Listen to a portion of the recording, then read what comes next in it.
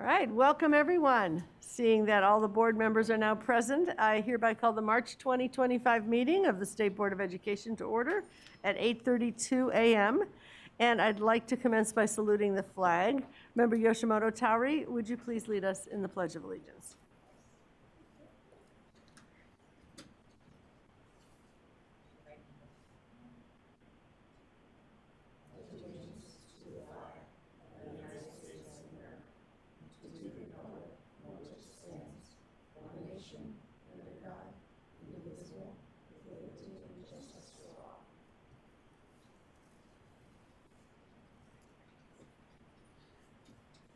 So I would like to welcome board members, staff, and members of the public who are attending this board meeting in person. The consent calendars, the proposed waiver consent items are W1 through W9.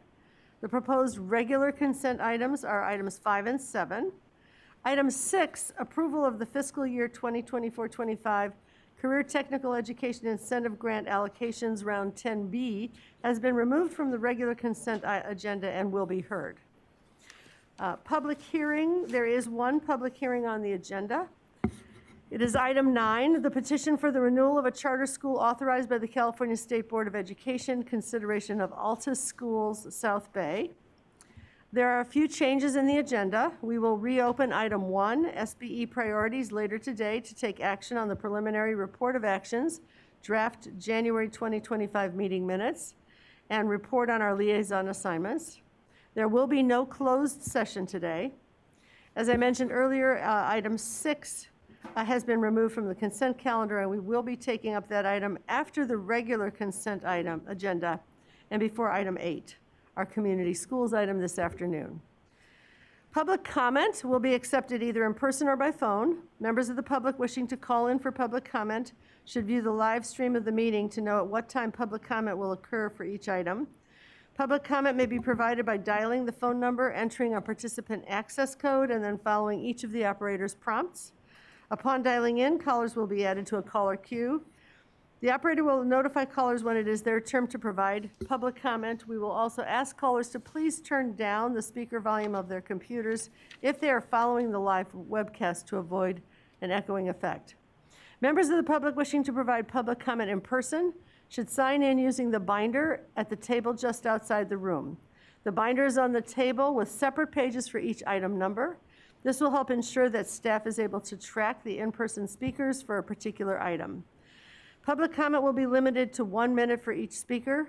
Where speakers require interpretation, 2 minutes will be provided. Item 11 is the general public comment item during which members of the public may provide comment on matters that are not specifically listed on the board's agenda. We'll now take up item 1, and I turn it over to State Superintendent Tony Thurman to provide his report. Thank you, Madam President, members of the board, board staff, CDE staff, and to all those who are following today's meeting. I want to acknowledge that March kicks off Women's History Month, and a time to celebrate many of the great accomplishments of those who are leading us in education and in other fields. We need not look far to remember our own president, board member who has made history by being the first African-American woman to serve as the board president, in addition to all of her incredible accomplishments in education and research. And I look out to all the women on this board. And I was thinking this morning that young women and men see you in what you do, and that it sends a message to them that they too can lead in education, in government, in whatever sector that they serve. So thank you for helping to make history and to represent for our young women and men the great things that they can do. I think about some who have served and do serve as ambassadors to the Department of Education, like Dr. Karen Korematsu, who is a civil rights leader and a champion for ethnic studies, like Dolores Huerta, who continues to lead the resistance and to call for ethnic studies and to call for justice. There's so many examples, and I hope that you all will think about those who you might celebrate as we kick off Women's History Month. I also want to acknowledge that there are many who are still trying to overcome the challenges of the most recent fires And as they continue their recovery, I want to thank all of our educators who have found a way to get through budget votes in difficult times, and that they're accepting the message that in spite of the challenges that we face, every student deserves to have a quality education. And I want to acknowledge all of the first responders and the folks who are working to make sure that those who lost a home will be able to one day rebuild that home, that the schools that were lost can be rebuilt, but that we continue to make sure that our students get a great education. I want to acknowledge staff here at the State Board and at CDE who've been working over many hours with the Offices of Emergency Services and FEMA and others to address so many of the needs, helping people find temporary housing, helping to think through how schools will be rebuilt, schools that have had to come together and co-locate as a result of damage or destruction to school campuses. I know that Brooks and others here have worked closely with our office and various departments. Abel Guillen and his team and Juan Morales and our emergency team have worked around the clock, oftentimes in the emergency units that are delivering the resources. And I also want to acknowledge our nonprofit partners who've worked with us and have recently helped us to raise another $100,000 that will benefit students who are now homeless as a result of the fires, and we'll be working with LACO to administer those dollars. In February, we also celebrated Black History Month, and another woman leader champion I want to share with you about is named Earl Lee Brown. And you may not find her name in any publication, but imagine a private citizen who does not have wealth, who decides one day that she is going to help students in Oakland and adopt a kindergarten class and promise them that if they stay in school, she will provide the money for them to go to college. Orly Brown did just that, and to date, she has put 200 students in the Oakland Unified School District through college personally. She is a retired woman who has used her personal means to do this and has probably dedicated every single Saturday and after-school hour to extra tutoring, mentoring, and support. And so it was an honor to recognize her during Black History Month. It was an honor to recognize the Sac State University president, Dr. Luke Wood, who is working to grow out the university's presence, and among the many innovative programs, has developed a Black Honors Program that is open to students from all backgrounds. And he has seen a dramatic increase in enrollment at the state school because of the innovation in the programs. And then I just want to acknowledge some students who visited us from Bishop O'Dowd High School, who are among those who are taking the new course, AP African American Studies, and they gave testimony in the Capitol about the importance of having access to African American studies. And the program is open to all students and is being received with excitement across districts all across the state. I want to acknowledge that we are still celebrating Read Across America Day, and it was an honor to visit with students in a kindergarten class at Valley View Elementary School in the West Contra Costa Unified School District, and to read with them and to talk with them about career opportunities. We are also in the time of budget, and as we review the governor's proposed budget, it contains many resources to build on the many great literacy programs that are mentioned. It proposes more dollars for reading coaches. And, as this is budget season, I've been testifying and testified in the Senate Budget Education Committee last week. I'll be testifying in the Assembly Budget Education Committee today. And my message is that legislators should support what the governor has proposed for more money for school districts to have reading coaches, but the idea of professional development in general. And as many of you know, we have convened a group that we call the Move the Needle Task Force, a cohort of 250 school districts that have received multiple state grants, that we are asking them to align those grants and to accelerate their efforts to help boost reading and math scores and the proficiency of our students. And so as we talk about the budget, I've spoken with legislators and will continue to champion programs that we know support academic improvement, like dual language immersion programs. And last year and this year, we've worked on legislation to expand the ability of schools to add dual language immersion programs, because we know that it has cognitive benefits for our students. It makes them global thinkers of the world and more competitive and ready to serve.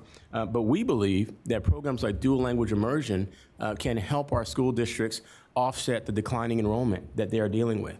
It is heartbreaking how many of our districts are seeing a decline in enrollment, which means lost revenue, which means they have to make really hard choices, like giving layoff notices to teachers and classified staff who they know they need and who they know will be struggling to bring them back by the start of the school year.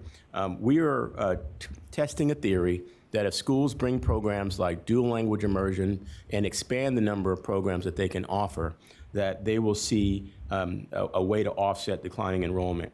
And in our initial conversations with districts that have added dual language immersion programs and sustained them, they have seen a demand, an increase and a demand and a sustained demand and interest in enrollment at schools that offer dual language immersion programs. So we will continue to advocate for them as we are in this budget season, and hope that you will join our webinars coming up next month, where we will spotlight the benefits of dual language immersion programs. I also had a chance during February to attend a program called Missing and Murdered Indigenous Persons. And I want to thank the Paula tribe for hosting it. I want to thank the other tribes that were part of this event to talk about these very difficult circumstances that are affecting many in the Native American community all across the country. That individuals will disappear, oftentimes having their disappearances not investigated by law enforcement because of cultural barriers and other challenges. And to see the work that is being done to work through these challenges. As I attended this event, this summit, I thought about our commitment to supporting the achievement of all students, including our Native American students. I thought about our American Indian Education Oversight Committee that works with our staff here also to provide grants for extra tutoring and supports at American Indian education centers, and that we must continue to be focused on providing additional supports that will help to reduce chronic absenteeism, that will help to increase graduation rates, and that as we support Native American students, we're also supporting all students. We know that when we support Native American students and African American students and others, that a rising tide lifts all boats, and that we're helping students from all backgrounds. And so we will continue to promote resources to address chronic absenteeism, where we have seen a decline for many of our students. But we know that we have much more work that we need to do. As I talk with legislators and others about the budget, I've talked about the need for us to build educator housing. And we've developed a bill called SB 502 that would provide pre-development dollars to school districts to build housing for teachers and classified staff and others who can't afford to live where they work. We see the nexus to those who travel multiple hours or who leave the job because they can't afford to live in housing. If you look at the studies that go back to 2017, teachers and other staff, at some rate, only 20 to 30% of the teachers were able to afford housing, and a significant number of our educators spend well over 30 or 40% of their income on housing. And so we are working on the concept of building educator housing, recognizing that our school districts have more than 75,000 acres of surplus land that is ready for development today. So SB 502 is a bill that will provide resources to districts for pre-development to help them work through and think through how to build this housing for educators and for other members of our workforce. It's not a surprise that many of our districts are feeling under attack. They're being told that they can't teach any subject that deals with race. They're being told that the Department of Education will be abolished. They're being told that they will lose federal funding, and they feel the impacts of those messages. And I want to thank everyone here at the department, at the state board, who's been working together to provide guidance and reassurance to our districts about how funding can be held, and that they move forward with the understanding that no matter what comes out of Washington, D.C. or anywhere else, our kids are entitled to have a quality education, and that we must continue to make that our mission. And I'm proud of those who are working with us as we shore up, support, and protect against the Department of Education being abolished, and working with us to support our immigrant families. We've seen some school districts experience a decline in attendance out of fear for immigration and deportation consequences. It's why we developed the bill SB 48 that says there's no place for ICE on a school campus, and that ICE cannot be within a 1-mile radius of a school campus, and unless they have a judicial warrant, that they should not be on a school campus, and that schools should never give any information about students to ICE or any other agency for the purposes of deportation. We also have sent notes to school districts to help them understand, what do you do if someone from ICE shows up on campus? To help folks understand that you don't ever have to let ICE into your home or into a school, and that you can say, I don't have to provide you any information unless you have a judicial warrant. And so I would just say that in spite of the challenges that our communities are experiencing, I just want to acknowledge all of our teachers, our classified staff, our administrators, our volunteers, our families, and our students for persevering even under the most difficult circumstances, and for accepting that even under these circumstances, we must ensure that every one of our students enjoys a great education and receives a quality education. This submits my report, and I'm happy to take any questions from any of the members of the board. Thank you so much, and with appreciation for all of the many things that the department is doing with your leadership to keep us on track in these times. I also want to add my appreciation to all those who have helped our schools in Los Angeles and Pasadena recover from the devastating fires. At their worst, more than 1,000 schools were closed, impacting the learning of nearly 700,000 students. We've been watching the increase in climate events in this state, and that's been something that we have been trying to address with supports for instructional continuity. Thankfully, it was not long before students were back in class, and all of the efforts that Superintendent Thurmond outlined. The governor also issued several executive orders that allowed displaced students to attend school outside of their district, made it easier for the schools that were damaged or destroyed to use temporary facilities, to get help from state agencies to develop plans for serving the displaced students, and for rebuilding. We also have pushed forward the question about necessary waivers for, from federal requirements that would be problematic in this time. Hewlett-Packard, Google, Microsoft, Apple, and others made a coordinated effort to secure donations of Chromebooks and laptops and other devices needed to assist the schools. And as Superintendent Thurmond said, there were so many people in every agency of the state who leaned in. So there'll certainly be more to report on the recovery front, but for now we continue to offer our thoughts and prayers to those affected by the fire. Many educators and many families, of course, are still without housing and without permanent housing, and are continuing to show up. It's been amazing to me, all the people who continue to show up for work, teachers and county office superintendent, personnel and district personnel, like back in the saddle a day or two after they lost their homes. And so there's just a lot to be both appreciative of and grateful for among all the folks who have been taking care of our children. As Superintendent Thurmond noted, there's also been concerning news from the federal level with executive orders, with the holding of federal funds, threats to sue local districts, efforts to shut down the Department of Education. Lots of headlines about that. Almost everything that has been announced has, when it's gotten to the courts, been found to be illegal, and so the courts are stepping in on many of those actions. For our part, we continue to coordinate with statewide and local partners to provide guidance and reassurance. The federal law remains unchanged. The Congress has not acted on any of these things. Executive orders and memos cannot modify or override statutory requirements or regulations. They cannot unilaterally impose new terms on existing agreements. As I say, a lot of this is being litigated, and the courts have continuously found that that is not permissible. And so we want districts to be sure that they consult with legal counsel and with the department and the state board regarding the impact of any potential federal actions, because sometimes people respond reflexively to what they've seen on the news, not realizing that the laws are really unchanged. Should they change, we'll provide guidance and take action as needed in support of our students and local educational agencies, but that has not happened, and we are proceeding apace with our approach to education in the state of California and with our support of our local districts.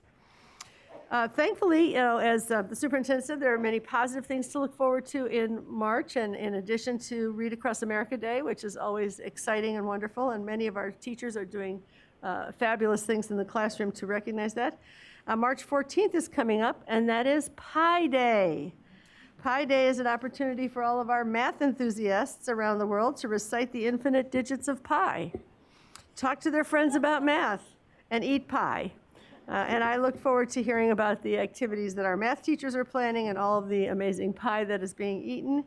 As Superintendent Thurman noted, our budget includes investments in reading coaches and also math coaches as we begin to really implement the new math framework. And so this is a joyful time.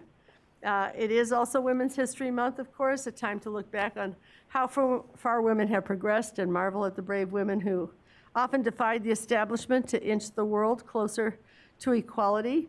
This year's theme is Moving Forward Together, Women Educating and Inspiring Generations, and it celebrates the powerful influence of women who've dedicated their lives to education, mentorship, and leadership. Superintendent Thurman mentioned Dolores Huerta, who is one of our California heroes. She started her career as a teacher. I don't know if many people know that. She received an associate teaching degree from the University of the Pacific's Delta College. She taught school in the 1950s.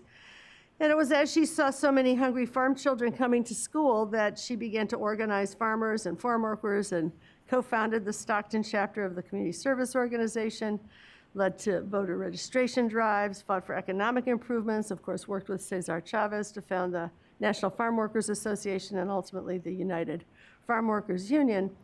And her educational efforts, extended from the children and families of California farm workers to the leaders in the state and to the nation.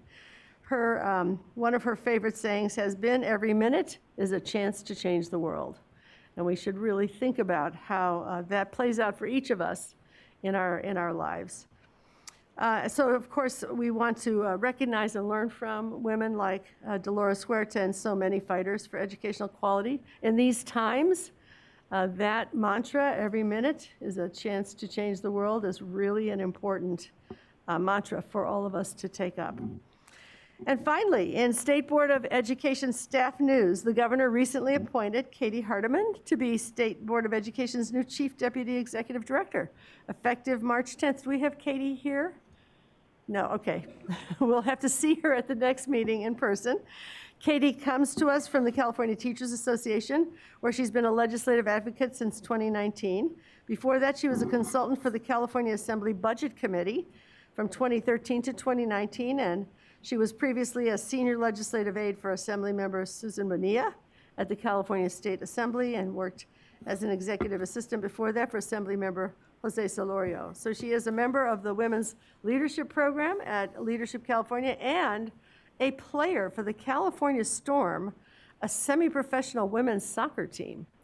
Yeah. So please join me in welcoming Katie to the team, and we will properly see and welcome her next meeting. And that concludes my report. And I know Brooks is especially happy that we have a new deputy executive director because he is doing so many things. He'll be helping us get some goals. I couldn't resist. I know. Thank you. Might I just also say we wanted to thank supplybank.org. It's the nonprofit that has been partnering with us to receive donations for the families and the victims of the fire. And we just wanted to acknowledge them and thank them for their work. Thank you. Supplybank.org. That's where we can make donations, I So you can take make it. donations. They actually do a lot around backpack donations and helping students get the, the essentials and the intangibles, and they've been really great in helping us with that. Thank you so much. And we're going to move to item 2, which is the update on the implementation of the integrated local, state, and federal accountability and continuous improvement system. And this meeting, we are looking at adoption of the science indicator cut scores for status and change, and the color scheme for the 5x5 grid, and a review of student growth data. The CDE recommends that we do adopt those cut scores and the grid, and the item will be presented by Cindy Kazanis and Kimberly Muntank of the CDE and Catherine Castellano of ETS. Cindy, please begin. Good morning, President Darlene Hammond and members of the board. My name is Cindy Kazanis. I'm the Director of the Analysis, Measurement, and Accountability Reporting Division. Wanted to welcome and appreciate the remarks from State Superintendent Thurman and welcome our new Chief Deputy Superintendent Ingrid Roberson to the dais. We have a full morning of assessments and accountability, and I'm delighted to kick it off with some news to celebrate your hard work. We have been working on these 2 items, if we look back, for over a decade.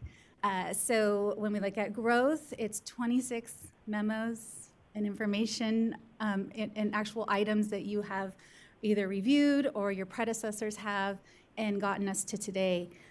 The patience that you have demonstrated, as opposed to other states who were early adopters, we have learned from the early adopters in both of these instances. And so today, while you only have action on the science metric, you will hear about growth and you will hear about the next steps for growth as well. For science, this is not going to be your only meeting where you're going to talk about science. You're going to talk about science in May and July. So we'll have 4 meetings in a row about science, 4 meetings in a row, I know, about growth.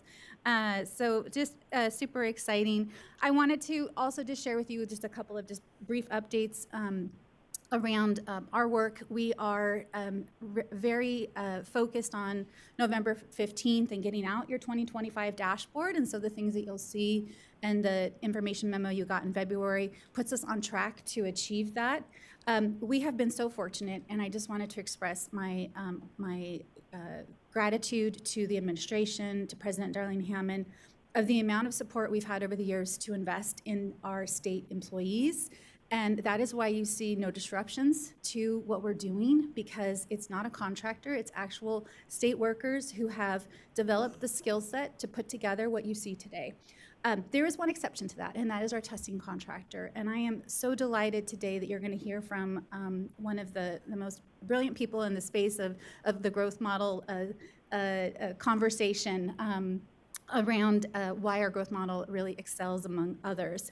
But in terms of, again, just where we're at today and the milestones that you're going to celebrate with growth, and then potentially looking at taking action on science, really puts us to a place where this dashboard has achieved a place where we find room for everyone and we find room for science. And I was reminded that the old system had science as 20% of it. So it didn't even hit 50. It was just a portion of things. And so this is really arriving as its own, in its own space. The other piece is just to briefly talk about our work in supporting those districts that were affected by the fires.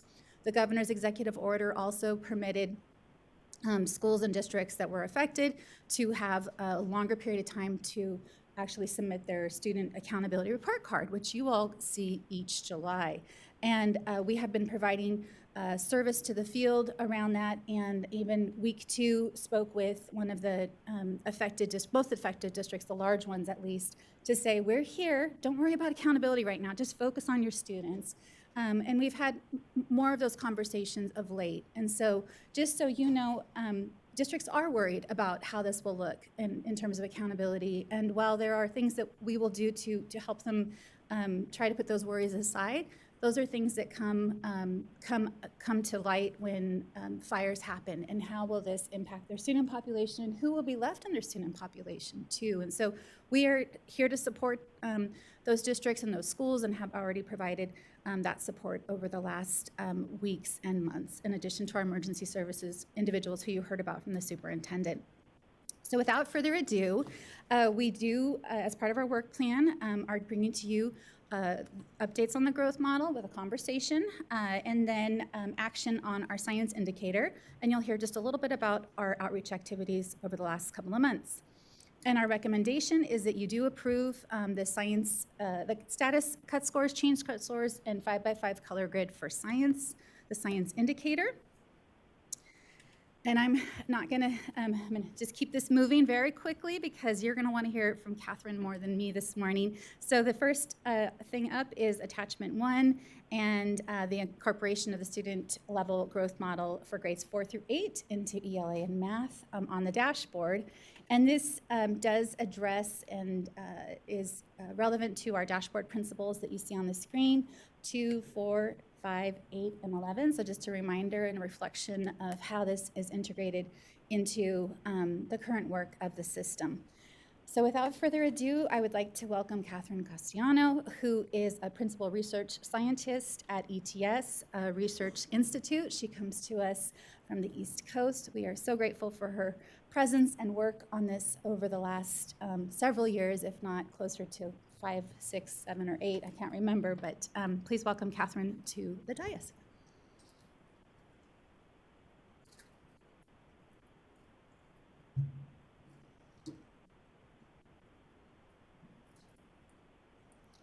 Thank you, Sydney. Good morning. My name is Catherine Castellano, and I'm a researcher at ETS. Thank you for having me here today. I've had the great privilege of working with California Department of Education over the past several years during the course of their adoption of a student growth model. In fact, our CEO, Amit Savik, is here today to celebrate this partnership. And first, before I go further, I'd like to acknowledge my colleagues, Dan McCaffrey, J.R. Lockwood, and Joseph Marno, who I did this work with, along with the support of my colleagues, Marianne Arcilla and Mary Autry. So today, we're first going to briefly review the timeline that brought us to this point. Then I'll describe the California Student Growth Model, and lastly, focus on the newly released results on the California School Dashboard that summarize school, LEA, and student group growth results. Okay, so let's start by retracing our steps through the California Growth Model journey. I'm sure some of you have been on those various points that Sydney talked about, the 26 memos and so on, but not everyone. And here I put celebrating the journey, because it truly has been a celebration of not only hard work and dedication, but also a testament to the reciprocal relationship between research and practice. At so many junctures of this journey, we saw either research informing practice or practice leading to innovative research. So our first steps started with ETS working with CDE to explore the landscape of possible growth models. We looked at what other states have done, we looked at the literature and various reports. And to aid in this exploration, CDE identified, and the board identified a list of criteria to help select the most useful student growth model to meet the specific needs of California. These criteria included, for instance, conforming to rigorous technical standards and allowing for growth along the entire continuum of student performance. And so with these criteria in hand, along with detailed information on each model, technical and interest holder groups met with CDE and identified 3 potential models that were promising, that seemed to check most of the boxes to meet California's needs. And then ETS got to work evaluating those 3 possibilities. We evaluated their statistical properties, such as the precision of their scores and the relationship with demographic variables. And our analyses revealed one growth model as a front runner, and that was called the residual gain score model. And through additional analyses of this model, we found a common but unsettling problem with school average growth. And that is that school average growth can substantially fluctuate from one year to the next. And this instability in school or LEA or student group growth scores led CDE to literally pull the brakes on the adoption of the student growth model. And take a moment to pause, because such yo-yoing in growth across time can erode confidence in the measure and be problematic for decision making. So we, sorry. We paused the adoption of the growth model, and ETS went back to interest holder groups to see what California State's needs really are for a growth model. But ETS researchers also went to work. We saw a clear challenge, and we found an elegant statistical solution to this challenge. We developed an alternative approach to averaging the student growth scores for school or student group to improve the year-to-year stability. And we tested out this method with California data, and the results are a resounding success, which led us to the May 2021 meeting of the board, where the state board officially adopted our methodology.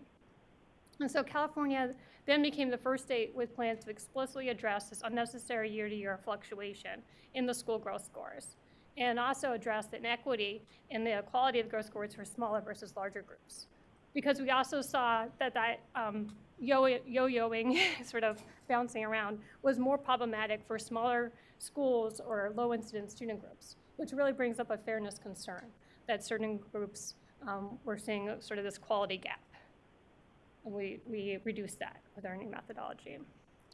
However, due to the disruptions in testing from the COVID-19 pandemic, the needed test score data to actually implement the methodology wouldn't be available until this past 2023 to 24 school year. That brings us to here today. In the meantime, to help familiarize folks with the growth scores, CDE did release a school and LEA growth score data using historical California data that ETS helped provide. The journey at that point, while we were waiting for the 23-24 school year to arrive, turned to communicating the growth scores. So we identified the general public, educators, administrators, parents, and policymakers as our first audience of interest. And ETS and CDE engaged in an iterative process of design and feedback of creating visual displays and supporting textual descriptions to the public. And this process involved engagement with the field. We reached out to parents, teachers through focus groups. We had meetings with technical experts and interest holder groups. And it was really revealing to find what were points of confusion, things that we wouldn't have thought of when we were sort of deep in the weeds of it. And this was also a truly sort of rewarding personally experience for me as a researcher to be not only part of the development of approach, but also see its rollout and communication plan. During this time, we also shared our results with the broader research community. I had the privilege of presenting alongside Kim at the National Center on Measurement Education and National Conference and Student Assessment Conferences. My colleagues and I also published peer-reviewed articles. Okay, so this brings us now to the present, to today, with the first release of average student growth scores on the California School Dashboard that just came out about a month ago at the end of January 2025. The summaries of growth results are currently posted for informational purposes, but discussions like these today will help decide additional uses. And I will just like to pause for a moment to say this is a big celebratory moment in this journey, so we're all very excited to see these results on the dashboard. So that kind of shows us the landscape of where we've been, but what are sort of the details of what's out there. So let's jump now into some of the details of this growth model itself. So this California Student Growth Model produces student-level growth scores, but we often see the interest in averaging them up to school or student group or LEA level. So in California, individual students do not receive reports of their growth scores, but they're necessary to get to this averaging, to the average levels of interest. And as I mentioned before, the California Student Growth Model is a type of statistical model known as the residual gain score model. And residual gain, or RG scores, are computed for each subject, ELA and mathematics, and for each grade from grades 4 through 8, because you need that prior grade 3 test score. So there's growth in grade 3. Okay. The residual gain model expresses growth relative to other students. It models the average student performance in the current grade level given performance in the prior grade level. So specifically, residual gain scores indicate how much growth a student made relative to students with the same starting point in the previous year. So if we take, for instance, grade 5 mathematics growth, that value would represent how much higher or lower the student scored on the current grade level math test given their prior grade level 4 scores in math and ELA. And with the RG model, regardless of where you start, you can show high growth. So even if you're at the high end, you can still show a growth. I will like to say that residual gain scores can't tell us why you have high growth or low growth, right? We can't say, oh, this school had high growth because of certain factors without doing additional analyses and sort of really delving deep into what the factors are at play there. All right, so let's walk through an example of what a student residual gain score means. Let's consider all the third grade students in California. And here they're sort of represented as this amorphous group of stick-like figures.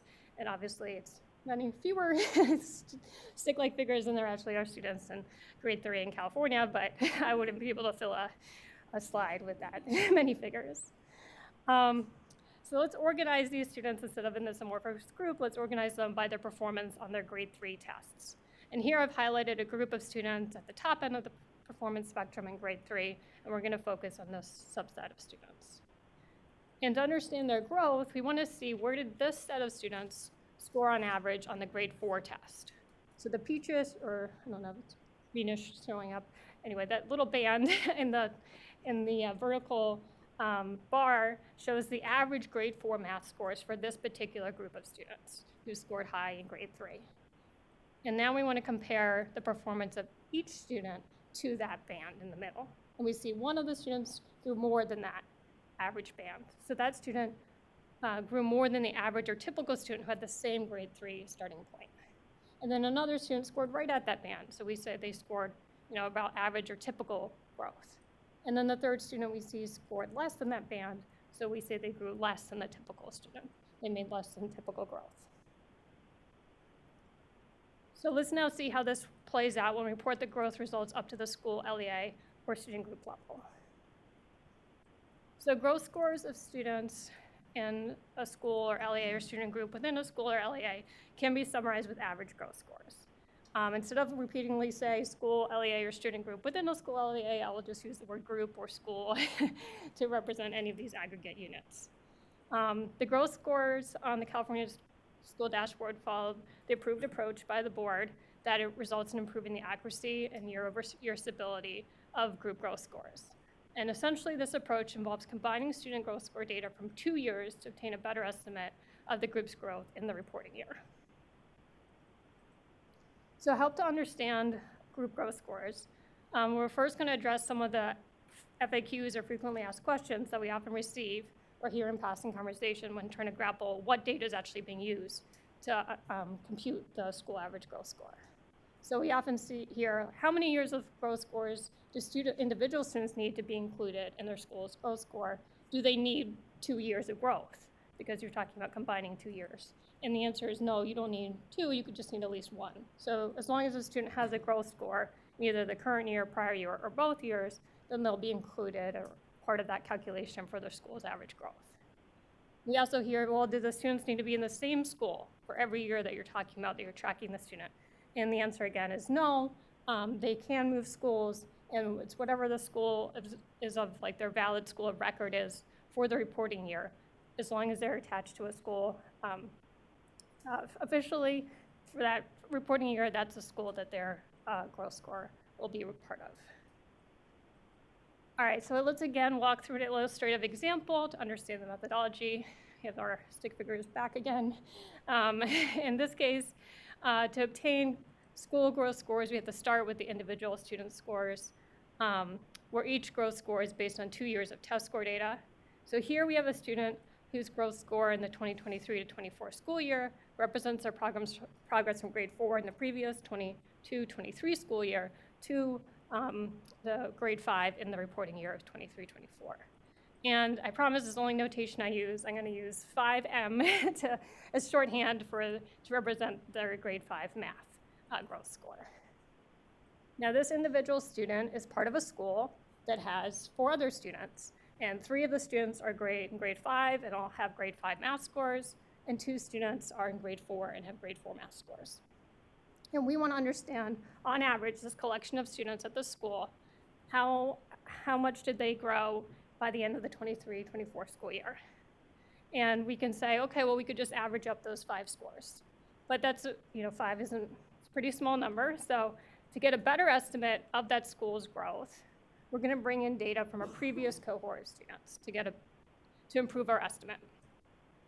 Now, you'll say we do have some students who overlap. So 2 of the students who are in grade 5 in 23-24 were in grade 4 in 2022-23, and those are represented by the shade, the stick figures holding shaded signs, the colored signs. So we do have some students who went from grade 4 to grade 5 and have growth scores in both years. But all the other students in this picture are unique.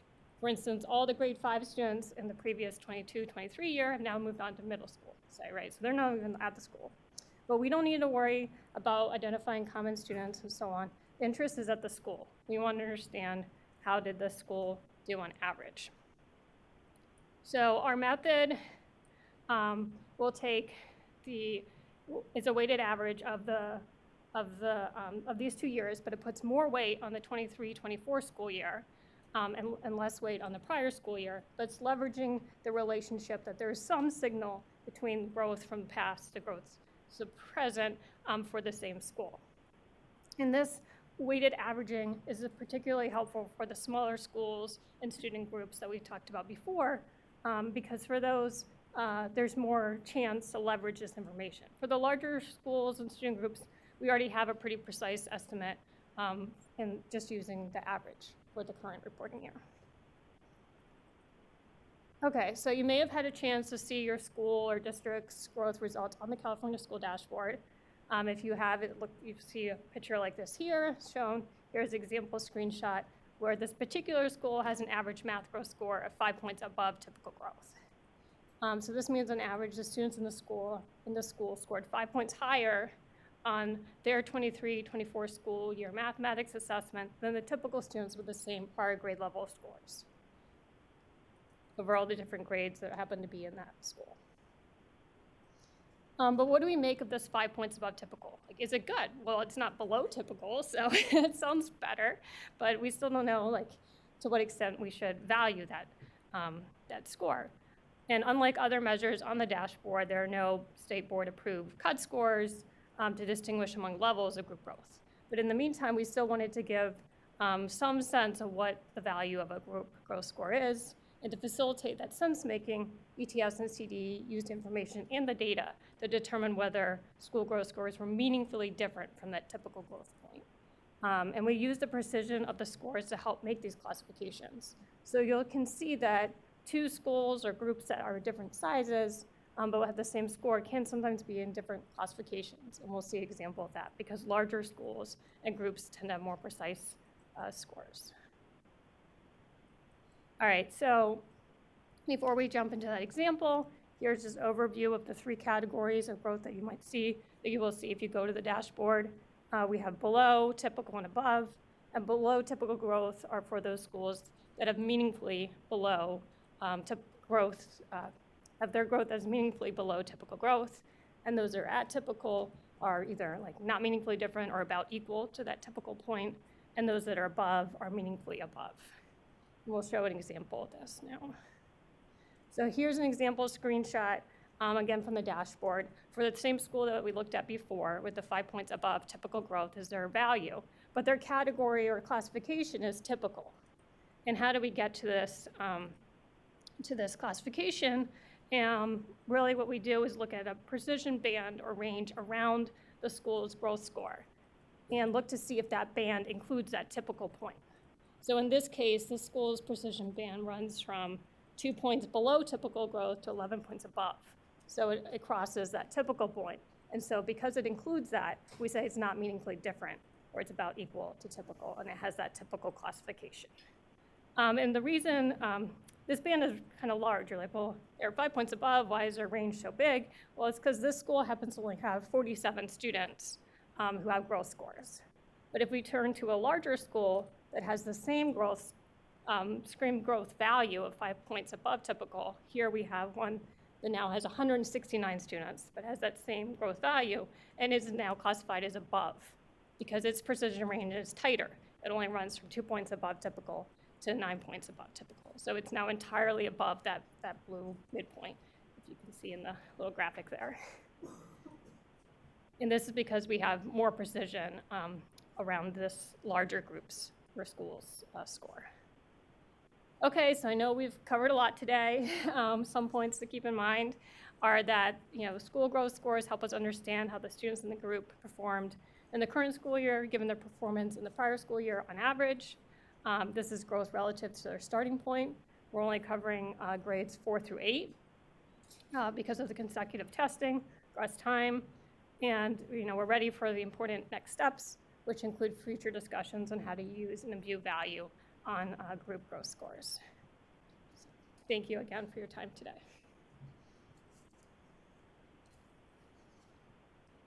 President Darling-Hammond, do you want us to pause for questions? There's just a couple more slides to close out this attachment, but wanted to give you an opportunity to either pause now or we can pause in just a minute or a couple minutes on this topic. Yeah. Okay. Whoops. Okay.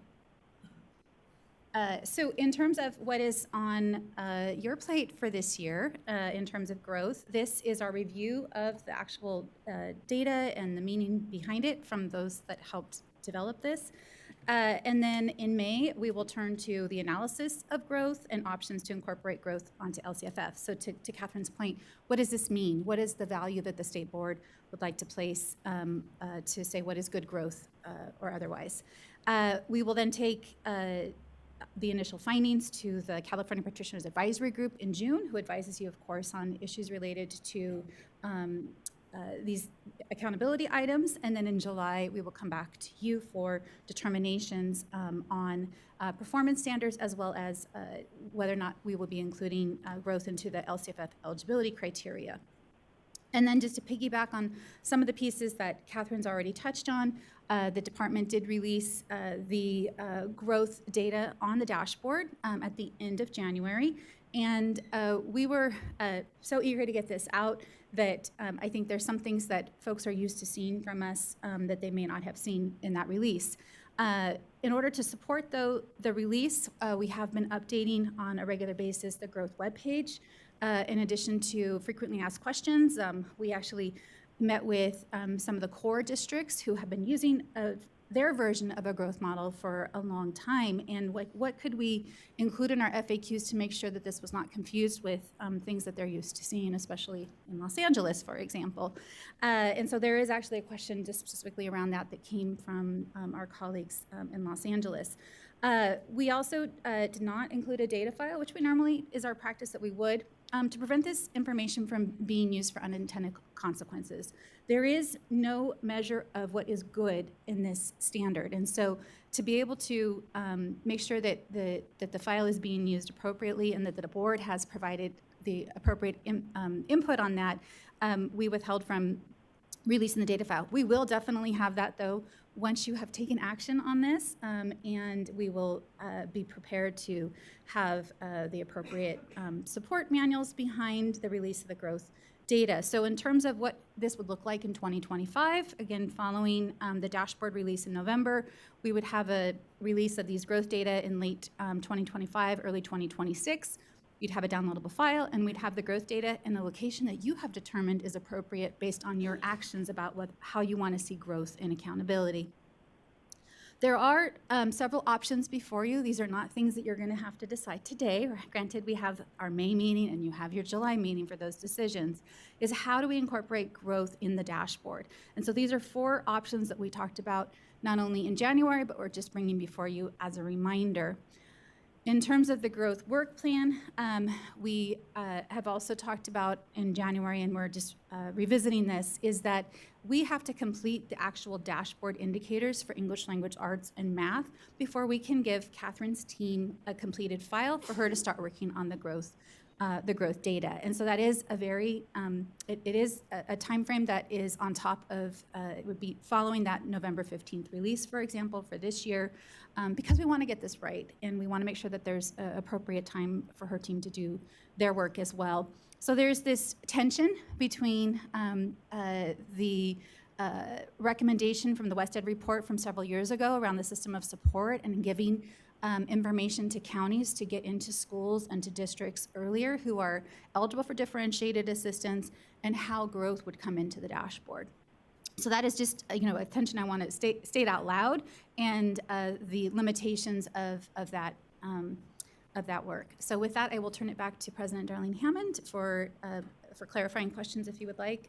We do have, of course, a whole science conversation. Right. To this morning. That's what I was just trying to figure out, how to manage that. So we will not have public comment until after we've gotten through the science one, but this is a lot.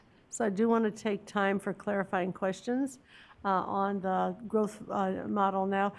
Cindy, could you go back to the previous slide, which has the options that we will have to consider in the coming months, just so that people have that? It could become a full indicator, modifying components of the existing academic indicators to include growth data. That would mean progress and change in some way. Is that what that means, Cindy? Yep, and then modifying differentiated assistance to include in the growth data, and then finally, the adoptions of the performance standards and continuing to publish growth data. The first three options, because of this time requirement, this continued moving up of release of the dashboard, this year we have November 15th. Next year we will move it up 4 weeks to coincide with the release of the CASP assessment results, which is October 15th. So in terms of how the growth data and the processing of those data currently work, we would not be able to meet the October 15th date to produce a differentiated assistance eligibility file with the incorporation of the growth model. The growth data will lag for the foreseeable future. Really, the first three options are not really practicable. That's correct. Okay. Based on the current requirements and Tracking all of legislation. the elements here. So with that said, we're going to just take clarifying questions now, and then we'll hear about the science indicator, and then we'll have public comment, and then we'll come back for full board discussion. So I know that's a lot to hold in your brain. Clarifying questions. If you have questions for Catherine. Yeah. So I have a couple, but I want to be sure everybody has a chance to get in. What clarifying questions that folks have? Member Olken? Thank you. Wow. First of all, I just say I'm blown away. That is, I was trying to figure out how many different types of things have to be contemplated, thought through, averaged, modeled, et cetera. Whoa, that's amazing. So thank you for making it so clear for us, and it feels like a really great step forward. Just want to start with that. And then my questions, I want to, just to stick with what President Darling Hammond just asked about the options, when you said those are not currently possible, 1, 2, 3, does that mean for this coming year, or does that mean ever? I missed a piece. I would say for the time being. Okay. Maybe that's my tweener. It's very difficult to do something in such a compressed timeline that has such a high stakes component to it. And if anything, we don't like producing corrections in our files. We actually really value our private previews for that exact reason. So, for example, you will not see in the current 2024 data set for growth the extended information about English learners, because we did find an error in our calculations, and we were not able to get that in time over to Catherine's folks to process it. So we will actually be updating the information for 2024 in the future to include those additional disaggregated information for our English-only students, our RFEPs, and then the ELPs. Gotcha. Okay. And then a couple other, just make sure I'm understanding. On the dashboard currently, is it only at the district level that we can find? It's at the school level as well. So if you so you would need to go into the assessment results. Yeah. Just view more details. So it's Okay. away, and you'll see that on the view more details, because the board hasn't decided how this arrives, right? It's there for informational purposes, but you have an attached value to it. So that was our best thinking. It didn't rise to the level that science does, and having a tile, because you actually adopted things around. I mean, like, we have information around science, and for growth, we haven't quite achieved that. Yep, that makes sense. Great, thank you. And then Oh, wait, I had one more question. Is it on? Oh, individual student. I think I heard you say that in the future that data will be. Not individual student, we will be able to put out a data file for schools and districts. Okay.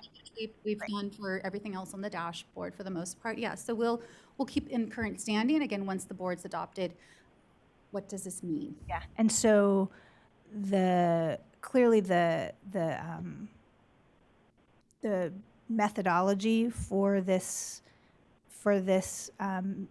is relies on individual students, which is, I think, really cool, by the way, all the different, the way that we're looking at students who are performing at a similar level the year before. I love that.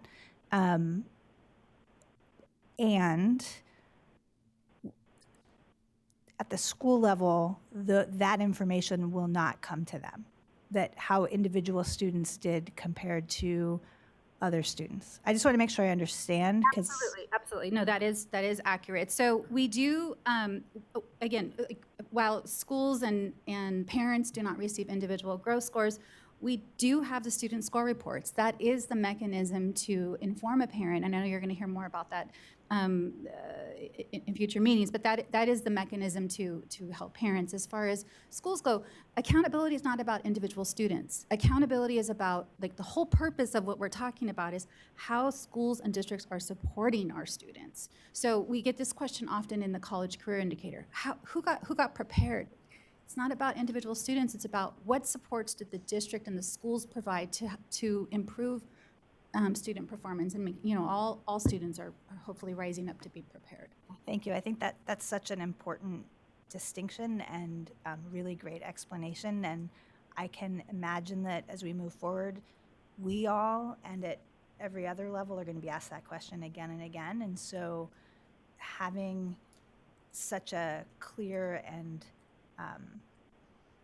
value-driven answer, I think, would really be helpful.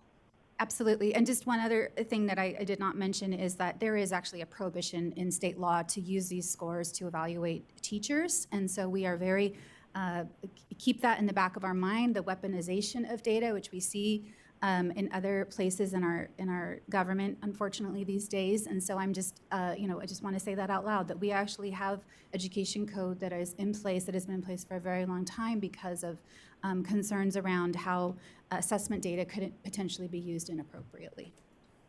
Thank you so much. It's going to be challenging to keep our questions to clarification and discussion, so just to keep that in mind. I have a couple of clarification questions. Okay, you can go first. Vice President Glover Woods. Thank you, and thank you, Cindy, for the presentation, and also our partner from ETS. Just to clarify, and it's on the slide, but I want to clarify just for myself as well, because I know some of the concern has been like, how do we find this growth level information? And I know I was also searching in various places. So again, when we get to the place of publishing the 2025 dashboard and the decisions that the board needs to make are made, then we'll be able to determine where this data lies on the dashboard. Again, thinking about accessibility and how many clicks it gets, it takes to get to that. And also something that I know has been brought up as well, which is that data file, that at that time will also be accessible. So while it is not accessible now, we're anticipating that when that 2025 dashboard is published, those items will be accessible and, again, perhaps a little easier to get to depending on what the board decides. Absolutely, absolutely. So if Thank you. if it's Okay. embedded in your English language arts or math, or if it stands alone, like we see science, and if it says for informational purposes, you have seen us being able to navigate and continuously improve on the user interface of the dashboard, and so it is absolutely our intent to achieve that. Thank you, Cindy. Other? Yes, Member Yoshimono-Tari. Thank you. Thank you, Cindy, for your report. I just had a question particular to the growth data. currently inclusive of growth in grades 4 through 8, and that's because you have contiguous annual assessment. Grade 3 is the baseline assessment that's used to determine growth between grade 3 and grade 4. Would there be, two questions, would there be plans to incorporate grade 11 3 years from now using cohort data from grade 8 in comparison to where the kids are 3 years later? I know that's complex for a number of reasons. And then the second question, well, I'll start there, and I have one more question. Currently, currently, there aren't plans to include grade 11. We could talk about what that would look like. I think if it's on a different scale than the 3 through 8, then that could maybe cause some issues if you're thinking about a school that, say, has grades 6 through 12, right? Because then some of the grade level growth scores will be based on a different scale. So there's definitely conversations to be had around what we could do there, but we haven't. That does feel like it's going into the discussion area. Kind of a yes, no. And then the other yes, no is, does it include our students who take, I read some of the notes that said it does not include students who are taking the alternative assessments currently. And so it does not. Okay, I'll save that for discussion. Yeah, I know we all have like lists and lists. I have a clarification question, and if anybody else does, please just let me know. Could you go back to slide 27, which notes, I think this may be a semantic thing, but it says that a student who has a growth score in the prior year, but the growth score would have to be based on that year and the year before. So they actually need to have had 3 years of testing data, but then we wouldn't have a growth score till grade 5? Okay, so yeah, sorry. It's a little confusing with the test scores versus. Yeah, I think it might mean test score there, is that right? No, so the student, we're saying like a student doesn't need to have a growth score in the prior year to be included. If they happen to have one, they'll be part of it, but it's not necessary. So if they happen to. Got you. So if they have a growth score in the current year. They're in there. Or the prior year.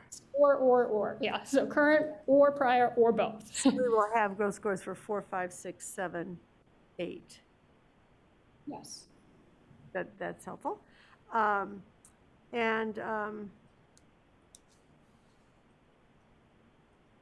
think all of my other questions are going to be discussion questions. Any other clarification questions at this point? All right. And so hold all of the things you've learned in your mind. Do not lose them. We're going to shift gears now to the science indicator. And we're going to have clarification questions on that, public comment on that, and then we'll come back to discuss all of it. I know that's hard. This is not a good example of chunking.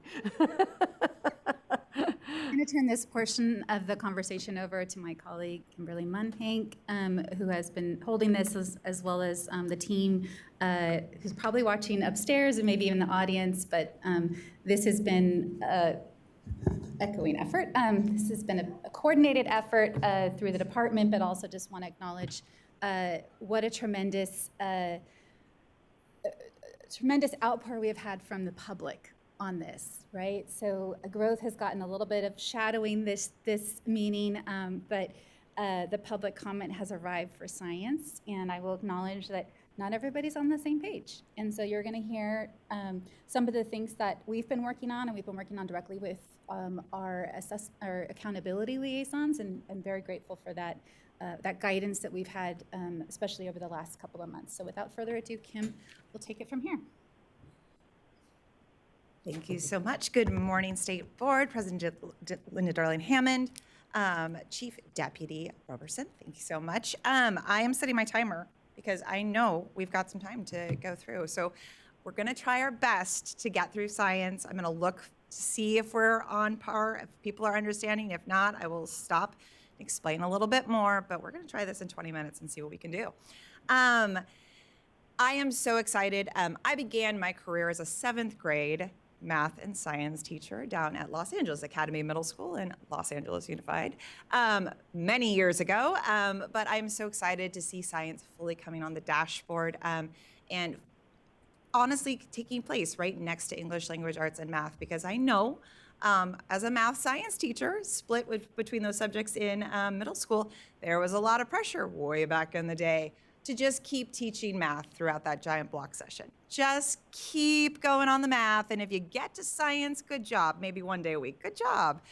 And when I developed full science units, right, my colleagues and teachers were like, whoa, you actually get a full unit of science in? I said, I love science. My students love science. That's what I want to do and teach, right?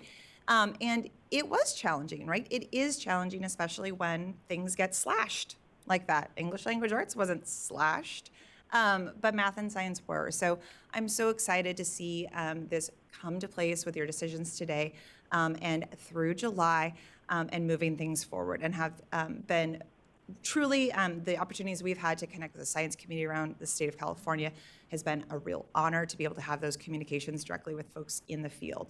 So we're excited to get through the action today.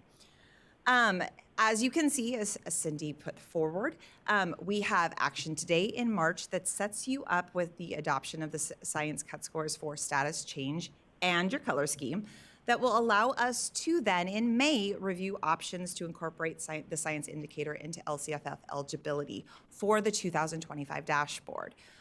Through that discussion, we can then take that forward to the California Practitioners Advisory Group meeting in June and come back in July for the final decision as to whether or not the board would like to incorporate it into that eligibility criteria. So that is the steps necessary for us to move forward on this year. Today specifically, we are going to cover the approval of the status cut points, the change cut points, and I'll walk through all of those and the differences, as well as that color scheme. And all of these actions today, absent anything else that we move forward with, provides science with the opportunity to have a brand new full color on the 2025 dashboard. That's what the action today provides. So goodbye teal, I really liked it. Maybe another indicator comes through and gets us some teal again, but we are able to show that how, relative to other state schools and districts in the state, schools and districts and student groups are performing with that color present for all LEAs, schools, and student groups across the state. Now, how we set cut scores for the science indicator is we have set up this timetable, and bringing this to you is because we have piles of data that we have to look at. Specifically, we have 3 full years of science data for performance from 2021-22, 22-23, and the latest iteration testing of 2023-24. So I'm going to walk through a bunch of tables. You'll have those as reference. I will walk them through, and when we go back to clarifying questions and other things, if you need some additional clarification, we can do that. These are simply the CAST scale score ranges. We have done nothing with this. This is just grabbed from the CAST website and shown to you. But this is how student scores are presented for both standards level 1, 2, 3, and 4, and how they break down for those grade levels. And if you can look at the lowest level for grade 5, 150, and then look at the highest level for grade 5, the top of the performance for level 4, 250, you can see that is a 100 scale score point range. And that is repeated across grade 8 and grades 10 through 12 for the high school test. And then you have the breakdowns, and some are even and some are not, they're not equally distributed across all the grade levels. That is the magic and mystery of setting cut scores, which I luckily don't have to do anything with in accountability, but our assessment folks can explain those and walk those through if there's any questions there.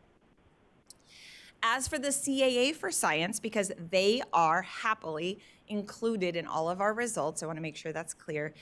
They also have a similar scale score range, right, from 500 at the lowest level in grade 5 to 599 in level 3. However, they don't have 4 cut scores, right? They only have 3. And so for our California alternative assessments, what we utilize is we use a one cut score point, and we'll show you that as we walk through the cut scores to go through. So anyone scoring at level 1, level 2, level 3 receives one transformed score that goes back to the CAST scale score ranges. So I'll walk you through that as well. Last July, you decided that you would adopt distance from standard as the methodology for measuring science performance on the dashboard. And specifically within the science indicator, you evaluated the difference between percent proficient, right, moving forward with showing results that way, or distance from standard. And we heard very loudly that there was a lot of importance put into each of the points and the point value, and that differential on the, as a, I would say, a discrete difference versus percent proficient, which is just getting everyone over the line. So we went ahead and transformed that scale score range points that you saw into distance from standard points. So this is now, if we look at distance from standard, how students would score on the dashboard and would be averaged up. So now we see, instead of big whole round 100 numbers, we see a negative score in grade 5, a low score of negative 64, to a high score of 36, with 0 representative of the lowest obtainable scale score for level 3, right, at standard. And you can see across how that differs across the grade levels. And for our CAA conversion, here you see that students receive, again, that score for that band. So for level 1, any students that scored in level 1 would receive a negative 36 averaged into their school or district or student group average. Level 2 would get a negative 1, and level 3 would get a 16. That's how it corresponds across. So that's how we integrate those California alternative assessment scores into distance from standard. Now, following the adoption of distance from standard in July, we've received a lot of feedback around the challenges to communicate our academic English language arts indicator, as well as our academic math indicator, and science. Seeing distance from standard appear on both of those baseball cards and in the literature that we've provided.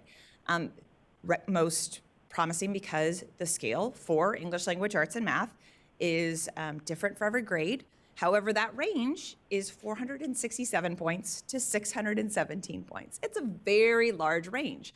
So we're seeing distances from standard in some instances, right, from schools at, in the negative hundreds or in the positive hundreds, right? We're seeing scores that walk through and have a very different range than science does, from negative 64 to positive 36. So that was a challenge that we had. And we did express these the challenges that we had through our board item in July, specifically because the technical design group had raised those to us in our discussions and working through, specifically around the clustering that was happening, because there wasn't a broad range of scores. And additionally, there was just some worry from their point of view that we were using the same unit, but it wasn't the same unit from English language arts and math to science, right? A distance from standard wasn't the same thing. It was the same concept, but it wasn't the same measurement. And so, seeing them next to each other might cause some confusion. So what we did for the 2024 dashboard, as you know, because I'm sure you've scrolled all the way down the page, is we did our best in this first iteration of release of data to test this out and see what we could do. So we put the science indicator far away from the English language arts and math indicator at the very bottom of the dashboard on the front page, so that there wouldn't be direct confusion. We gave it, obviously it had a teal color, so it was a little different. But we tried our best in our flyers and other materials to be able to share this with the field. However, in the feedback we've received and in conversations moving forward, there still remains a lot of confusion around this, and a lot of worry coming through from folks who have shared that they see a negative, I'll say a negative 30, and think, oh, that's not that bad compared to a negative 54 on math. And actually, as we know, if the bottom score is a negative 36 and they have negative 30, that's not the same thing, right? And so there's a lot of trepidation around moving forward with this. So knowing that we are here to continuously improve, CDE has proposed a solution within this item this month in order to provide some clarity and to change the scale and create something new and different that isn't the same label of distance from standard, and really give science what it is owed. Is it a unique own measurement for this indicator? So specifically what we've done is we've just transformed the scale. Now, it's not that crazy of a magic trick. It's a 7th grade math trick, I guess. And really all we've done is moved our point of reference. We have not changed the value of anything. We've just moved from what we're looking at. So previously, our point of reference was the lowest scale score of level 3. We've moved that point of reference now to the lowest scale score of level 1. That's all we've done. So we've just moved it over, and now we're counting from the lowest scale score of level 1 instead of counting from the lowest scale score of level 3. And that is all we'll see. So when we see these transformed scales, I can guarantee you all that we did was add 65 points across. That's it, from one point value to the next. So it's nothing too magical. Like I said, it's just a little math trick, but helps change our point of reference and, again, provide a brand new metric that doesn't provide the same confusion, right? Where we were trying to say like is like, but it actually wasn't as like as it was before. So this is now what, using science points, what the levels look like. So again, instead of having a negative value at level 1, we're looking at the lowest value that a school or a student group could obtain is a 0, and then the highest value being 100. So that's how it moves across. And here you can see those scale score equivalent points for our California alternative assessment as well. So that is what science points are. And I explain that now because I will walk through with showing you the distributions for both status change cut scores with both distance from standard as you adopt it and science points if that's how you choose to move forward as well. All right, so here's the fun. Let's see how much time we got. Not enough, I gotta go faster. Here we go. So you have set cut score points for change. You did so with the LB. However, we have not set cut score points for status today. So we are all going to engage in this communal activity together for the very first time. And I'm excited for you. So I'm gonna walk you through how we explained back in 2022 in a memo to you about how status cut scores have been set in the past. So status represents the most recent achievement of a school, an activity at a school. So it's how schools, districts, and student groups did in the current year. And so to set cut scores for status, what we do is we look at the performance and the distribution of performance for all LEAs. That is all districts across the state, inclusive of all charter schools. So that is what the list of performance that you're looking at, because LCFF is based on LEA performance, so therefore that is the distribution that we utilize. You have to set 4 cut points. Those 4 cut points will allow us to set 5 status levels, from very high, high, medium, low, to very low. And the very first cut score that has been traditionally set is that of very low. The very low cut score tries to obtain 5 to 10% of the distribution. This is essentially the level at which our system of support, right, is supposed to come in, right? This is the lowest status level where we would see, if you're in that bottom band of our 5x5, this is where the most reds are, right, for any, on any of our indicators. So this is the place where we would say that performance is in need of support. The next cut score point that we set is high. And traditionally for all of our indicators that have gone through and been adopted and incorporated into our SS state plan, this high mark, that is actually what we put into our SS state plan to move forward with, and we have to identify that within our plan as our goal for the state, and where we expect all of our schools to achieve. Since we are not incorporating this in the ESSA state plan per your action in January, this is still a reference point, however, in case at any point you do want to move forward and or the next U's want to move forward in incorporating this in the future into our federal plan. The remaining cut scores are set around there and move forward. So to see where the distributions fall and lie. So it's not an equal distance. This isn't where we just go, we set it at the 5th percentile, we set it at the 20th percentile. There's not a mathematical calculation around that. It really is based on the distribution, as I said, and again, the points that are available to us. In this scale score distribution, it's compressed, as we talked about before, the technical design group noticed. There's not a lot of points going through, and sometimes things are easy when the distribution is nice and equal, but sometimes setting the cut scores is a little bit more difficult based on how they ally in the distribution. So tables 7 and 8 provide the distance from standard distributions for the past 3 years of status for all LEAs.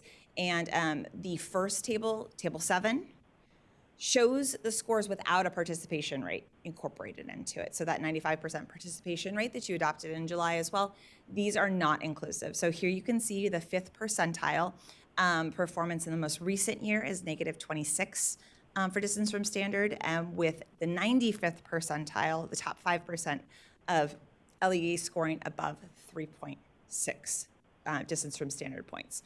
And you can see that that varies a little bit.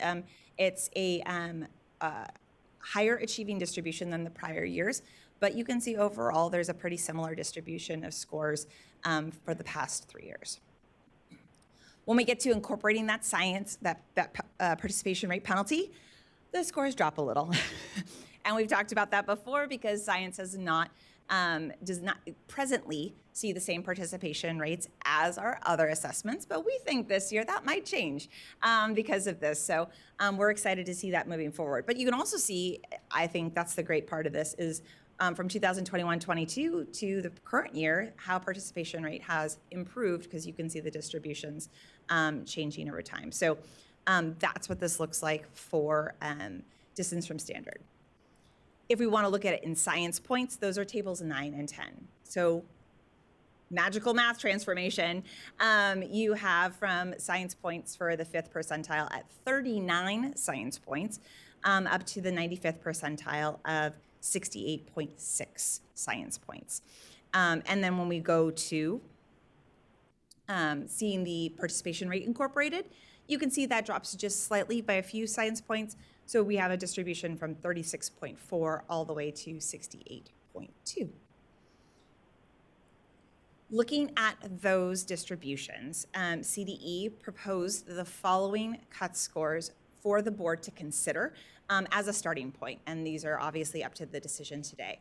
So the status level of very low would be for schools, districts, and student groups scoring 34.9 science points or fewer. Low would be 35 to 44.9, medium 45 to 54.9, high from 55 to 64.9, and very high of 65 science points or more. Change cut scores, you guys are pros at this. Then we're just looking simply at the difference between the current year and the prior year. And where we look at for science cut score points again is how to set which we set the lowest cut score first again. So we look at which is the lowest achievable cut point for decreased significantly. Again, so that would be where we are looking for providing support for our LEAs and in combination with the status that they've achieved. And again, we're looking for this to be representative of the bottom 5 to 10% of LEA distribution. And then the remaining cut points, we do our best to try and make it symmetrical across the distribution. That's not always possible, but we try our best to make it a little bit easier for LEAs to understand what exactly is, decline significantly or increase significantly. So for tables 13 and 14, you can see, and this is the best point about points, there's not a different scale. We don't have to do this for science points and distance from standard. They're still just points. So we can only need to look and reference at one. So without the participation rate penalty, we see a range of scores from negative 5.9 points, so a decrease in 5.9 points year over year, to an increase of points of 6.4 points year over year, or 95th percentile for the most recent year. And then when we incorporate that participation rate penalty, it widens a little bit. So we have negative 6.7 for our bottom 5th percentile, and our highest 5th percentile, we have 7.8 points. Therefore, the CDE recommended and provided these suggestions for cut scores of decline significantly, of declining by 5.1 points or more, declined being between 2 and 5 points, maintaining, declined or increased by 1.9 points or fewer, increased 2 to 4.9, and increased significantly of 5 points or more. Now, during your July decision, you made it really clear that you wanted to align science with ELA and math in as many ways as possible, again, to alleviate confusion in the field. We know it's unique, but we wanted to make sure if there were alignments, we could make them. And so one of the questions we brought to our technical design group most recently was about, should we set different expectations for performance on our K-8, so grades 5 and 8 tests, versus our high school? Because in our academic indicator standards, we set different expectations for those two, because their results on the assessments performed very differently. However, in examining the performance and the distributions that you just saw, they did not observe marked differences between those grade performances for elementary 5 and 8 and grade 11, and or between 5, 8, and 11. So therefore, they do not recommend providing different sets of cut scores for our different school types or district types. And just to be very clear, I think I made it before, the technical design group did not set any of these cut scores. Our state board liaisons requested that CDE provide some exemplar baseline cut scores for them to review, and that is what we did. But our technical design group provides technical advice like this to say, how many sets of cut scores should we provide? But they did not assist us in the setting of those cut scores that you see before you. So therefore, you have one single set of cut scores recommended for both status and change. Your last decision for the day on science is, I don't know, maybe the most fun one. It involves rainbows, and it's setting the color scheme for the 5x5. And previously, you also did this with the LB. So we have presently adopted two generic color schemes for our 5x5s. The first is the traditional color scheme, and this is what started it all with the majority of our indicators. And this provides that equal distance performance for red and blue, with 4 opportunities for red and 4 for blue in that parallel distribution. And here you can see that there are a few more oranges than green, and then yellow throughout the entire, across the diagonal, inclusive of low and increased significantly. Now, in 2018, we were able to adopt some additional color schemes specifically for the ELA and math indicators, and those were the balanced color schemes. These color schemes came into play in order to balance out the achievement of schools and districts, and really walk through for our academic indicators to get rid of, as Catherine talked about, bouncing, right? So year over year change that really bounced folks from color to color that we saw between 2017 and 2018. And so this 5x5 only provides 2 colors per row. That is the key of and that's why it is called the balanced color scheme. However, the state board today is able to adopt any traditional color scheme that they'd want. If they want the traditional color scheme with a change, you can do that. If you'd like the balanced color scheme with a change to any of those boxes, you're welcome to do so. These are just the only examples that have been set currently, but you are welcome today for science to create whatever you would like and move forward with that. So, with those 3 decisions today before you, this will allow a color to be on the 2025 dashboard for schools, districts, and student groups. I will go through the very last slide, and then we can do clarifying questions. For our educational outreach activities, I feel like this is going to be fun because we're going to come back to you every 2 months and tell you what we've been doing.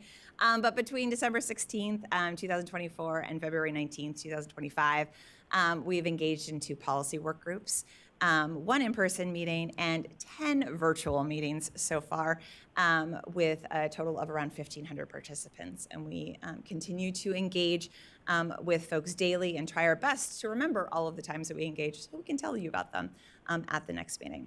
So with that, I will pause for clarifying questions. All right. I know it's a lot. But are there clarifying questions at this point? Yeah, and we are going to go from this right to public comment. So what we'll do is go ahead and put the public comment slide up so people can start queuing up, and then I'll go to clarifying questions. Those wishing to call in for public comment could call the phone number and use the participant access code shown on this slide. And then while we're waiting for members to queue up, we'll go ahead and take some comments from our liaisons, and then clarifying questions, then go to public comment. And then we'll come back and discuss. You got that? Vice President Glover Woods, take it away. Okay. I think I'm going to clarifying questions. Yeah, and you can also offer any comments you want at this Okay. point about all of this. All right. Thank The you. liaison. Thank you. We Thank should you. have divided this into 2 items, and next time I promise you we'll try to do that with all this accountability work. All right. So clarifying questions. 2. First clarifying question. When we are making the determination on cut points for status and change, those points are the science points.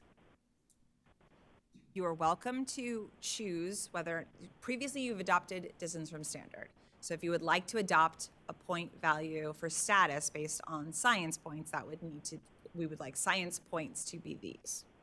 Okay. So we have suggested that. Okay. If you would like to adopt distance from standard science points, you're welcome to do so, but we have provided options in the item for science that. points. So the chart that we looked at, those numbers are Science points. science points. Those are changes in science points. Changes in science points. Okay. Those are from year to year, whether people went up or down. The one that she just quickly went past. So that was the distribution. And so Change is doesn't matter. That's distance from standard or science points, right? This happens to be changes in science. that chart right there, that's based on science points. That's correct. Okay, so here's my second clarifying question. Trying to think how to best word this. Is it possible to determine what the scale score is based on the science points? Because if I'm understanding the process that was used to get to science points, we started with the scale score and then looked at the distance from standard based on what the board decided. And then a calculation was applied to be able to get to science points. So Now, we still have a scale. we still have the scales. Scale is from 0 to 100. And these are scale scores. Okay, that was the point I was trying to clarify for myself. Whether we go into science points or not, which I know will be part of the discussion, that if you wanted to, in a sense, walk backwards to a scale score, It is a scale score. It is a scale score. with a calculation applied to make it a little clearer. They're all the same scale scores, and it's just a question of whether you want to start at 0 and have a scale, or whether you want to start at a different number and have a scale. And so this would simply give us a scale that starts at 0 and has 100 points. And so, For the clarification. so when I spoke about that reference point, so the reference point for distance from standard is the lowest value on this chart of level 3. So the reference point we create 0 from on this scale, right, is we transform all of our scale score points, right? We're not looking at 400s and everything else. So here, 214 becomes 0. 515 becomes 0, 615 becomes 0. We're going to change that reference point, and now we're going to go 150 now becomes 0, 350 becomes 0, and 550 becomes 0. So in any of our measurements, we are transforming a scale score. We're either it's just which reference point are we utilizing. And this is, I think, a very important and useful move to make the scale scores more understandable to everyone. Because these, when I was on the group that started Smarter Balanced assessments, which we were adopted in California. This was before I got to California. And the scale was created, in fact, in a way that was intended to make it a little more confusing for people to know.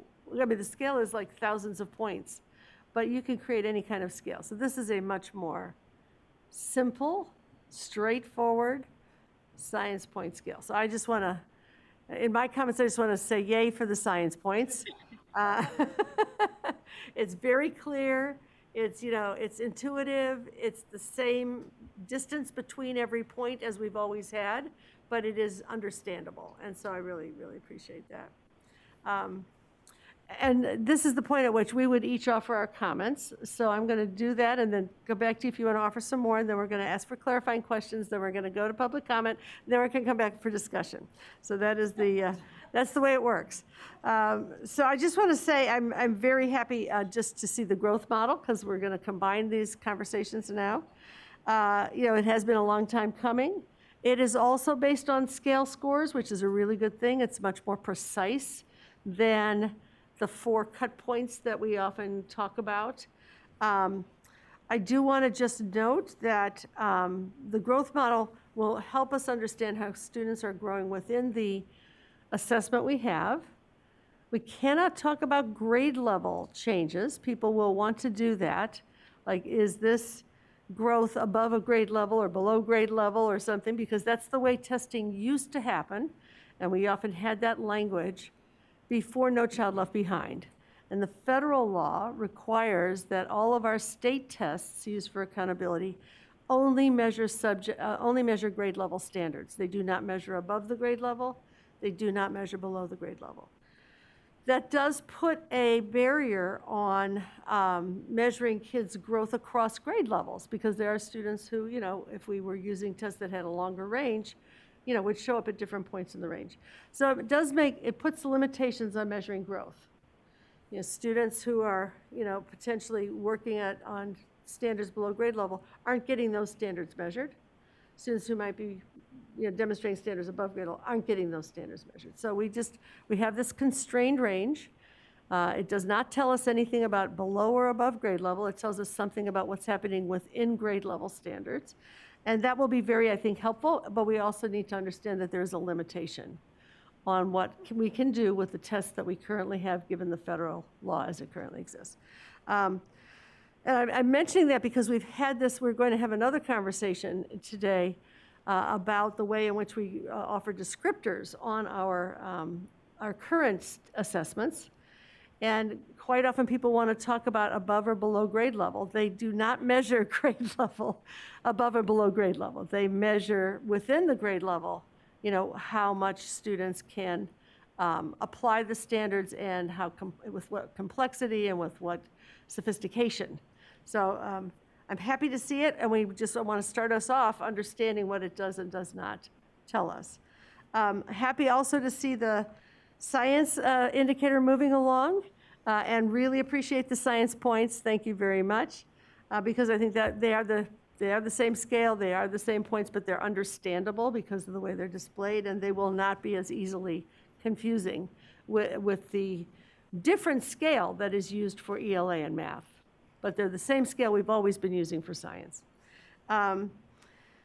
We did discuss taking a pause last meeting as to how to consider what information we put on the dashboard, having enough time to see how the evidence comes out, what should be used for accountability, and what should be used for information, and also what kind of accountability is going to be useful for school improvement. So I think I appreciate that we're getting an opportunity to look at these questions in a purposeful and orderly manner and not making an assumption that if we put something on the dashboard, it has to be used in the way that way back when the federal law said that we had to do accountability. That is all going to change too. This is going to be an era of federal change. It's going to be an era of state change, and we want to be very thoughtful and very purposeful about what we think will help our schools in California continue to improve. So just to thank the team for giving us the opportunity to look at these decisions across meetings in an orderly way. That's going to be very helpful to us. With that, I'm going to see if there's any, see if you want to make some comments, then we'll go to any clarifying questions. Okay. This is a complicated item. These are really important decisions that we're taking a lot of information in. Other clarifying questions? And of course, we will come back for discussion. Yes, Member Lewis and then Member Olken. I just have a question, just for my understanding, the correlation between slides 65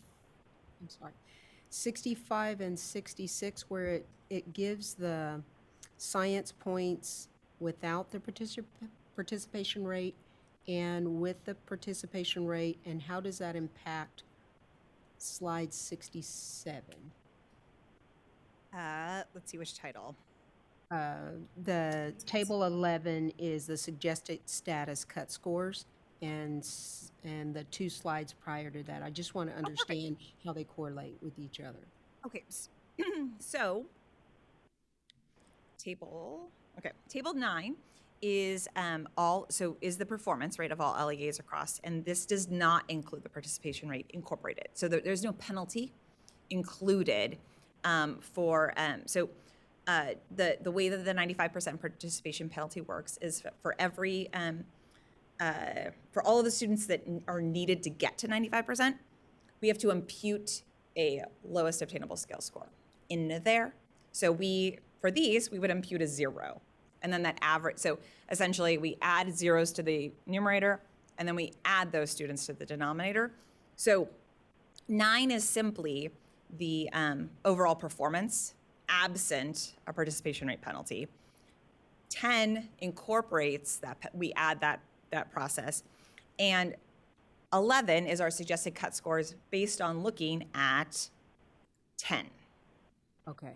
So we provided, though, we wanted to make sure that you saw what whole performance is, as well as incorporation of the participation rate penalty, because it is a little bit different, right? And if folks were looking at either of those, so in setting the cut scores. Okay. Thank you for that. I didn't know if it was some type of averaging or correlation between 9 and 10 that you came up with. No, it's just using 10. So we do, and again, the performance is looked at across all of those, like I said, to walk through and where to set cut scores. And when we previously delayed the penalty for science, that was for the 24 and not the 20. So it comes into play with the 25. That's correct. Yeah. So districts had the opportunity, and schools had the opportunity to see their performance this year, but they saw table 9, right, essentially in distance from standard points. This year they would see reflected of table 10 outcomes. But they were, I just want to make sure clear, we do have a participation rate report in our additional reports. So they are all aware of what last year's participation rate was, so that can assist them this year. Thank you. Any other clarification questions? Member Olken? Do you mind stating for the balanced color scheme what we're currently using that for? We use this for English language arts and mathematical indicators. And so in 2018, there's a little known fact that there was a spring 2017 dashboard. It no longer exists on the internet, so you wouldn't know that. But we had a test dashboard in spring of 2017, and then we released a fall 2017 as the very first dashboard. And then in 2018, we came back, so essentially with our second official one and our third unofficial just color scheme. But what we were seeing across between 2017 and 2018 was a little bit of a bounce and change for folks with colors. And so in the traditional color scheme, if you look at the row for status high, there are 4 colors in that row. And we saw people bounce between orange and blue, and without changing status. So we expect colors to change if you change status, right? Moving up or down, and you could have, if we look across diagonals, right? You can go from orange to green if you move up a status and over, right, and maintain. So there are obviously options for that, but we weren't looking and really thinking about status high as a place where there would see a lot of movement. And it was happening in our smalls, right, our very small schools and districts, as well as in our academic indicator because of the giant range for distance from standard and the points. So we came back in 2018 and the state board approved the options of the balanced color scheme, which was proposed by our TDG, to only provide 2 colors per row, as well as the 3x5s that we implement for all of our N sizes below 150 on the dashboard. So academic, ELA, and math receive the balanced color scheme.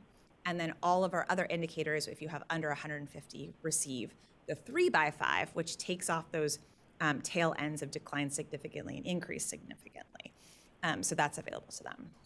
So if you were to adopt the balanced color scheme for science, science would join its academic friends with the same colors, with the same 5x5. Thank you. That last sentence was what I was just gonna verify I understood correctly. Yeah, thank you. And then my other clarifying question is about the recommendation. Back to the idea of going to science points.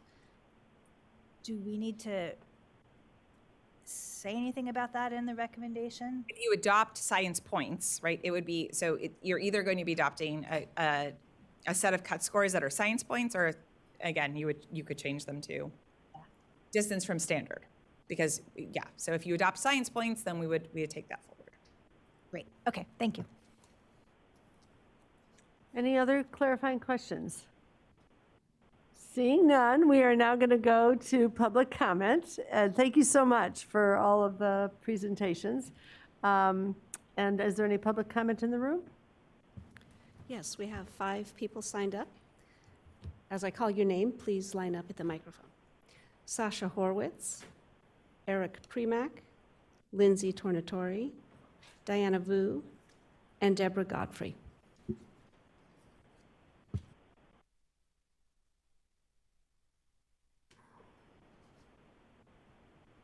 Good morning. Sasha Horwitz with Los Angeles Unified School District. Is your microphone on and close to your mouth? Close to the mouth is the question. Can you hear me now? Yeah, that's a little Okay. better. Thank you. All right. So Sasha Horwitz, Los Angeles Unified School District. LAUSD champions accountability and understands time should be provided to LEAs across the state to understand the impact and the incorporation of student-level growth data and science on school accountability, as well as time provided to communicate the changes with educational partners. LEAs across the state only received student-level growth data in January 2025. Los Angeles Unified supports the exploration of implementing student-level growth data and science as added accountability measures beginning with the 26-27 school year using the 26 dashboard, thereby allowing LEAs a year to better understand the metrics, receive technical guidance from the state, and communicate the accountability structure to schools and throughout our learning community in the service of students. Thank you. Eric Premack with the Charter Schools Development Center. We opposed the inclusion of the science data on the dashboard and as part of the colored grids. We do think the grids currently have a couple of huge problems. First, they miss about more than half the grades. Second, they don't have any growth data, and it's really a deceptive thing for the field. We would urge you to hold off on incorporating the science data until such time as you've addressed those larger issues. The dashboard, frankly, is kind of going down the same route that the API did. It has lots of problems. Folks aren't fixing them. Time is ticking. And if the dashboard itself had a dashboard, the needle would be rapidly dropping from orange down into the red zone. And we would urge you to amend your work plan to accelerate the incorporation of some form of growth data in it so that we get out of this track. Thank you.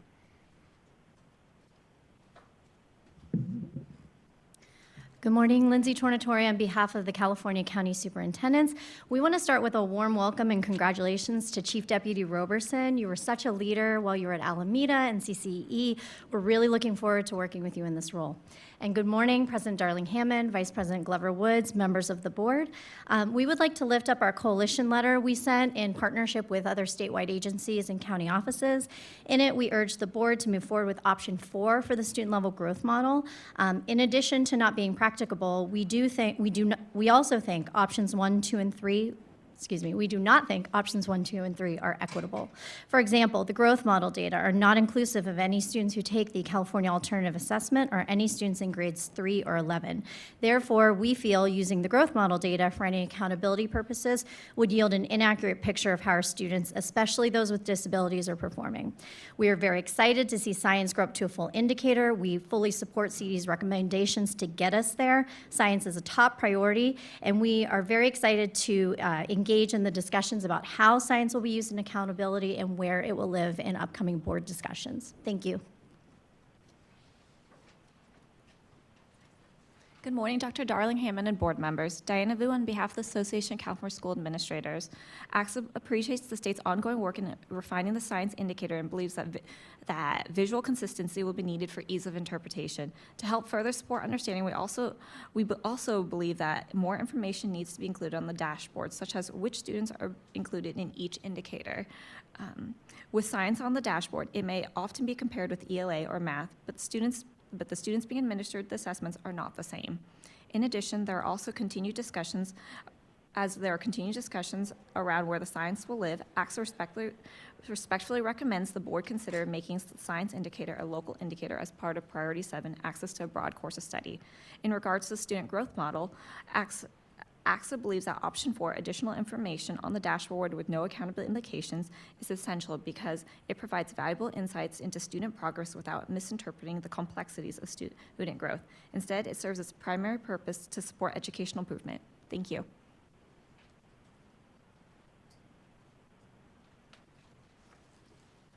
After hearing the other 4 speakers, I'm certain I'm in the wrong place at the wrong time. My name is Deborah Godfrey, and I'm with the California State Fair. Briefly, I was a scientist with the California Energy Commission for a number of years and worked on the Prop 39 program with the Department of Education that was very successful. But briefly, what I'd like to let you know is that we do have a student showcase in the State Fair competitions. And if I'm in the wrong place, let me know and I can come back later. Should I continue? I hear and I see. Since we don't know what you're going to say, we can't tell you whether you're in the wrong place. Well, considering this is not really about science or math test scores. But anyway, we do have a student competition through the State Fair, and competitions in the State Fair have a history back to 1854 with the very first California State Fair. We have a number of items, entry divisions that students can enter into. They are painting, drawing, digital manipulation, photography, 3D, ceramics, sewing, quilting, wood, modeling, and a lot of other things as well. The entries would be available to be seen at the 17-day length of the State Fair. The State Fair doesn't receive any tax money, and we are having a hard time justifying to my board at the State Fair. Thank you. The 1 minute is over. Excuse me? Your time is over. Thank you. Okay. May I leave some information on the I would just competitions? ask you can leave it with staff and Okay. generally, just to be helpful, if there's general items, we do have item 11. So if there's other folks in this situation, general public comment. I would love to come at item Always 11. happy to welcome you. Thank you. I'll be back. I'm the bad penny. Thank you. And we're happy that there are science competitions at the State Fair. And also, I see a lot of work throughout the building that could be, it's the type of stuff that could be entered in our competitions. All right.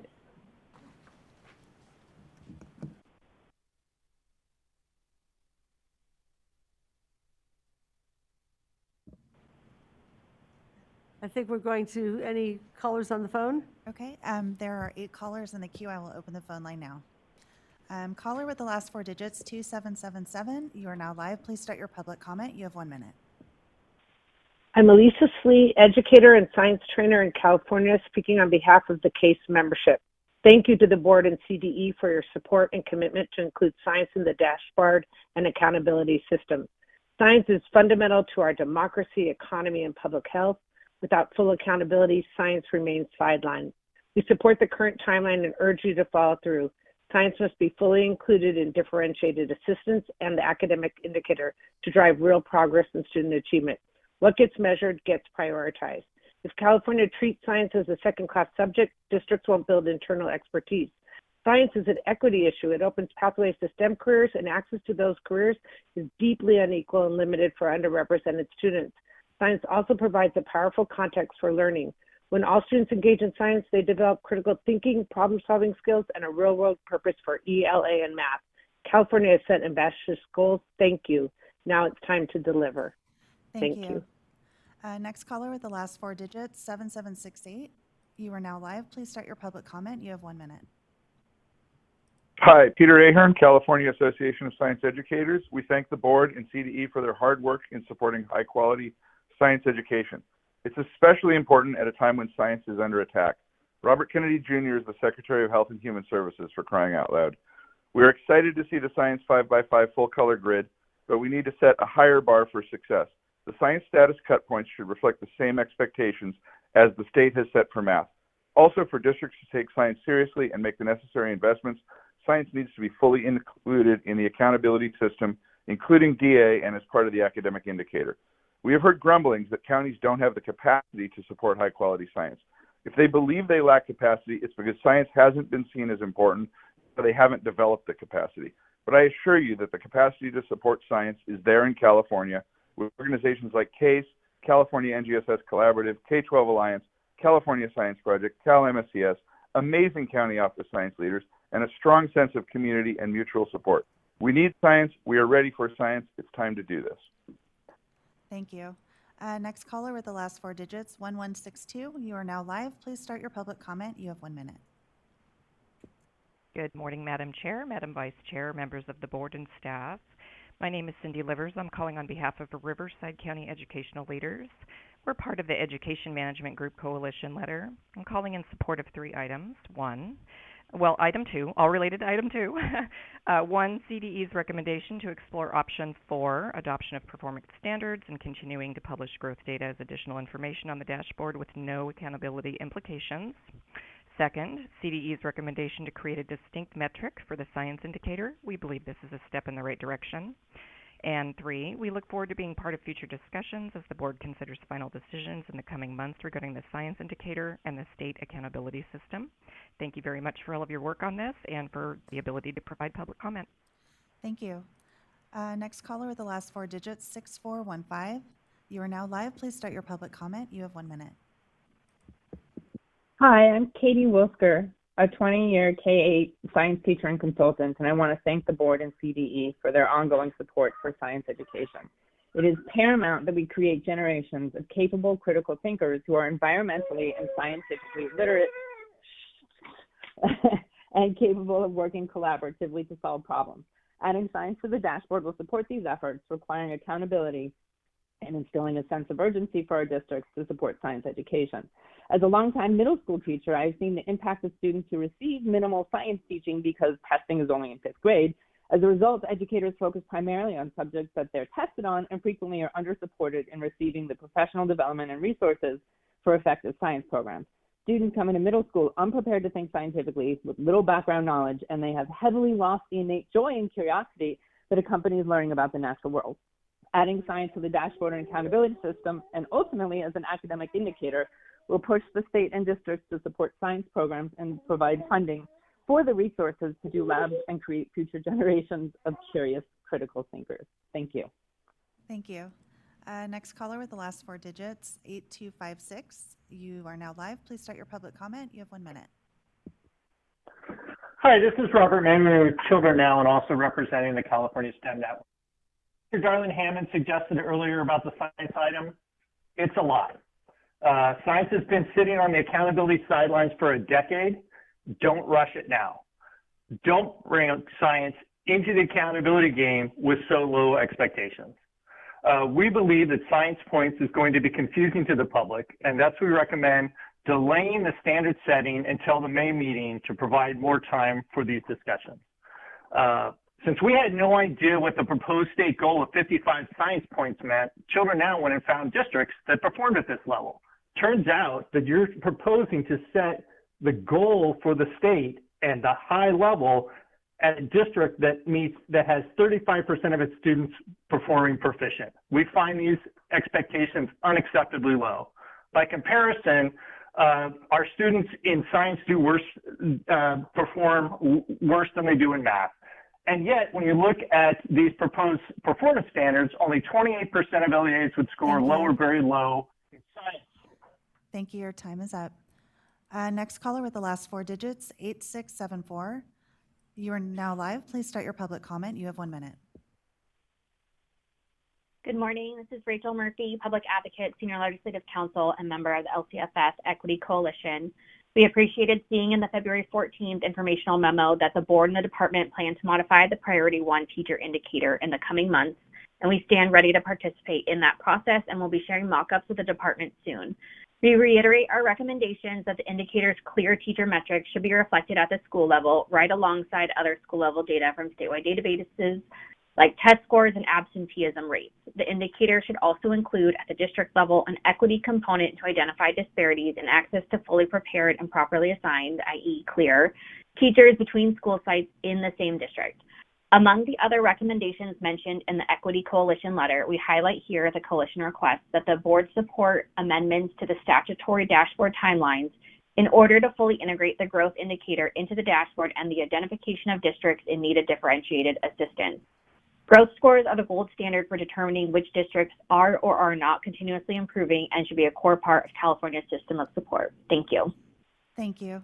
Next caller with the last four digits, 2736. You are now live. Please start your public comment. You have 1 minute. Hi, I'm Sylvie Randall speaking today as a member of the Case DEI Committee and Director of Communications for the UC San Diego Science Project. In my previous role, I supported students and teachers at the second largest district in California, San Diego Unified. I saw elementary students excel in NGSS STEAM learning as an intervention to the district's 20-year-old science adoption with the archaic lost materials. Unfortunately, after a 6-year ramp-up, the district never fully adopted STEAM and it ended funding for the program last year. Current science scores are low because districts are not adequately invested in science PD and materials since it's not on the dashboard and not part of the accountability system. When science is integrated as a context for ELA and math in elementary school, student and teacher engagement rises. Over my 17 years as an educator, I've seen firsthand just how impactful an integrated curriculum based on curiosity, joy, and creativity can have on a child. It opens up possibilities they never considered and creates pathways for a lifelong love of learning. All children deserve access to science education. Thank you, CDE, for your work. Thank you. Next caller with the last four digits, 9416. You are now live. Please start your public comment. You have 1 minute. Hi, this is Morgan Polikoff. I'm a professor at USC Ross here, and I've written for a long time about the value of growth data and its inclusion in accountability systems. And I had a piece in EdSource last week on this topic, and I applaud that the state is finally calculating a growth metric, but I just want to say that I really hope that we move to include growth data as a real meaningful part of accountability system. It's fairer, it gives more accurate, more valid representations of the quality of education children are receiving. It's not correlated with student demographics in the ways that the other indicators are. And so I hope that that move is made over time. And then the other thing I would just say is that I'd like to get to the bottom of why ETS is taking so much longer to deliver these kind of data than they can do in other states like Tennessee. I mean, why can't California beat Tennessee in providing growth data in a timely manner? It's a little puzzling. Thanks. Thank you. Next caller with the last four digits, 8945. You are now live. Please start your public comment. You have 1 minute. Hi, I'm Suzanne Cooey, speaking as a parent in support of using growth scores in school accountability.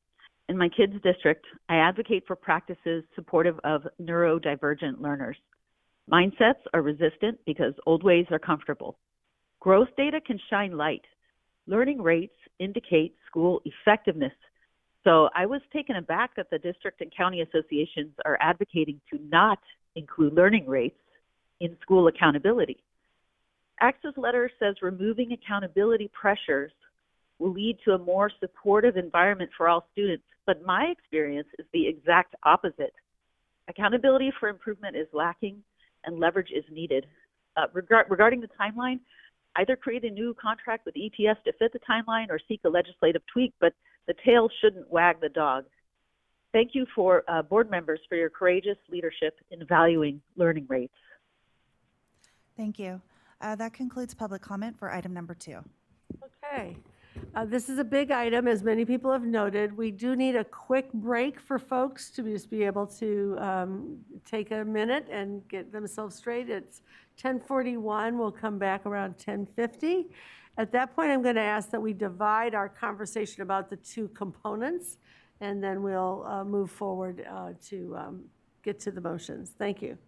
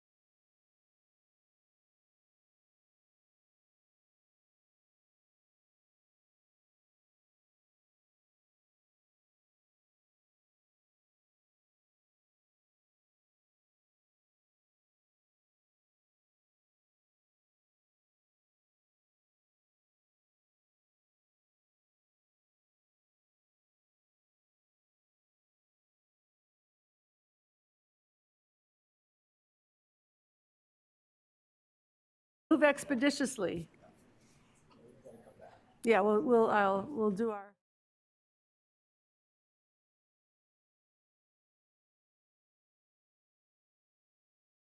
Very much. We are back to discuss this item. It has two parts. The first part is the growth model. There is no needed motion on the growth model. This is just for our own edification and any questions we want to ask or advice we want to give to the staff. And then after that, we'll come back to the science, which does have a need for a motion. So Cindy is here. If people want to offer thoughts about the growth model, this would be the time to do it. Yes, Member Escobedo. I know you reviewed other states when you were looking at methodology of calculating the growth model. I'm just really curious, when we meet next time, if we can look at how these states are utilizing the growth model for accountability purposes. Because I have my understanding in districts with high mobility rates, some states have been using the growth model to weigh heavier because they have more accuracy in those specific areas. I'm just really curious in how we can apply the growth model in the future, looking at how other states are applying. And then I understand the 10-week timeline, and if we can reflect on different processes or improvement on the processes we hold right now that make maybe option 1, 2, or 3 viable in the future.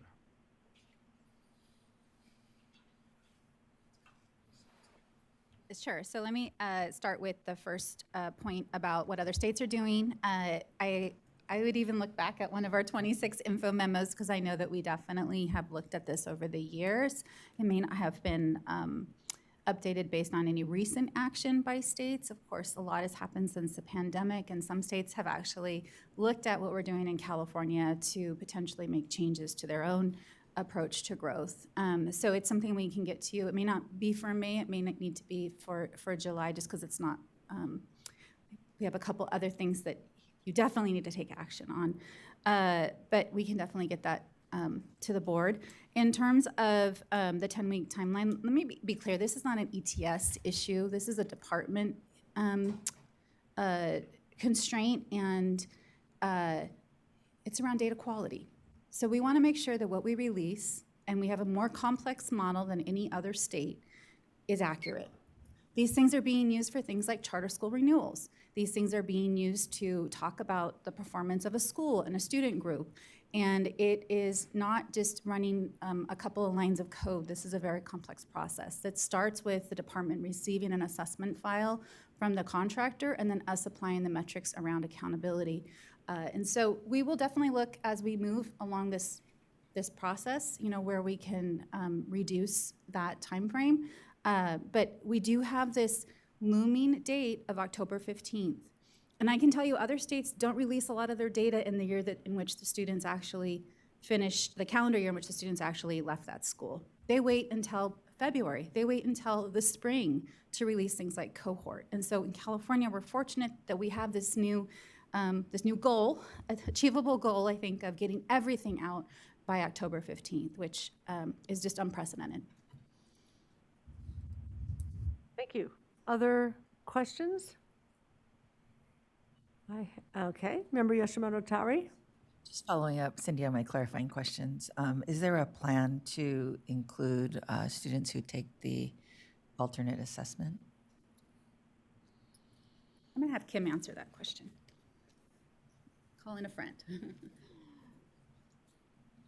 So as we saw today with the different scales that the California alternate assessment is on, there isn't a transformational way to walk through that. It would be we presently incorporate the CAA scores through that very simple transformation, right, of providing that lowest score value, right? And so anyone that scores within this range receives 1 score moving forward. So we don't actually have any way to measure and because it's a very different scale, very different test, very different operational properties. So there is not presently, when we looked at the development of the growth model, a way to incorporate those CAA scores into the same growth model. So we do not have that on our timetable at the present moment. It would actually need to be its own growth model for students that are getting those 3 different achievement levels from year to year. We would not, absent very few schools, right? We would not have the capacity to be, I mean, they would be measured against themselves, right? It would just be within that same test. And so, yeah, there's just so few test takers. And so you would not really be able to see results at many entities due to the low numbers. We're able to incorporate them, right, because they're added presently to that overall academic indicator, right, and inclusive. But if they were separated out, I don't know how many growth scores you would even see. At an LEA level specifically. At an LEA and let alone a school level, right? And then about 11th grade? And additionally, that was when the state board was considering options for inclusion of a growth model and the operational properties of the 11th grade test and skipped grades, right, moving forward. And looking back, it was decided that we would not pursue a high school level growth model. Okay, I just wanted to bring those up because I think those were some concerns of some of the correspondence that I read, and also just being inclusive, especially if we're looking at growth data for accountability, ensuring that some of our most vulnerable students are also included in the model. And then leading a district, sometimes you're thinking about how do you use this accountability system. Of course, we're looking at the big picture. You can include your high school educators, but in this case, we wouldn't be able to. So, thank you. I'd just like to add a comment to the one that you've made and note that we may want to be thinking about how we can use some of this data for information, even where it is less potentially appropriate for accountability. And so, for example, in Singapore, I know that they actually do use multi-year growth models as information for schools about, where their students are vis-a-vis where they were at an earlier point in time. It is something we may want to get a look at as something to contemplate, not as a policy decision right now, but as an informational question. There would be no growth data for science for the same reason if we only go year to year. It is problematic to think of that for accountability because if students have been in other schools, it's not fair to hold, the school accountable for students that they didn't have for most of that time.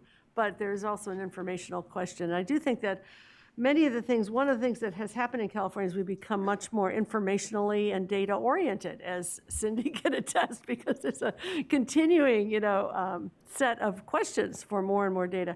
And I think sorting out when it's appropriate to use it for different purposes is part of our challenge this year and in the years to come, because there is value in having the information, but it's not always appropriate for accountability. Somebody raised earlier just not using data as a flashlight as opposed to a hammer, and creating that culture in our system so that it is used in that way is important. And now with the Cradle to Career data system, I think there's opportunities for informational purposes. Yeah. And I just will add on a couple of points. Did you finish your piece? Okay, so I'm going to add on yours. We're going to need to think in the growth model and elsewhere about some of the conceptual challenges for accountability, as we may, eventually use some aspects of it for accountability. But one piece of this is there's a conceptual problem in accountability systems that we've inherited from the federal government generally around the way in which we treat English learners and now long-term English learners, because students leave that category. So, for example, if we had 5 students taking, whatever assessment, the science or another one, and they scored a 10, 20, 30, 40, 50, their average in a given year would be 30. And then that highest scoring student moves out because they're an English learner who's ready to be reclassified. And the next year, if nobody else changed their score, their average would be 25. It would look like the average went down. It didn't go down. Nobody went down. Somebody went up and got out of the group. And so whenever we use that as a classification, and it's going to be true on the growth model, when kids are leaving the classification, it can look in a district as though they're doing less well the more they reclassify students out of that category. And it plagues us in different parts of our accountability system, but it will be a particularly problematic element of a growth model where we're trying to use subgroup accountability. So I'm just flagging that now to say that we need to be thinking about these things. Like, we don't want incentives, and I hear about this all the time. There are incentives in the system to not reclassify students. And we need to be thinking about those as we're deciding which of these elements can we use for incentivizing school improvement and better performance for kids, and where should we be thinking differently than what we inherited from the federal government in 2002. I mean, we've had a 20-year, process of kind of adding on to, in what can be, for certain purposes, a flawed measure of growth. So I just want to flag that, Cindy. I know you're aware of these issues, and I just want to flag that we want to be able to think about how to use the data in the right way for both accountability and for improvement. I had a question about the designation of a label from, in the typical band to the above typical or below typical, et cetera.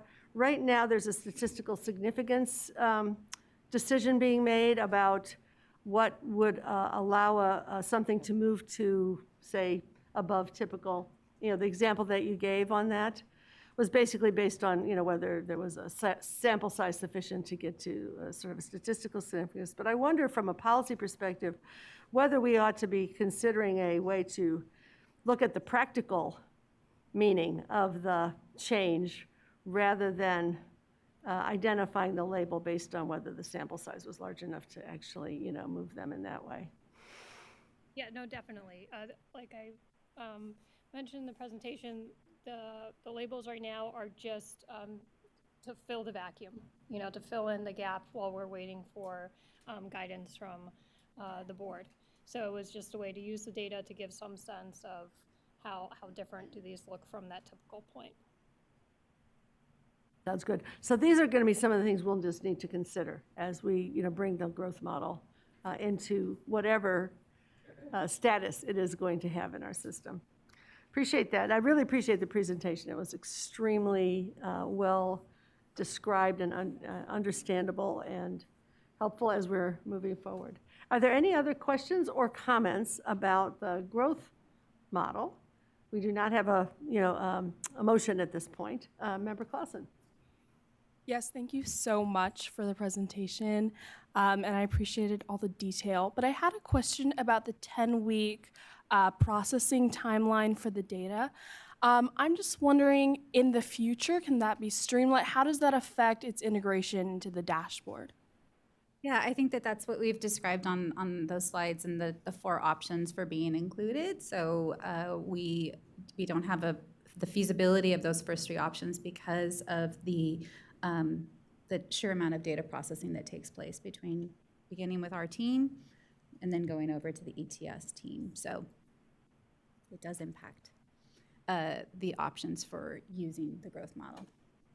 Okay, and then can that be streamlined in the future? Like, how, going forward in future years, how can the growth data be, that process be sped up? Is that possible? Sure, and I think that's what Member Escobedo just asked when we started this conversation, was the same thing. And so we'll continue to look for opportunities to streamline it, but we also hold data quality at a very high standard, and we don't want to release data that could potentially be inaccurate and then used inappropriately. Mm-hmm. I think part of the question there will be whether if we want it to be used, whether it's lagged data as opposed to current year data, which was the other part of your answer. Any other comments or questions? I think we want to thank the team for all of the work on moving us forward on the growth model. Oh, I'm sorry, Gabriella. Oh, I missed you. Please. Yeah. Oh, well, we're going to science. We're applauding growth models so that we can move to science. Okay. Okay. So now we're going to do science. And Cindy, if you could just remind us of the recommendation. Thank you. You've got it up here. So the recommendation that is in the item says that the California Department of Education recommends that the state board adopt status cut scores, change cut scores, and 5x5 color grid for the science indicator. when I was listening to the conversation just now that Kim had presented, and then there was the feedback from members of the board, I realized that we left out an opportunity for you to adopt the science points. And so a friendly recommendation to President Darlene Hammond, if you would like to consider that transformation of the scores, would be instead at the very end adding the words based on science points. So that is just a suggestion. This was an oversight by myself, and things are moving very quickly with this. Although it's hard to say they're moving very quickly when we started on this work back in 2018, and we've been talking about science now for several meetings over the last couple of years. So it's an oversight of something that happened more recently. That's very helpful, thank you. And it might be useful if you can easily find it to show again option 1 and option 2 that were in the item for the. Sure, so you're talking about yes, for the color scheme. So option 1 is the traditional color scheme. Again, with you can see the distribution. We start on the bottom row that we see reds across the way, and then we see a red in low status, and then the balanced color scheme, which Kim mentioned was what we use for academic indicator, where we see the reds across the bottom only. Okay, so I think we're now clear on what we're going to be deliberating about. The time for us to have discussion about the about this part of the item. Member Lewis, you look like you want to ask a question. Okay. We can still ask a clarifying question regarding. You can ask any kind of question you want. You can have any kind of comment. Just go wild. We're now in that part of the meeting. Okay, so if we base our adoption of the cut scores and the change scores based on the science points, and we get to the adoption of the 5x5 color grid, since you said English language arts and math use the balanced color grid.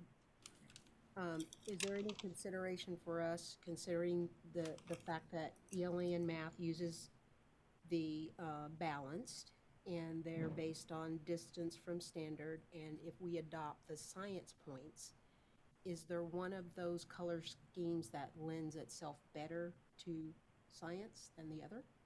Does that make sense? I think it makes sense, and really this is a policy decision for you all. On the technical side, they're both technically sound. But if, again, there's been such an interest in having whatever is done in English language arts and math to be replicated with science. So that is why we're, if you were leaning towards anything, that would reflect in option 2 would be the option that you would want to select. And if you could just put those up again, maybe I could just help us think about.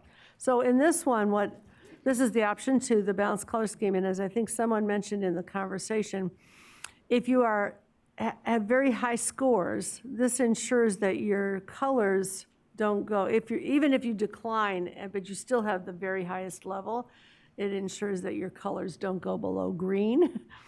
But it also ensures that if you're very low, even if you increase significantly, your colors remain orange. So it's basically adopting 2 colors within every row rather than 3 colors. So it's a policy decision about what we're trying to signal with the changes that may go on at the local level. And if you could go back to option 1, I could just point out.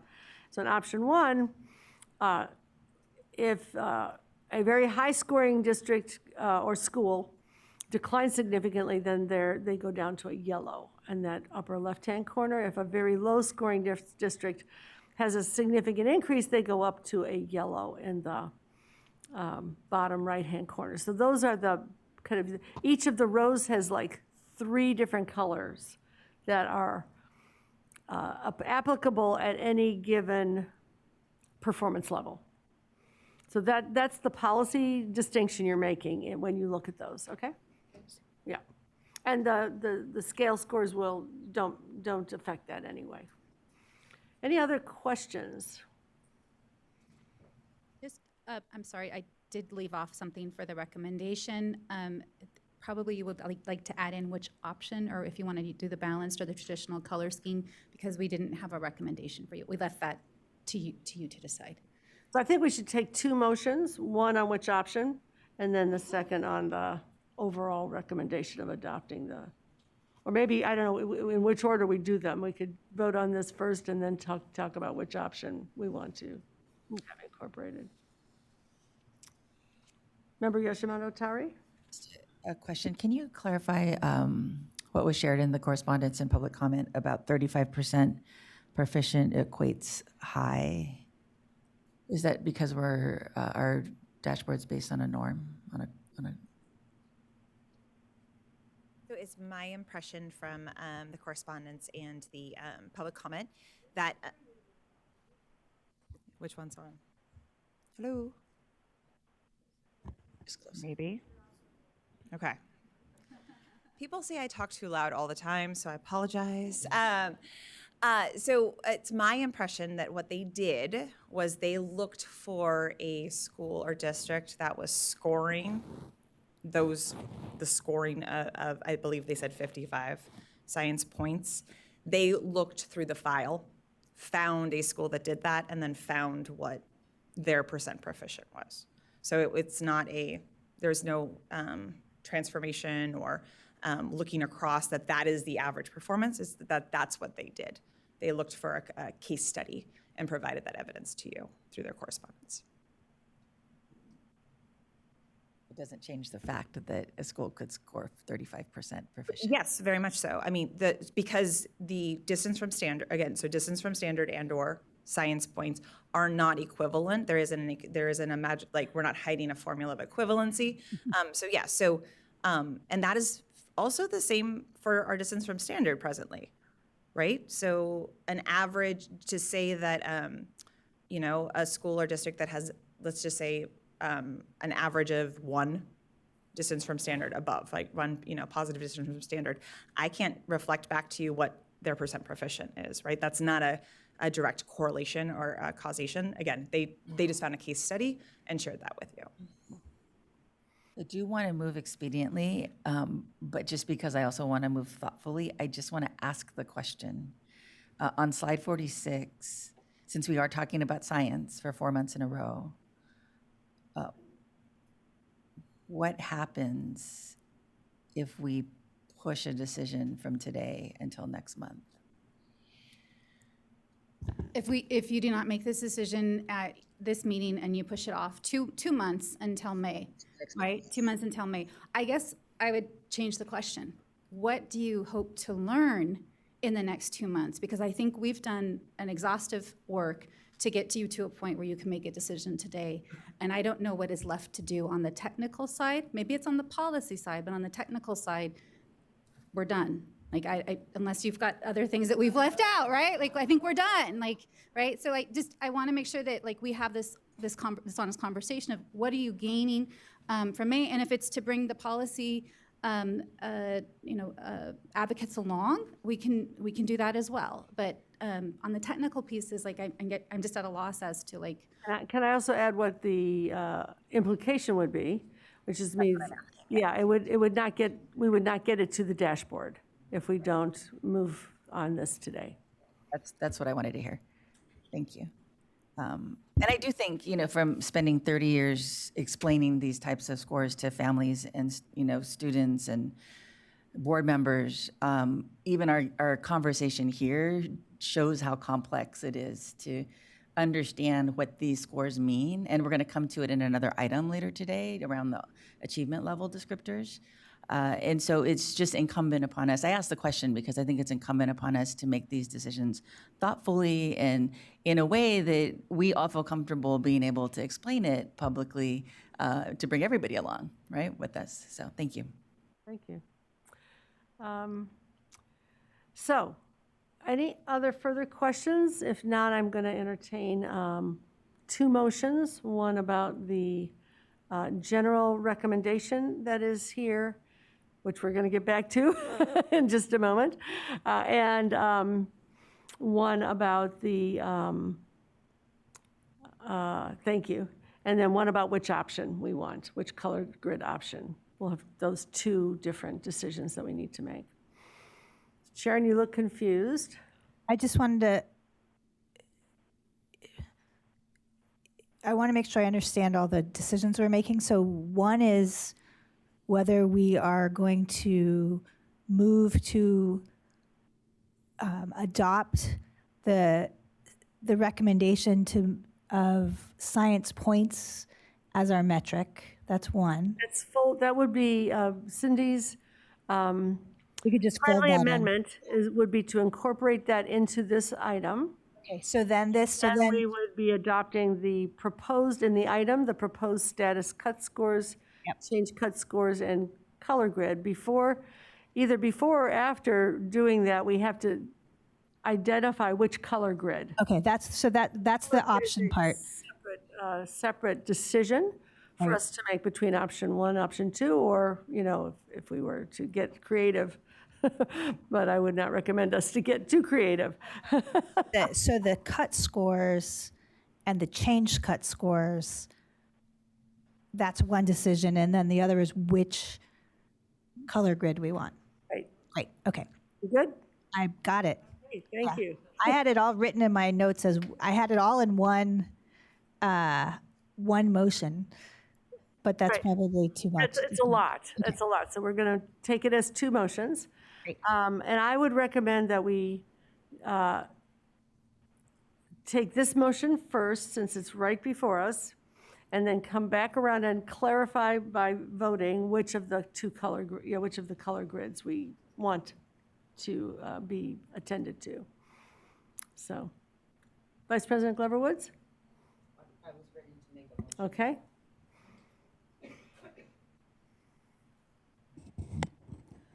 I move that we adopt the status cut scores, change cut scores, and a 5x5 color grid for the science indicator based on the science points methodology.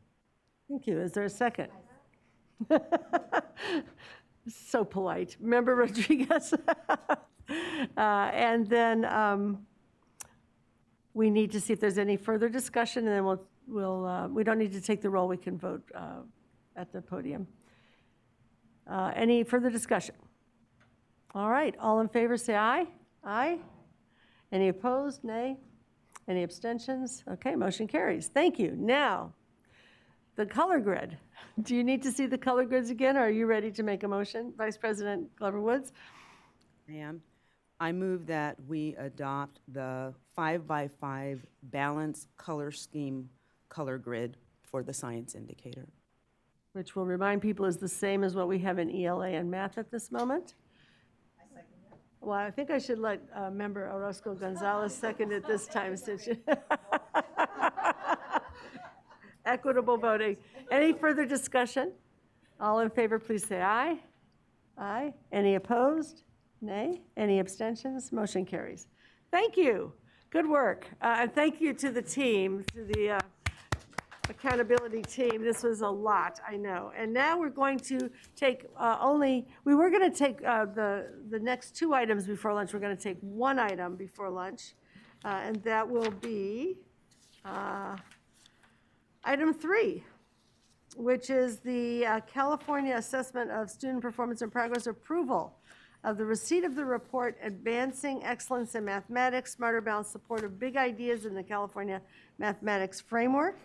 The request is for us to both receive the report and to offer feedback about the analyses and conclusions and the direction that we should take.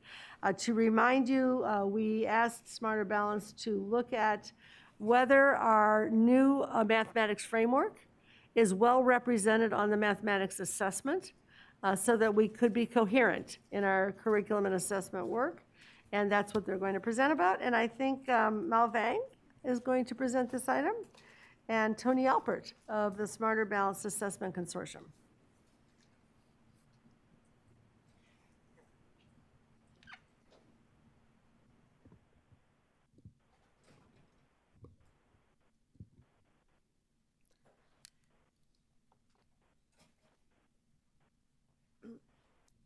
Good morning. Thank you for your patience as I coordinate myself and bring my co presenter up. Thank you. I could just do my, okay. I will introduce. So, good morning, Chief Deputy Robertson. Welcome. President Darlene Hammond, Vice President Glover Woods, and our esteemed board members. I'm Mel Vang, the Director for the Assessment Development and Administration Division at the California Department of Education. And I have here with me Tony Alpert, who is the Executive Director of the Smarter Balanced Assessment Consortium, or Smarter Balanced. The item before you today is an action and an information item.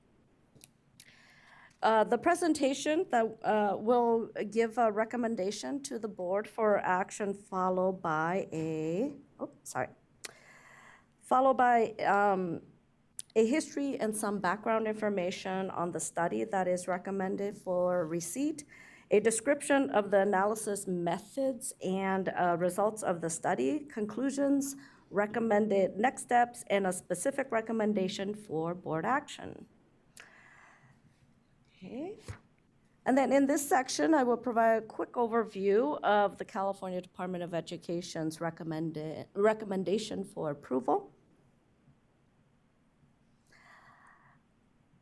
So the recommendation is that the California Department of Education recommends that the California State Board of Education approve the receipt of the report titled Advancing Excellence in Mathematics, Smarter Balanced Support of the Big Ideas in California's Mathematics Framework, which is provided in attachment 1 of the item.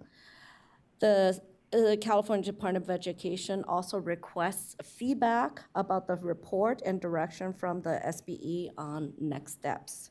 Now I will turn over the presentation to Tony Alpert to continue.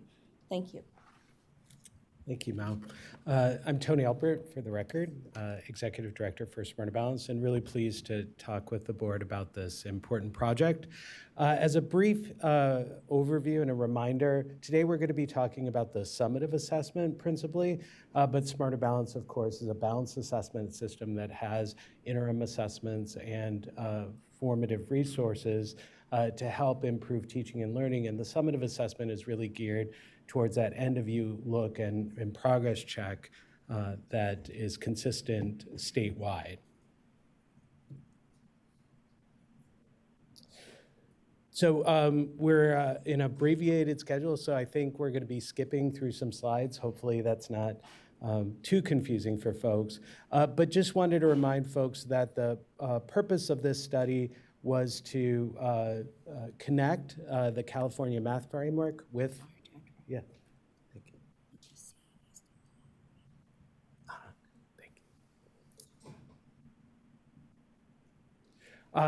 Is to connect the California Math Framework with the structure of the Smarter Balance assessment system in a clear and transparent way. And as a reminder, in July 2023, the State Board of Education adopted the mathematics framework. In June of 2024, ETS and Smarter Balance initiated a study to examine the consistency between the framework and the Smarter Balance summative assessment. And then in February of 2025, the CDE submitted a memo to the State Board providing background information on the study. Conceptually, we have the content connections, the drivers of investigation, and the strategy standards for mathematical practice. Those contributed to and helped the substance of the mathematics frameworks, which were organized in terms of big ideas and content connectors. And those are associated with Smarter Balanced claims that organize the content standards in a way that is accessible. So we have Claim 1, which is the concepts and procedures. Claims 2, 3, and 4 are the mathematical practices organized according to problem solving, communicating, reasoning, modeling, and data analysis. So we engaged in 2 analyses. One was an evaluation of the task models, that is the template that we use to write each item. And then we evaluated the Smarter Balance item pool itself for consistency with the mathematics framework. When we evaluated the task model, we looked at the degree to which the tasks provided a data context and students analyzed the data. Real-world application, the extent to which the task features an application of mathematics and required an interpretation of the real-world context. And then finally, the degree to which the tasks were open and allowed students to graph items, establish equations, or do a numeric data entry, some kind of table interaction, or a constructed response item, typically when they're describing their approach and their reasoning. When we were evaluating the item pool, we looked at each item and we categorized the items based on the targets and standards they measured and connected them with each big idea. And then we assigned a single rating to the group of the item pools that's consistent with that big idea and target collection. So the results for the task model evaluation were that when we looked at the items that were delivered in the computer adaptive portion of the assessment, we found that those sufficiently addressed those criteria for high quality tasks. And the performance tasks, however, there was a robust consistency between those three criterion of go back because I want to make sure, of data reasoning, real world application, and open tasks. And that's consistent with the design of the Smarter Balance assessment, in which principally claim one, the operations and procedures were addressed in the computer adaptive test, and the more comprehensive support for the mathematical practices were included in the performance test. So this is not a surprising result, but it's a confirmation of the design and the consistency with the high quality instructional practices that we want to reinforce that are embedded in the framework.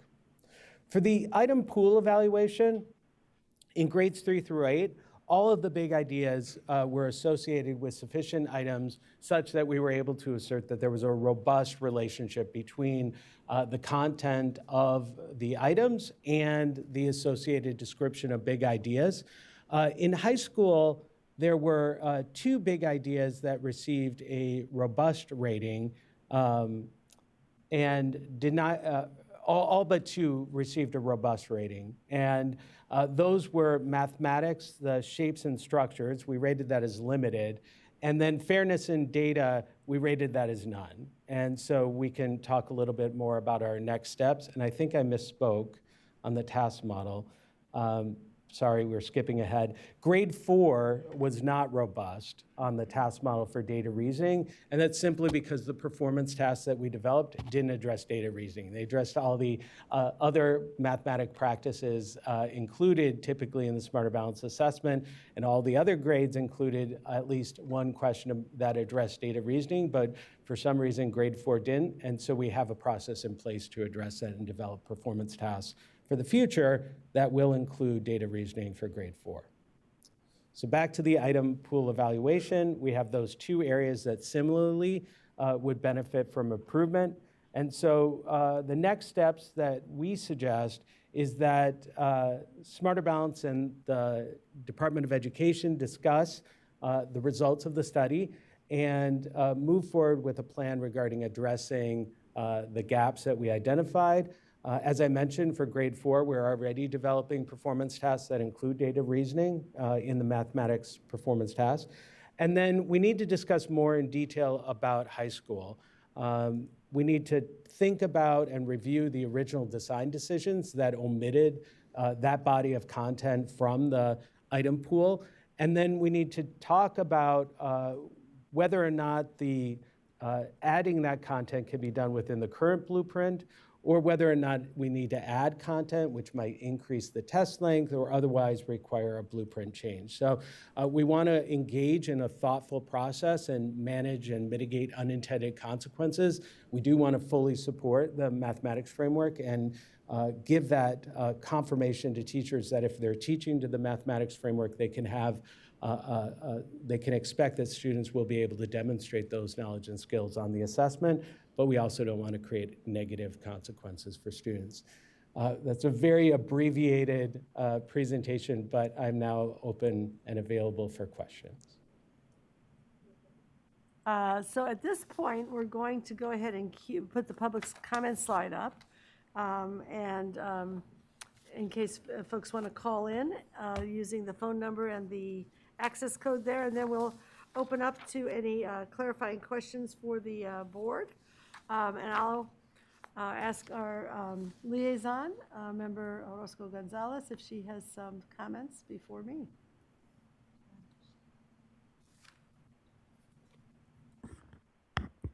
Thank you for your presentation. It was very insightful. I'm just pleased to see that there's strong alignment between the Smarter Balanced summative assessments for mathematics and the California Mathematics Framework as outlined in the report. So this collaboration, I think, between the ETS, Smarter Balanced, and the CDE is going to be a valuable step ensuring that our assessments truly reflect the big ideas in the mathematics framework, which is designed to strengthen our students' problem solving and mathematical reasoning and perseverance. Overall, I think the consistency is strong, and I appreciate the recognition of areas that would benefit for additional attention, particularly in high school. Mathematics, the recommendations for refinement to ensure that our assessments remained aligned with the evolving needs of our students. So thank you so much for your presentation. Thank you. And I would just like to say it's both wonderful that we have this alignment, and there are some areas that we've identified where we can do a little bit better, but the field will, I think, be very reassured to know that, in fact, the assessment is in line with the framework. Had we chosen a different assessment in California, we probably would not have had this kind of alignment. The Smarter Balanced assessment is particularly focused on higher order thinking and performance skills, and the kinds of mathematical as well as ELA learning that is reflected in our framework. So we're lucky that that is the case, and I really appreciate that the analysis was done so that we can really deal with the changes around the edges, but know as well that as we teach to the new framework, we're also preparing students for the assessment. Are there any clarifying questions for Tony? Yes, Member Clausen. Thank you also for your presentation and your brevity as well. I have a question about strengthening the high school assessments. I don't know if you have an estimate, but if you do, potentially increasing the length of the test, what are we thinking? And then also as for a timeline, as in like what school year that those components of the test would be ready? Yeah, it's a really important question. I think first we would have to develop a task, so we'd have to understand what the gap is. Are there existing task models that could be utilized to address that body of content, or would it require a completely different task model that would yet to be developed? And so that would have a strong indication for the timeline. Oh, excuse me. I need to use my hands. So in terms of what would the additional length be, typically, I think students get 1 to 2 questions in any given target. And so the question would be, is there a target that we consider it equivalent enough such that a student could get either this target, this new target, or an existing target? Or would we really want every student to get assessed on that body of targets or on that new target? And so if we said everyone should get assessed, then we would either have to remove a previous target or add an additional target to the blueprint.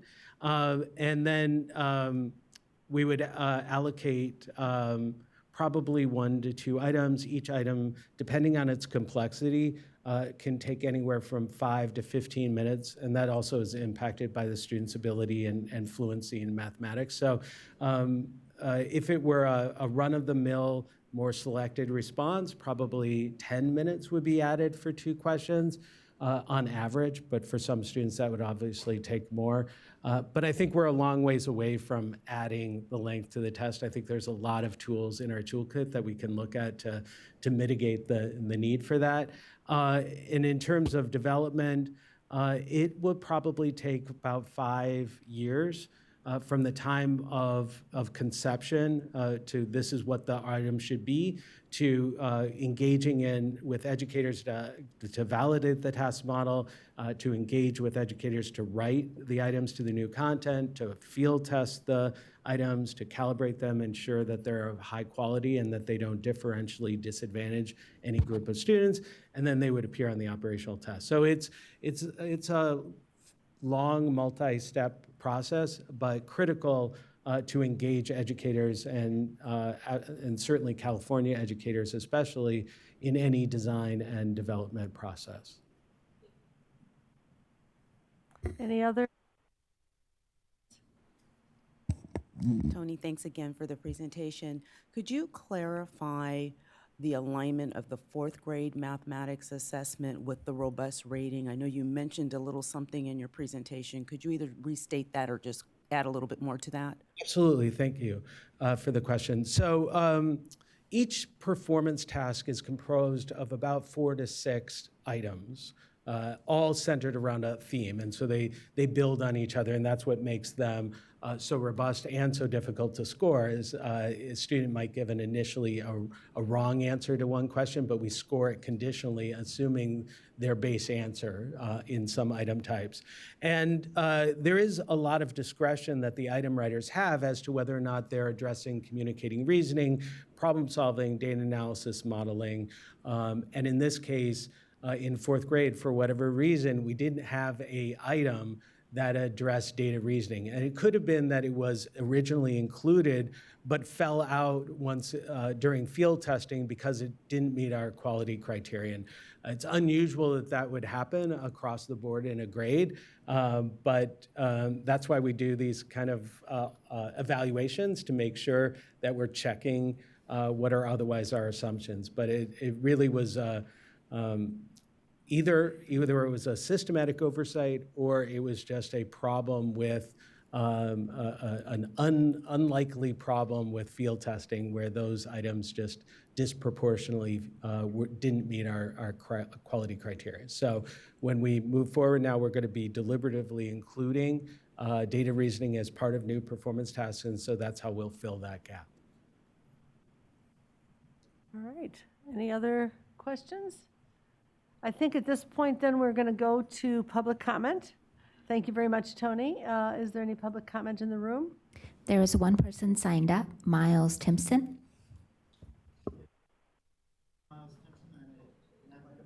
Turn on your mic or something. I think I just need to get a little closer. Hello, my name is Miles Timpson. I'm a math teacher from San Diego. I'd like to speak about the state's math standards and framework. There are over 25 million automobiles in this state and over $1 trillion of automobile debt in this country.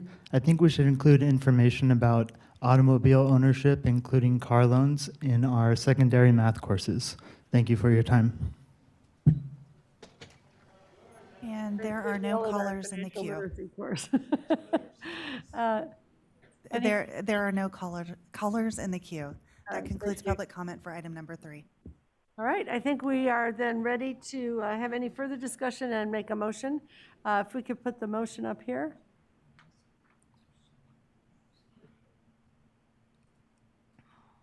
There we go. We approve the receipt of the report, and we've been offering feedback. Is there any other feedback that people want to offer to the department at this moment before we go ahead and make a motion? All right, I think we are ready then for a motion. Who would like to start us off? All right, Member Clausen. I move to approve the receipt of the report. Thank you very much. Is there a second? Any further discussion? All in favor say aye. Aye. Any opposed say nay. Any abstentions? Just have everyone just keep their hand up for a second. Thank you. Great, thank you. All right. All right, I think the motion is approved. We are now off to lunch. It is almost 11:45, and we will come back at 12:15 to make up a little time from this morning. Thank you. Thank you.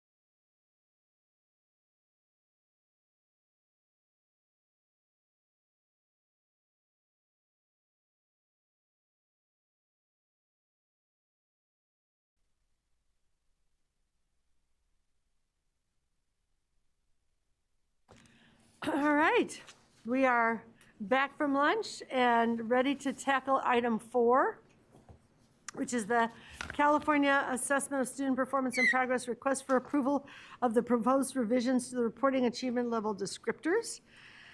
And the CDE recommends that the State Board of Education approve the proposed revisions to the reporting ALDs and labels for the Smarter Balanced summative assessments for ELA and math and CAST as provided in tables 1B, 2B, and 3B. This item is presented by Deputy Superintendent Mary Nicely and Mal Vang of the CDE and Tony Alpert from the Smarter Balanced Assessment Consortium. Mary, it's nice to see you. Please begin. Nice to see you, and good afternoon. Chief, so bear with me. Yeah. I'm always like up there, so this is like, oh my gosh, I actually have to say things. This is kind of crazy. So bear with me. I had to even ask Alex, how do I even advance a slide? What's going on here? But yes, so good afternoon, Chief Deputy Roberson, President Darling Hammond, Vice President Glover Woods, and board members. I'm Mary Nicely, Deputy Superintendent of the Information Technology Branch, and I am very, very pleased to participate in the presentation as I recently added the Assessment Development and Administration Division to my branch. To assist with presenting, as President Darling Hammond mentioned, we'll have Dr. Mal Vang, the Director of Assessment Development and Administration Division, and Tony Alpert, Executive Director of Smarter Balanced, and we also have Marianne Arcilla, Executive Director of K-12 Assessment Programs at ETS, who will assist the team in answering questions. The item before you today is an action and an information item. And I don't have to say anything anymore because the president already read the recommendation, right? So am I off the hook on reading that thing again or not? No? Okay. So we are going to be, so today we're going to discuss the recommendation for approval, background of our topic, feedback from our recent achievement level descriptors focus groups, as well as the proposed revision to the ALDs and labels. And so I'm going to figure out if I can do this. So once again, I will provide the recommendation. What are you seeing? Okay, you're seeing the recommendation for approval, so I'm going to go to this slide. This is the recommendation that President Darling Hammond, okay, I'm getting it right. Left hand is this is right, okay. I'll provide an overview of the California Department of Education's recommendation for your approval. So once again, the recommendation. The California Department of Education recommends that the State Board of Education approve the proposed revisions to the reporting achievement level descriptors, ALDs, and labels for the Smarter Balanced summative assessments for English, language arts, literacy, ELA, and mathematics and California Science Test, CAST, as provided in tables 1B, 2B, and 3B. And so so a little bit of a background. The current labels, current labels for the Smarter Balanced ELA and mathematics summative assessments were approved a decade ago by the SBE in March 2015 for use in the 2014-15 school year. Similar ALDs and current labels were approved for the CAST in 2017 for use beginning in the 2018-2019 administration years. So here we are, a decade later, and questions have been raised annually by parents, educators, students, and interest holders as to what scores really mean. As you may recall, the Smarter Balanced presentation at the September State Board meeting was in response to member states requesting additional supports in addressing misunderstandings of what is testing, what scores really tell us about what students are learning, the differences in testing across states and how they compare, as well as what scores mean in relation to grade level. I know I have these questions, and I'm assuming that this is a decades-long question, so I think we're trying really today to get to an answer, as hard as that might be. So in September, Smarter Balanced shared the document, What Do the Scores Mean? And they developed it along with their member states on how to communicate with the public on how best to interpret scores in this brief. And Tony Alpert will come up and work with me and present to you a little synopsis of what we went over during the September meeting, and then what is being assessed and what student performance level means. So as we discuss the achievement level descriptors, we must acknowledge what a challenge it is to capture in 3 words or less what student achievement is. And regardless of what descriptors we approve today, we should not forget that these assessments are capturing a moment in time, and that throughout the year, the partnership of parents, educators, and students is where the real work is happening every day to support student achievement. That means parent conferences, grade reports, interim assessments, regular conversations. So let's not forget that this is capturing a moment in time for all of us. We know that our students are more than test scores, and that is why California continues to focus on the whole child and why it has developed a robust dashboard to look at accountability holistically. We should also acknowledge and educate interest holders that as a state, our Smarter Balanced, I think, here we are, that one, are more rigorous and measure our standards more deeply than other states. Our ELA literacy assessments measure reading, writing, listening, and research as opposed to other states that only measure reading.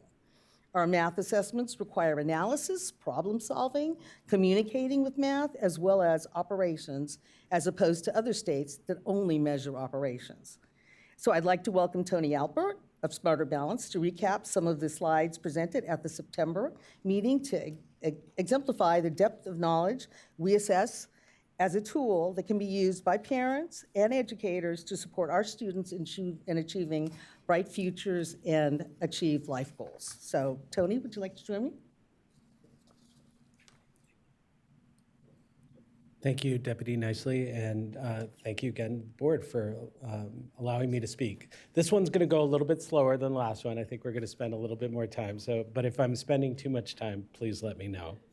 As a reminder, Smarter Balance collaborated with President Darling Hammond, as well as Deputy Michaela Miller in Washington, and other chiefs, state school officers from across the nation to address some misconceptions that the public and the media often have and often express regarding the achievement levels.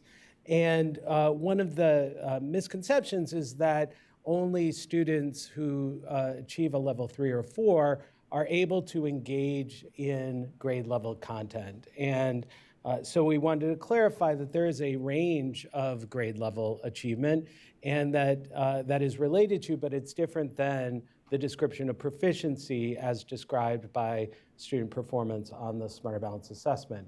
And so students at level 1 may in fact still get some grade level questions correct. They may not get any correct. And so that's a little bit more difficult of a category to describe in an asset-based manner.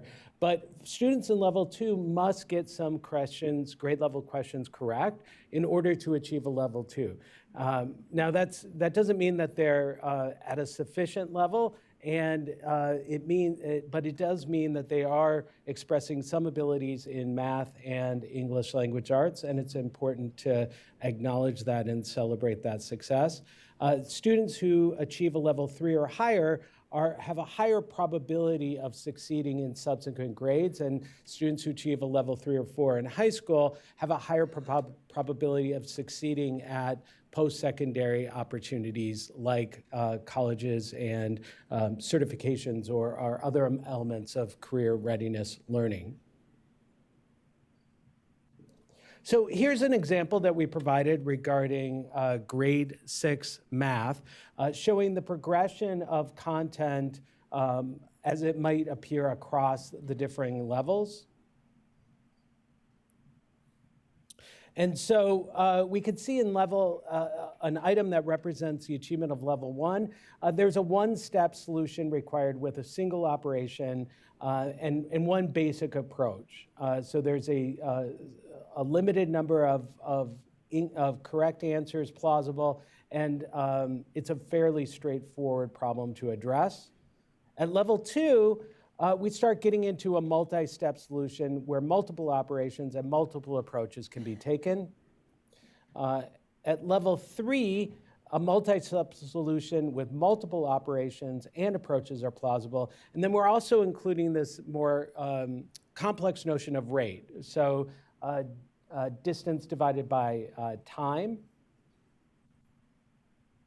And at level 4, we're looking for multi-step solutions, multiple operations and approaches, complex topics, and trying to engage in asking the student to engage in some critical thinking to evaluate accuracy.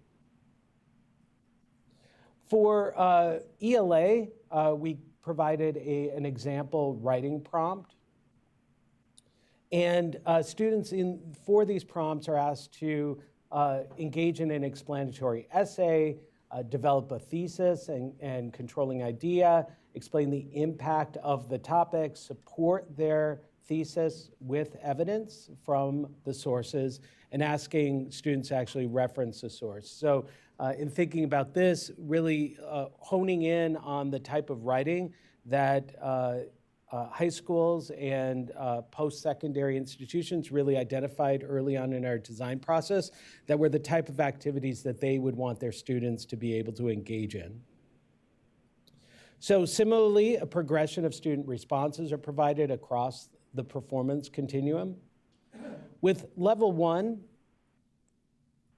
we see that a student might respond like this with a simple statement that doesn't provide a lot of supporting information. At level 2, we have a little bit more of analysis that's incorporated and some inclusion of references to the actual sources of information, but it's not clear, it's not a well-reasoned or well-supported statement. When we get to level 3, we start seeing less grammatical errors, we start seeing more support, evidence support, and more complex student responses. And at level 4, we start seeing a fully fleshed out explanatory essay with a full evidentiary support as reference the cited material.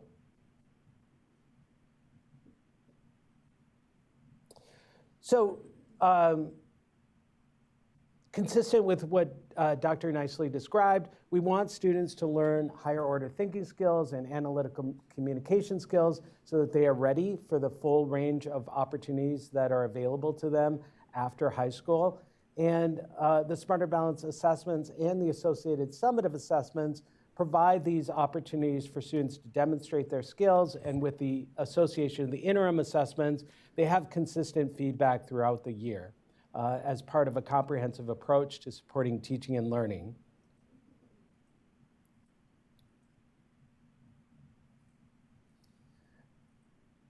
In California, a score of grade 3 met standard at 11th grade has been validated as demonstrating readiness for college. And we are gathering a lot of information from other states about their implementation of the consortium test.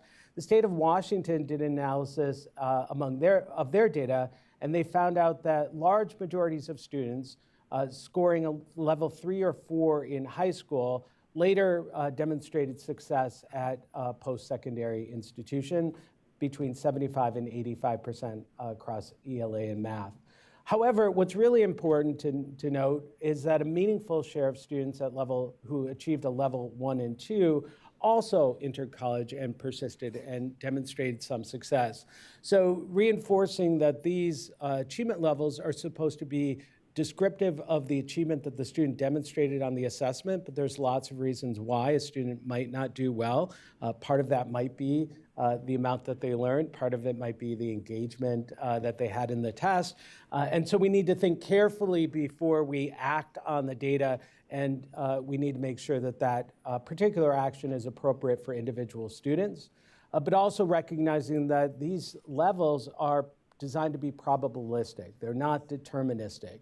And so when we're saying that a student who achieves a level 3 or 4 is demonstrating college and career success potential. That's a probabilistic statement, and it assumes that the student will receive the same degree of high-quality instruction, that they will have the same degree of motivation. Likewise, we hope that students who achieve a level 1 and 2 and do so because they haven't acquired that knowledge and level of knowledge and skills, that there will be changes in adult practice that will help transform that student's ability, their performance, into a higher level, which in those cases, we hope there isn't a correlation between their performance on the earlier grade assessments and their subsequent performance after high school. I think with that is Mao. Are you going to? Deputy Nicely will continue. Thank you, Tony. I appreciate you coming up and giving a recap of what we presented in September. And so now we're just going to talk about the current labels. And as you already reiterated, the Smarter Balance test assessments handle ELA, math, and CAST.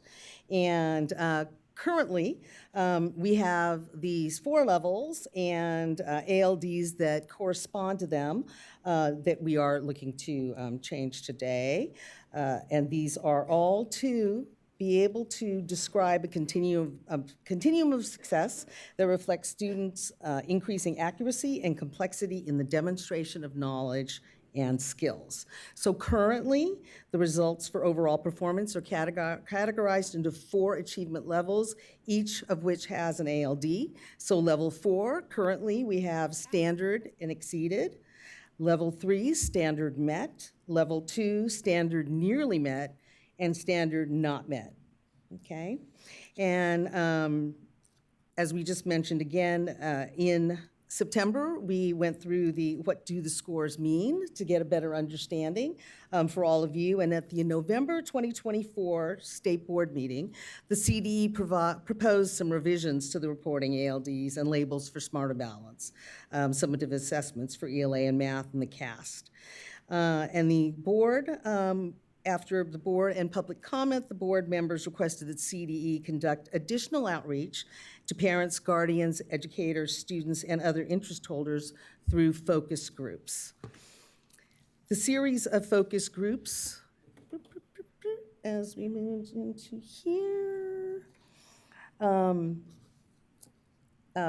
represented a wide interest group, a wide group of interest holders. And in December of 2024 and January of 2025, as we look at the feedback and revision table, the CD delivered an initial update following the December focus groups with a December information memorandum to the board. Following the completion of the January focus groups, the CDE submitted a second information memorandum with the summary of the January focus group feedback to the SBE in February. In this meeting, the CDE is proposing revisions to the reporting ALDs for the Smarter Balance summative assessments for ELA and mathematics and the CAST based on feedback from the focus groups and other interest holders. If the SBE approves revisions to the reporting ALDs, they would be implemented beginning in the 2025 and 26 test administration. So I'm going to hand this over to Dr. Mao Vang to continue the presentation on the comparison of achievement level labels.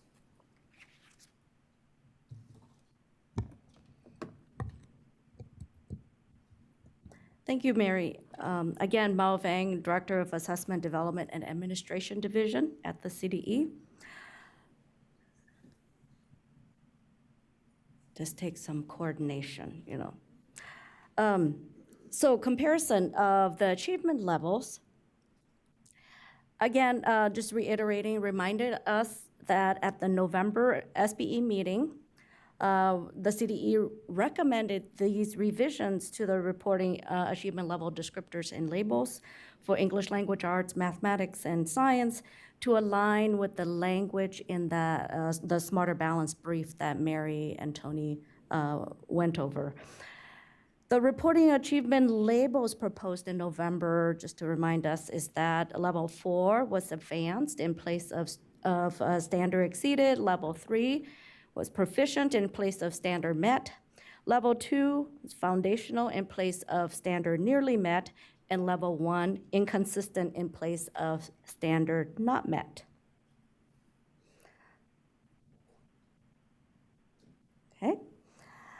And then we, after the board said, go and gather some more feedback, we did work with our testing contractor, ETS, to hold a series of focus groups in December to gather more comprehensive feedback regarding the current and the proposed reporting achievement level descriptors and labels. So in December, we did a number of focus groups. We sought feedback on those current achievement level descriptors and labels, as well as the achievement level descriptors and labels proposed in November. We also solicited suggested alternatives from the focus groups themselves. And in the January focus groups, this is just summarizing for you, that we sought input on the current labels, the proposed labels, and the labels suggested from those December focus groups. And then lastly, all of the focus groups were asked for recommendations as to what types of information they would find helpful in better understanding changes to the reporting achievement level descriptors and labels, as well as the best ways to communicate that information. So this is a summary, and I will provide the overview of the focus groups and the summary of the focus group feedback that we received, so that we spend a little bit more time on what those focus group participants provided us and how we got here today. So there were 3 focus groups that were held in December. We had a busy December. The participants included a geographic representation throughout California, Northern, Central Valley, and Southern California. The two focus groups were focused on adults, and they included parents or guardians, educators, community members, education advocates, interest holders. Several participants indicated their involvement in parent organizations, as well as specific programs or initiatives to help parents or guardians understand the student score reports. And then we did one of the adult focus group sessions was conducted in English, and another was in Spanish. And a separate focus group was conducted with students, and they included elementary, middle, and high school students. And many of the student participants noted that their parents or guardians are involved in education to some capacity, such as being teachers, school staff, or education advocates. So after we reviewed all this feedback from the December focus groups, as well as we did a feedback that we also collected on an online survey, so it was determined at that time that since the number of focus group participants suggested below basic and basic as alternatives for level 1 and 2, the CDE should seek additional feedback on those terms from a larger sample of participants. And that led us, as a result, to 5 additional focus groups in January that we did virtually. And then again, those 2 of the focus group sessions consist of adults, parents or guardians, with 1 session in English and another in Spanish again. And these are different people, okay, not the same.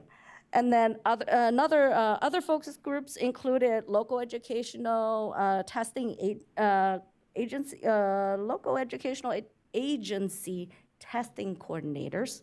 We thought we grab their input as well, and then another student focus group and classroom educators. And that led us to the focus groups. And then summary of the focus group feedback. So during the focus groups, the participants were provided the current achievement level descriptors and the labels, as well as the achievement labels proposed during the November SBE meeting, right? So regarding those current achievement level labels, participants expressed some confusion about the word standard and what it was meant to signify. Okay, these are the current ones. And then furthermore, many felt that level 2, that standard nearly met, lack clarity as to whether a student at that level needs additional support.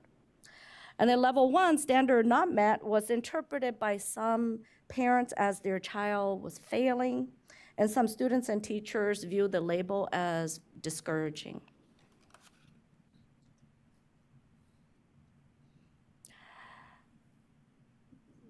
So comparison of the proposed labels. Now we're looking at the November ones that were proposed, and then the ones we're bringing to you today after the focus groups. So at each of those focus groups, participants do view the ALD proposed, the achievement level descriptors or achievement level labels proposed during the November meeting. And then while a large majority of those participants expressed clear understanding and approval of level 3 proficient and level 4 advanced, many expressed confusion or concern with the proposed labels of level 1 inconsistent and level 2 foundational. So throughout all those focus groups, the participants were asked for their feedback on the proposed options. They were also asked to provide their own suggestions. And then during the December focus groups, many suggested below basic and basic, as I mentioned, for level 2, level 1 and level 2 respectively. And then the focus group proposals were then tested in the January focus groups, as I summarized earlier. So since that first focus group in November and all those focus groups thereafter, the feedback again was very positive for the proposed changes to level 3 proficient and level 4. Among all of the options provided for level 1 and 2, below basic for level 1 and basic for level 2 received the broadest support. So this proposal was generally favored for clarity and straightforwardness in representation of the achievement levels. It avoids the ambiguity of other alternatives. However, there were some educators and students who found the below basic label discouraging and suggested other terms. So the alternative terms for level 1 that were discussed included minimal, emerging, and developing. And then a proposed alternative for level 2 was approaching. So we didn't want to not share that with you. Again, the feedback on the proposed labels, from the focus groups also included some themes that came out of those focus groups. Like there was a request for more concise and clear information, more information about what the scores mean, the need is there. And they suggested, or they asked for what other suggested next steps can families and educators take from the results. And then a need for resources in multiple languages and modes of communicating the changes, such as our parent guides, teacher guides, or teacher training modules, some videos and webinars about what the scores mean, and then handouts or any student-facing resources that we can provide. So following the review of the feedback from those focus groups and other interest holders who are giving us feedback all throughout this time, the CDE proposes the following revisions to the achievement level descriptors and labels. We'll start with the labels first. We are proposing level 4, advanced in place of the standard exceeded, level 3, proficient in place of standard met, and level 2, basic in place of standard nearly met, and level 1, below basic in place of standard not met. So the proposed achievement level labels can be found in the item before you. And there's a lot of text. So I'm gonna look at the proposed reporting achievement level descriptors for English language arts as an example. The item contains the full proposed reporting achievement levels for all 3 subjects, but I'll just go over the ELA here as an example. For level 4, the student demonstrates advanced grade level knowledge and skills and shows a sophisticated understanding of and ability to apply the knowledge and skills in English language arts literacy needed for success in future coursework. For level 3, the student demonstrates proficient grade level knowledge and skills and shows a thorough understanding of and ability to apply the knowledge and skills in English language arts literacy needed for success in future coursework. And level 2, the student demonstrates basic grade level knowledge and skills and shows a fundamental understanding of and ability to apply the knowledge and skills in English language arts literacy needed for success in future coursework. And then for level 1, the student demonstrates below basic grade level knowledge and skills and shows a minimal understanding of and ability to apply the knowledge and skills in English language arts literacy needed for success in future coursework.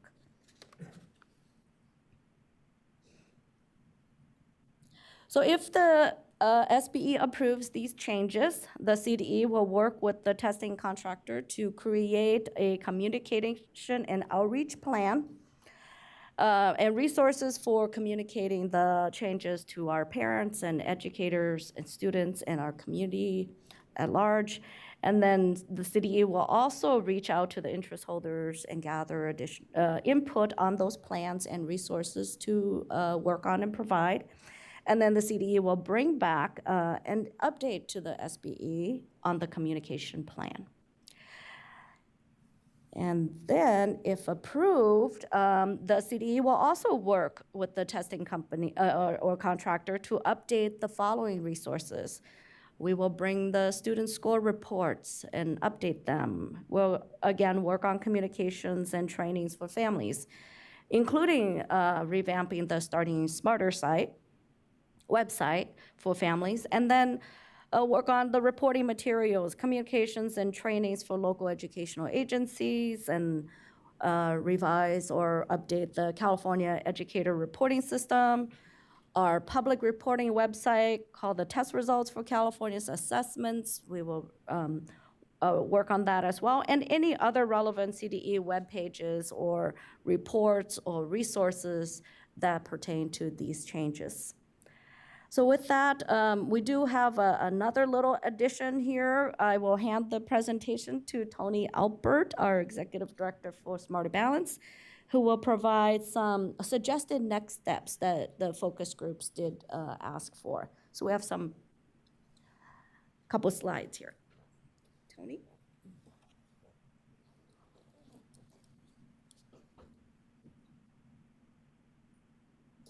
So CDE is also working with Smarter Balance to create a document that includes additional information and suggested next steps to families and educators to support student achievement and progress. And so in looking at the feedback and listening to the feedback from the interest holders, it was clear that they wanted the achievement level descriptors to do two different things. One, they wanted to understand how the students describe their knowledge and skills via the assessment. In addition, they wanted the descriptors to give a clear indication of what adults and students should do next to support the students' progress. So you've already spent a lot of time talking about the achievement level descriptors.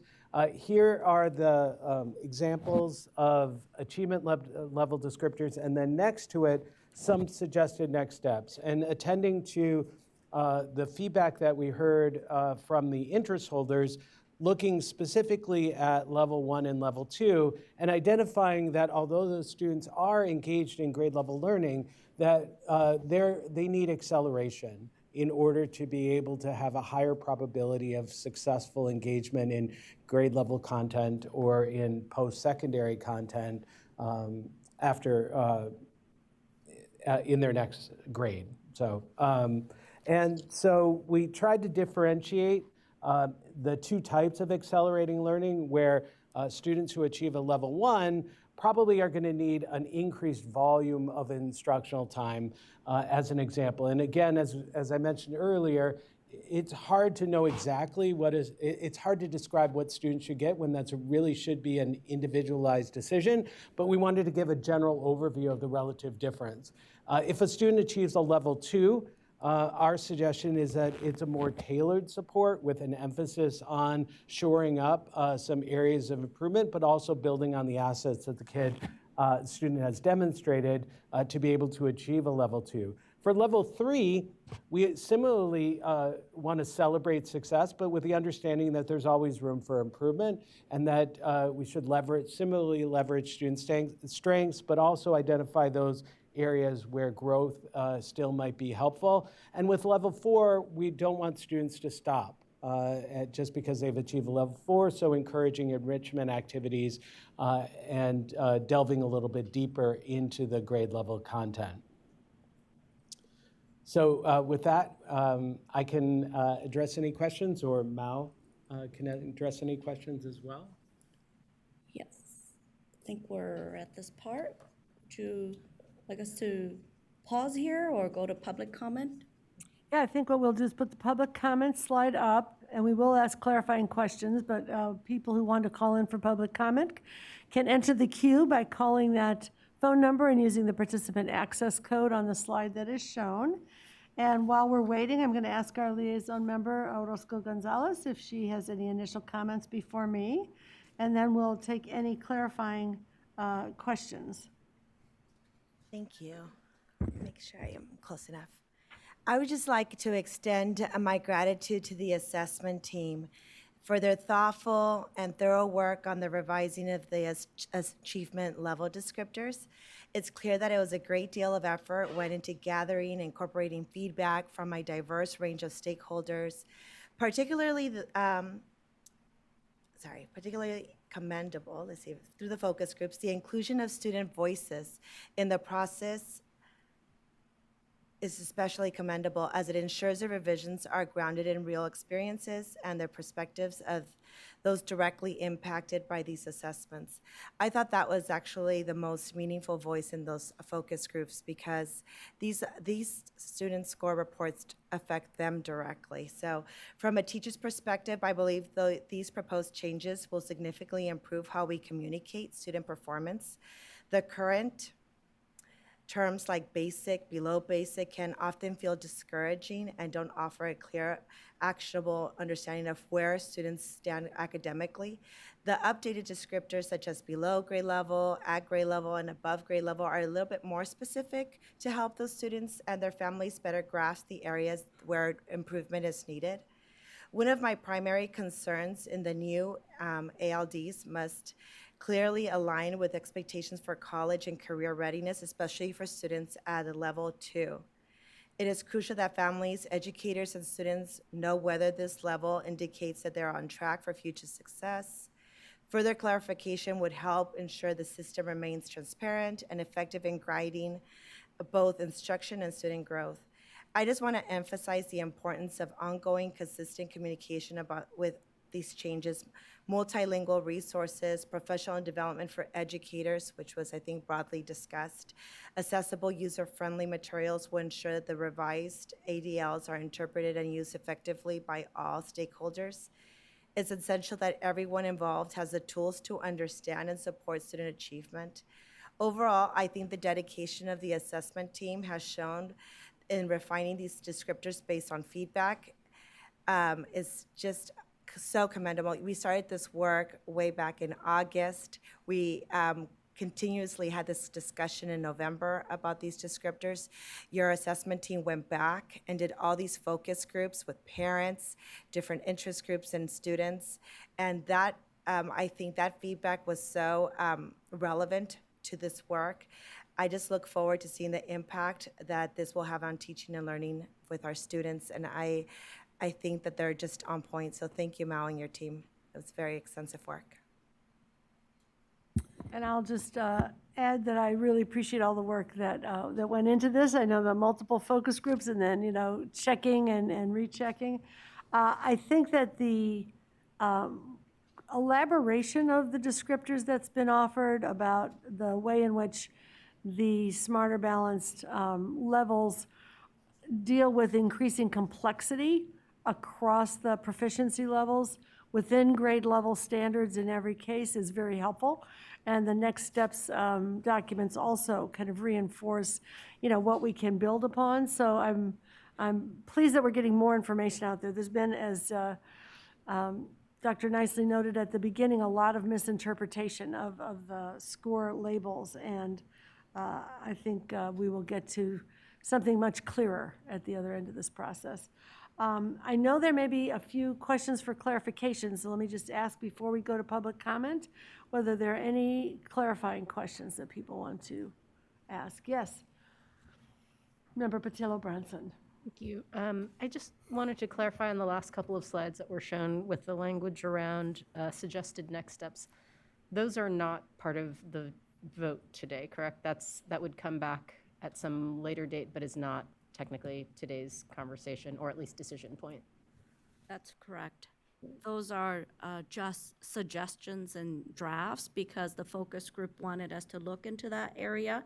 So we worked with Smarter Balance to draft something so to honor and reflect their input. But we will definitely bring something forward to you in a future meeting that's more refined. Any other clarifying questions? If hearing none, let's get to public comment. Do we have any public comment in the room? There are 2 people signed up, Lindsay Tornatore and Diana Vu.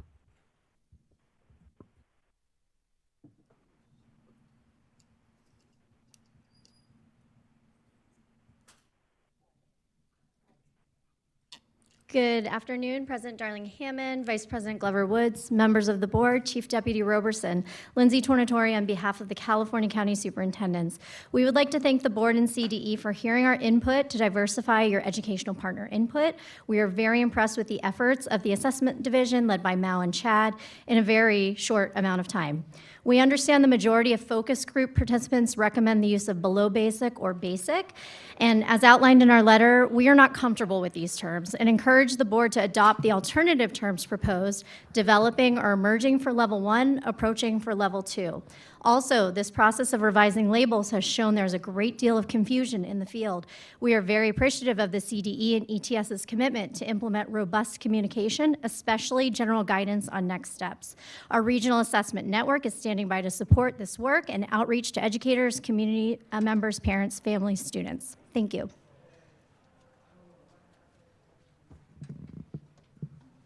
Good afternoon, Dr. Darling Hammond and board members.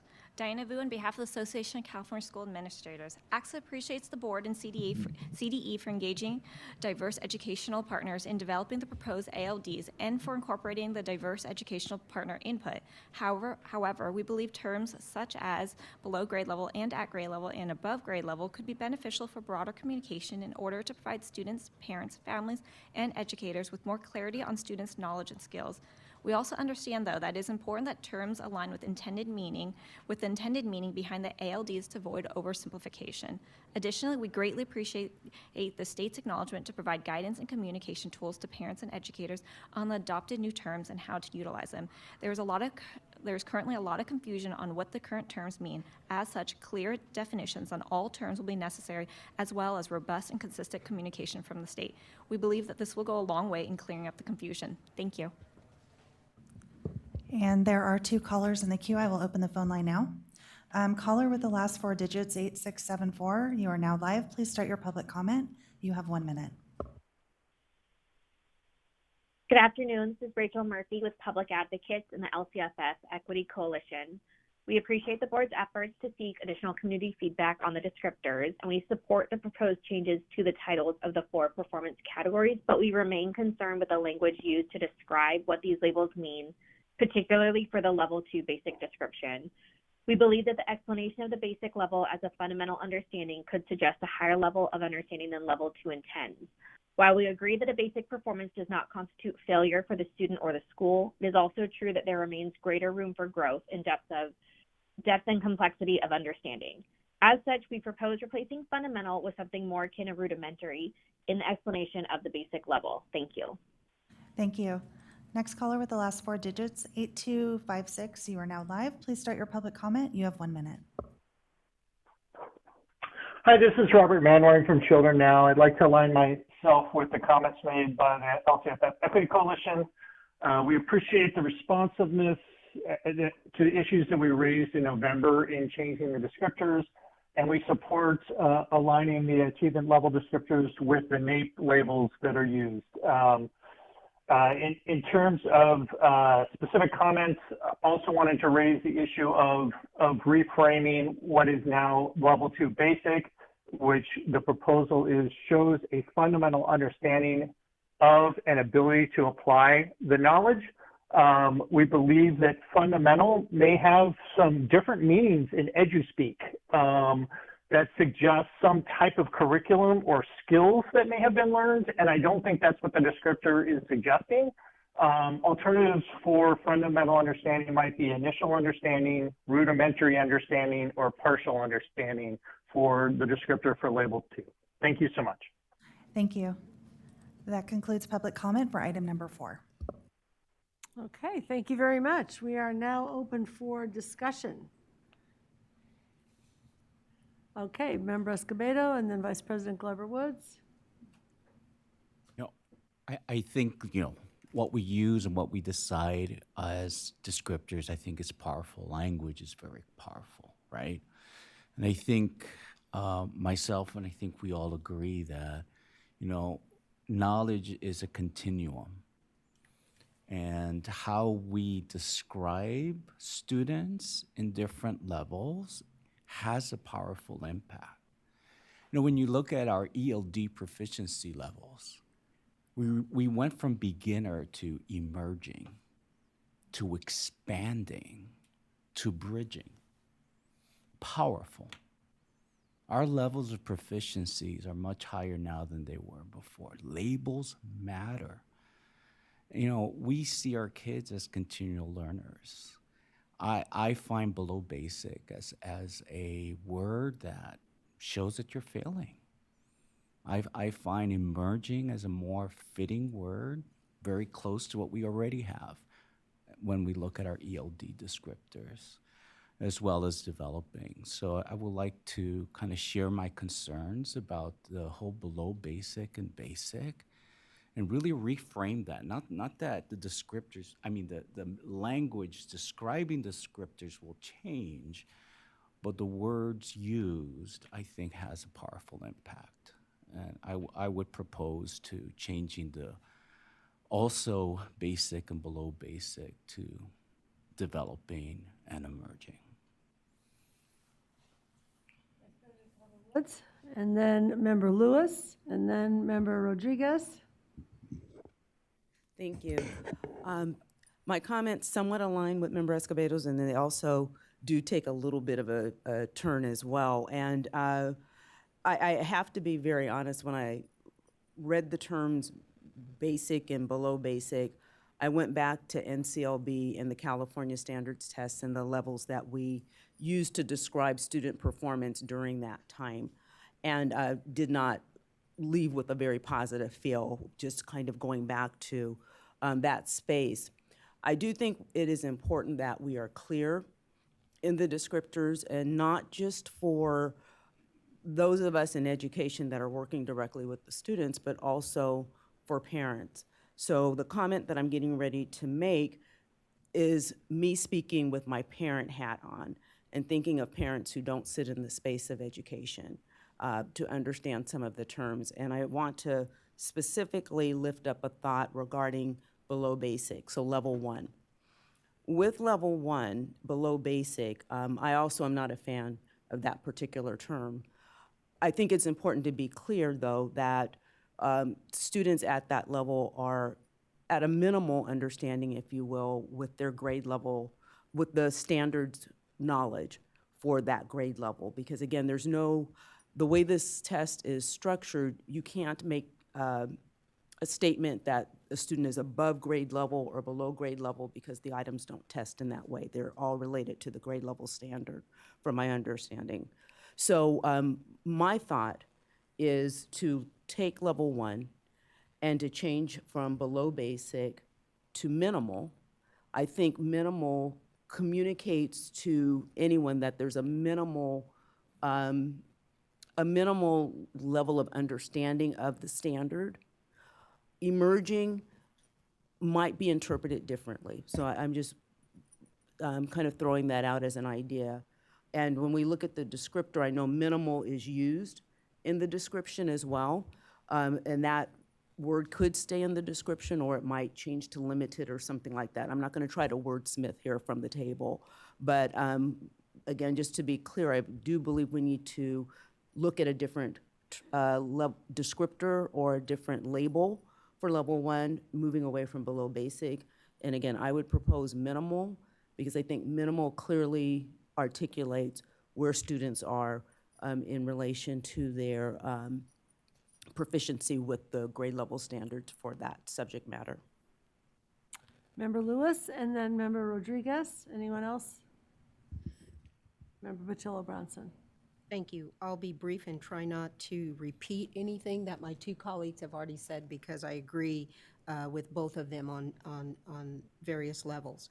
But I was thinking more of, especially, I had alternatives written down, and when I heard Mr. Alpert say about the level 1, that it doesn't mean that students missed all questions. It means that some students may have gotten some questions correct, or they may not have gotten any questions correct.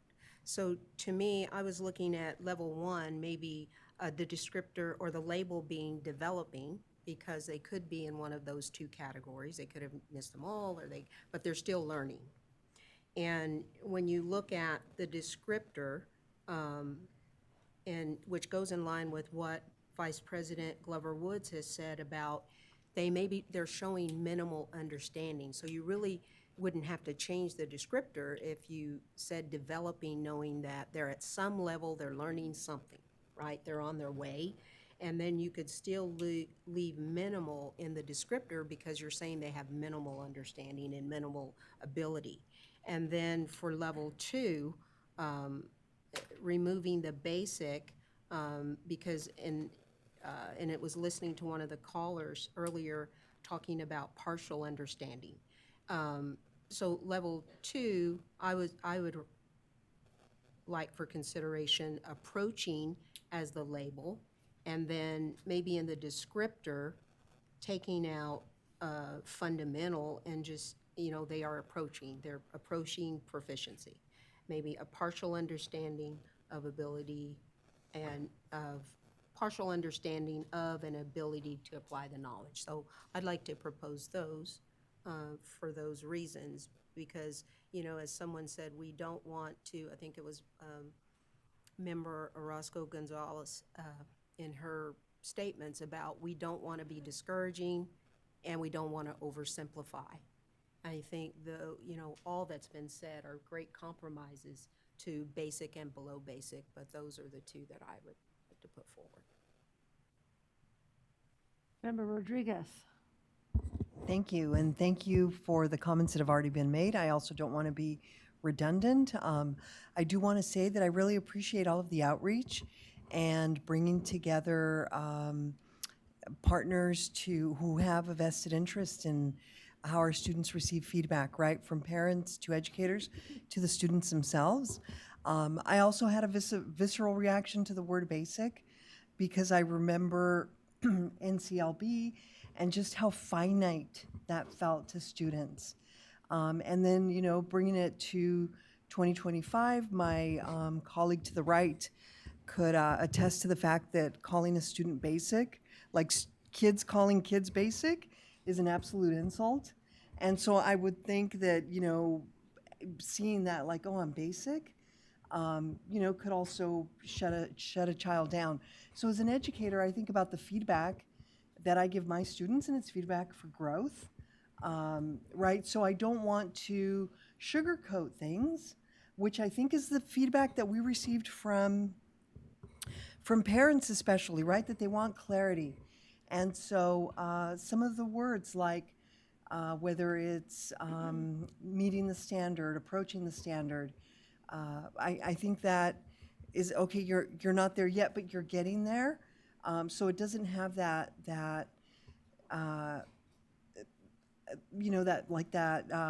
as I said, that finite non-growth of the NCLB basic, but it's encouraging and I believe clear as well. Member Patillo Branson. I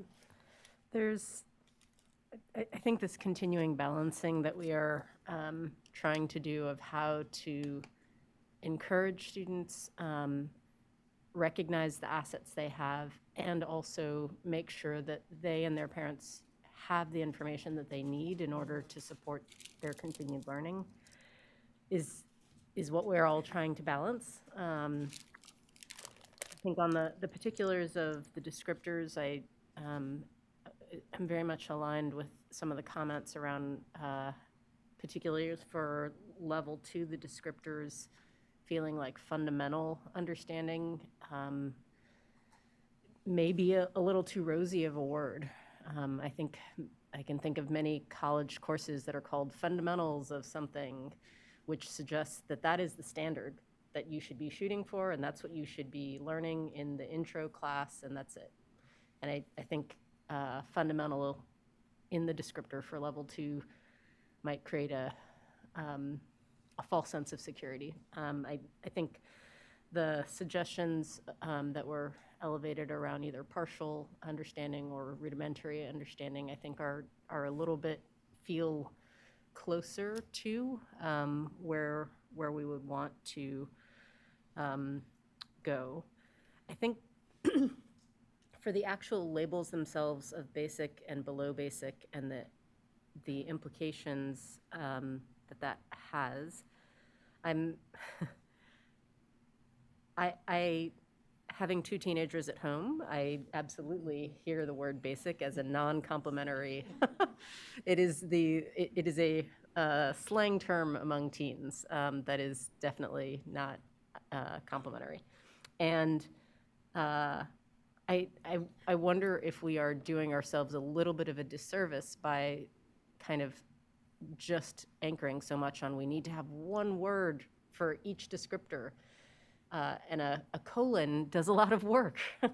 So I'm just thinking about, or even a slash as to whether it's something that kind of is basic and developing, as I think Board Member Escobedo was saying, but something that gets to a greater depth than we need, that we want to convey, and that doesn't necessarily have to be a one-word descriptor, that can convey some assets and some sense of possibility, but also that will hopefully light a fire under parents to realize that there is work to do. And to my mind, at least, that seems like 2 words worth arguing for, even if it's a little bit of space and printing to deal with. The last thing I'm just going to say is on suggested next steps. I actually think that is oftentimes where the rubber meets the road. The descriptors are kind of a tagline and the encouragement for parents to read further. As I was reading, and I know they're early, but it's unclear to me still as to whether it comes back to us for approval or as an information item. But for the suggested next steps, I think the language around students in level 2 and level 1 may benefit from accelerated learning, from more concentrated supports. I think we want to say it more affirmatively in levels 2 and 1, that those students will benefit, that they actually, we're trying to light a fire rather than saying it's a possibility, which I think errs on the side of being a little bit more agnostic than we should be. Yes, Member Roscoe Gonzalez, and I'm just checking to see if there's going to be others. Member Yoshimoto Tauri and Member Clausen, thank you. I just want to add, I think that Member Patrilla Bonson said something important, that I think with these descriptors, they have to be concrete and actionable. And I think that the department and your team put extensive thought with the focus groups. Let me just mention that the focus groups liked these descriptors. They wanted, as you remember, the conversations we had in November around foundational, and I think Member Glover Woods, you mentioned minimal. And we had some language around that originally, and it was not well received. And so we had to go back to the drawing board, and we wanted as much stakeholder voice as we could get. And I think it was extensive. And they came back with a language that is being proposed. And so, my initial reaction was what Member Rodriguez said about the word basic and so forth, but the parents and the students found that the language was appropriate and that it was real for them so that they could then take an action forward. And so I just want to emphasize that that's why these descriptors are now being proposed, because it was based on feedback from the focus groups. We have Member Clausen and then Member Yoshimoto Tauri. I just wanted to raise up again just our gratitude for including students in the focus groups. Thank you so much. As Member Roscoe Gonzalez said earlier, this language is important because students, especially I'm thinking of our students grade 11, grade 8, really, they are looking at their score reports. It's not just parents and teachers. And that is informing decisions, about what classes to take, college and career steps. And so it is incredibly important. So thank you for including students of various ages and grade levels. Also, I think the next steps look great, though I do also echo, for levels 1 and 2, more strength in the wording. And then I just wanted to share my opinion about the labels. In my opinion, I recognize below basic and basic, or I assume the majority of focus group respondents' preference. I'm all right with basic. I am not a fan of below basic. I do think it is discouraging, though it is, of course, I think a red flag if you're a parent or a teacher, you see that. It is a call to action, but I also agree that minimal is a call to action as well. So that would be my preference for level 1. And level 2, I believe, I would prefer approaching. So those are my thoughts. And again, just returning to the idea that our older students especially are using these labels to make life decisions, to make academic decisions, and the language matters. So I just wanted to share my thoughts. And again, thank you for including the students. It's so important. Member Yoshimoto Tauri. Thank you. And Mal, thank you in your comments earlier for just recognizing that I think it was Mary Nicely actually that said that this is a moment in time and that it's representative also of one measurement in a holistic approach. And I think that's important, which connects. So I'm not going to recommend specific words in my comments. I agree with many of my colleagues. I think asset-based language is important, as is clarity. So both the word or the term that we use as well as the descriptor should be accurate. I just wanted to uplift what Member Patillo Bronson said about forward action. I think how we use these assessment scores is really, really important. It should never deny a student access to a particular course, college going course or forward opportunity. So however we can accomplish that. And then the last comment I would say is we also be mindful of different languages and how the word translates into other languages and how parents interpret that as well, which I know you are considering, but just to uplift that. Thank you. Any other? Okay, Member Lewis. Regarding the suggested next steps, when you put those together to bring to us the next time, could there be specificity as to what the suggestions for what the educators do, what maybe the parents can do to assist primarily levels 1 and 2? Because this is for parents as well. So maybe there are things they can do outside of the school environment at home to help enrich their students' learning. So if there could be some specificity regarding those. I'll just note that on the student score reports now, there are Lexile and Quantile scores and a link to where parents can get additional resources and so on. So we do have some of that already in the score reports. When we come back with that, we should look at the holistic situation, so we're not repeating something we're already doing. Okay, so we've got a lot of ideas, and we do want to move forward. In the item itself, on page 4, it mentions that other terms discussed included minimal, emerging, developing, and approaching. So those are the terms that had some feedback, and there were basic and below basic were generally favored. Some participants also supported terms like developing, emerging, approaching. So there was, some range of view. I don't think we should go outside the terms that have been tested because a lot of effort was put into doing that. But I do think that, within those terms, the fact that there was support for a variety of ways gives us some room to consider. I will admit that throughout my parenting life, I was variously attuned to the language that was being used by my kids in school.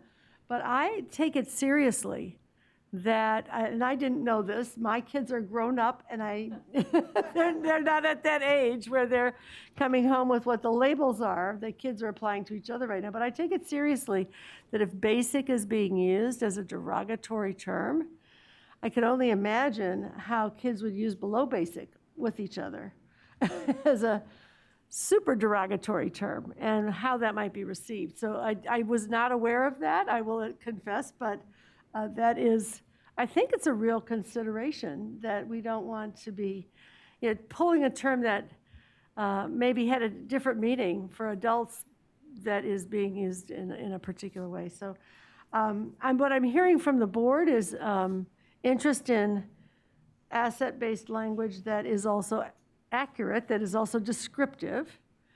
And I think that what I'm hearing is a level 1 as minimal or emerging, and possibly level 2 as something like developing. I don't know if we want to be considering that. I would be concerned about approaching, because approaching what? We're trying to get away from the idea that, there's this all started with the fact that people were misinterpreting the levels as grade level standards, as that level 3 meant a particular grade level standard, which it isn't. And so we're trying to be clear about what level of capacity is designated at each of the levels. Listening carefully, I would propose to moderate the recommendation to argue for level 1 as emerging, perhaps, level 2 as developing, level 3 as proficient, level 4 as advanced. I think the point was well made that in the descriptor for level 2, we may need a different adjective than foundational. I would, rudimentary is a good term. It's also many syllables, and will it be understood? Initial is a little bit shorter and maybe simpler. So I think those terms that were brought to our attention could be more understood as having a common meaning than foundational. And I don't know if anybody wants to comment on those choices either. Vice President Glover Woods. I like the term rudimentary, but I understand that it's a long word. And I would agree. I would not go for a word with that many syllables. And because I think, again, we want to be very, very clear. I'm, I guess, kind of like a dog with a bone. I'm going to go back to minimal for level 1, just to point out that when a student scores at level 1, for whatever the reason, that should be a red flag. And I think the language that's used for level 1 might need to be a bit more pointed than emerging. Again, just thinking of something as emerging, okay, well, they're doing fine, they're getting there. Something's beginning to happen. Yes. Whereas if something is minimal, I think we're pretty clear that you're at the base level, and there's a lot of work to be done. So again, that's just my proposal for level 1, but Was not one of the terms that was flagged as having support in the focus group, but, you know, we can. They had alternative terms or level 1 minimal. So I'm just throwing It that was a back term out. that was tried, yeah. It was mentioned, but it was not, at the end of the paragraph, it says the ones that were. Okay. All right. Member Escobedo. I would like to say we have precedent on ELD where emerging is a beginning, minimal, place. And I think emerging is more positive than minimal. When I think about minimal, you're at a minimum, right? However, as we describe what emerging is, maybe it's, minimal understanding on, those basic Yeah, standards. that is the adjective that is in the level 1 description is minimal. So, but Say something? Is it okay if I say something? yes, it is okay for you to say something. I think you all should have been a focus group. But in terms of the word emerging, although it did come up, because we do use it for language and the English language proficiency test, students could come into learning English at any age, right? And that makes more sense for level 1 because you're emerging or to be used in a language proficiency assessment of that sort because you want positive language to encourage them to continue to learn the language. But for academic assessments like English, math, and science, you do want to use terms that mean what they really are too. So, I think minimal was one of the terms, and it's also used in the descriptor of level 1. So it does make sense if you had limited options, but you all do provide very good input, and you could have been your own focus group. Yeah, so I'm gonna take a few more comments. And if you want to get back in the queue, please let me know. Member Orozco Gonzalez, Member Patillo Bronson. Thank you, Mal, because I think that clarification is key.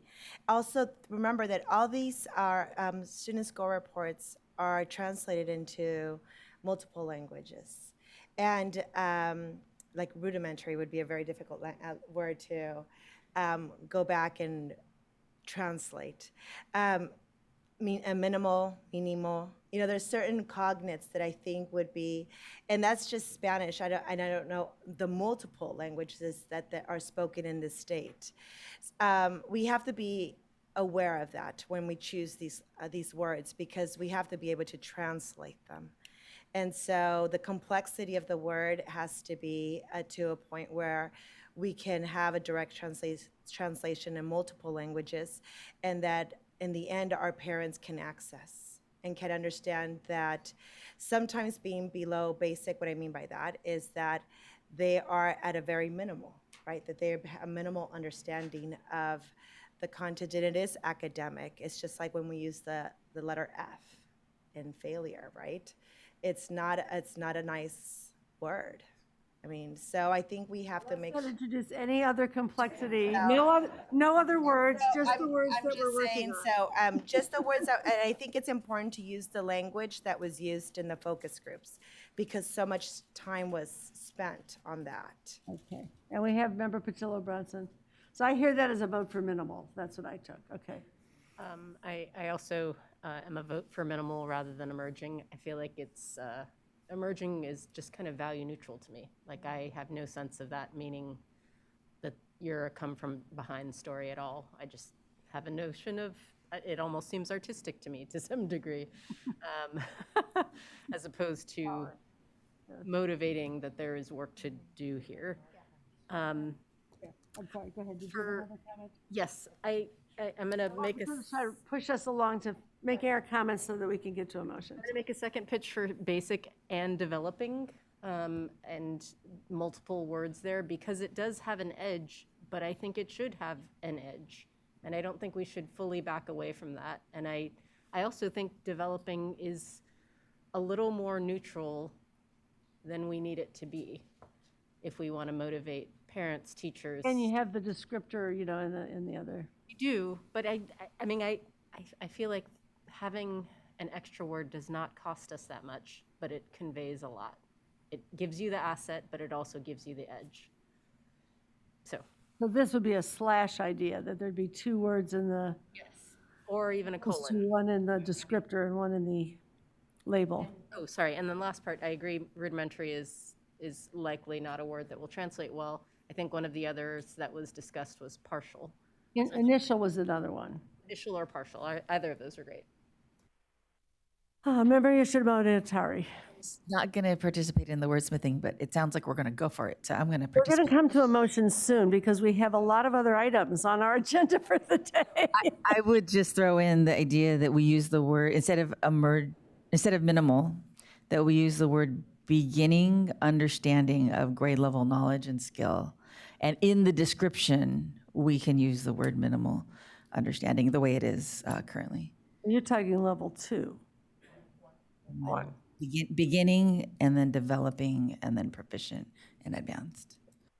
So I appreciate that, and that was not a term that was in the focus group, so I'm nervous about it. Member Escobedo, did you want to add? I would like to motion. Okay. Right. I want to make sure everyone. Yeah. Okay. All right, would you like to make a motion? Sure, I would motion that Wait,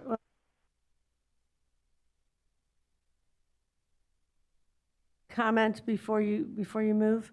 I did hear a lot of support for minimal at the first level as understandable, whether it's in the label or whether it's in the adjectives.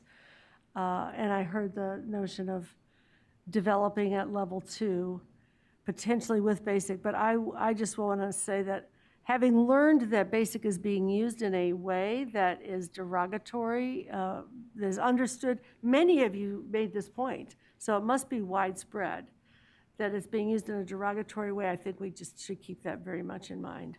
Anyway.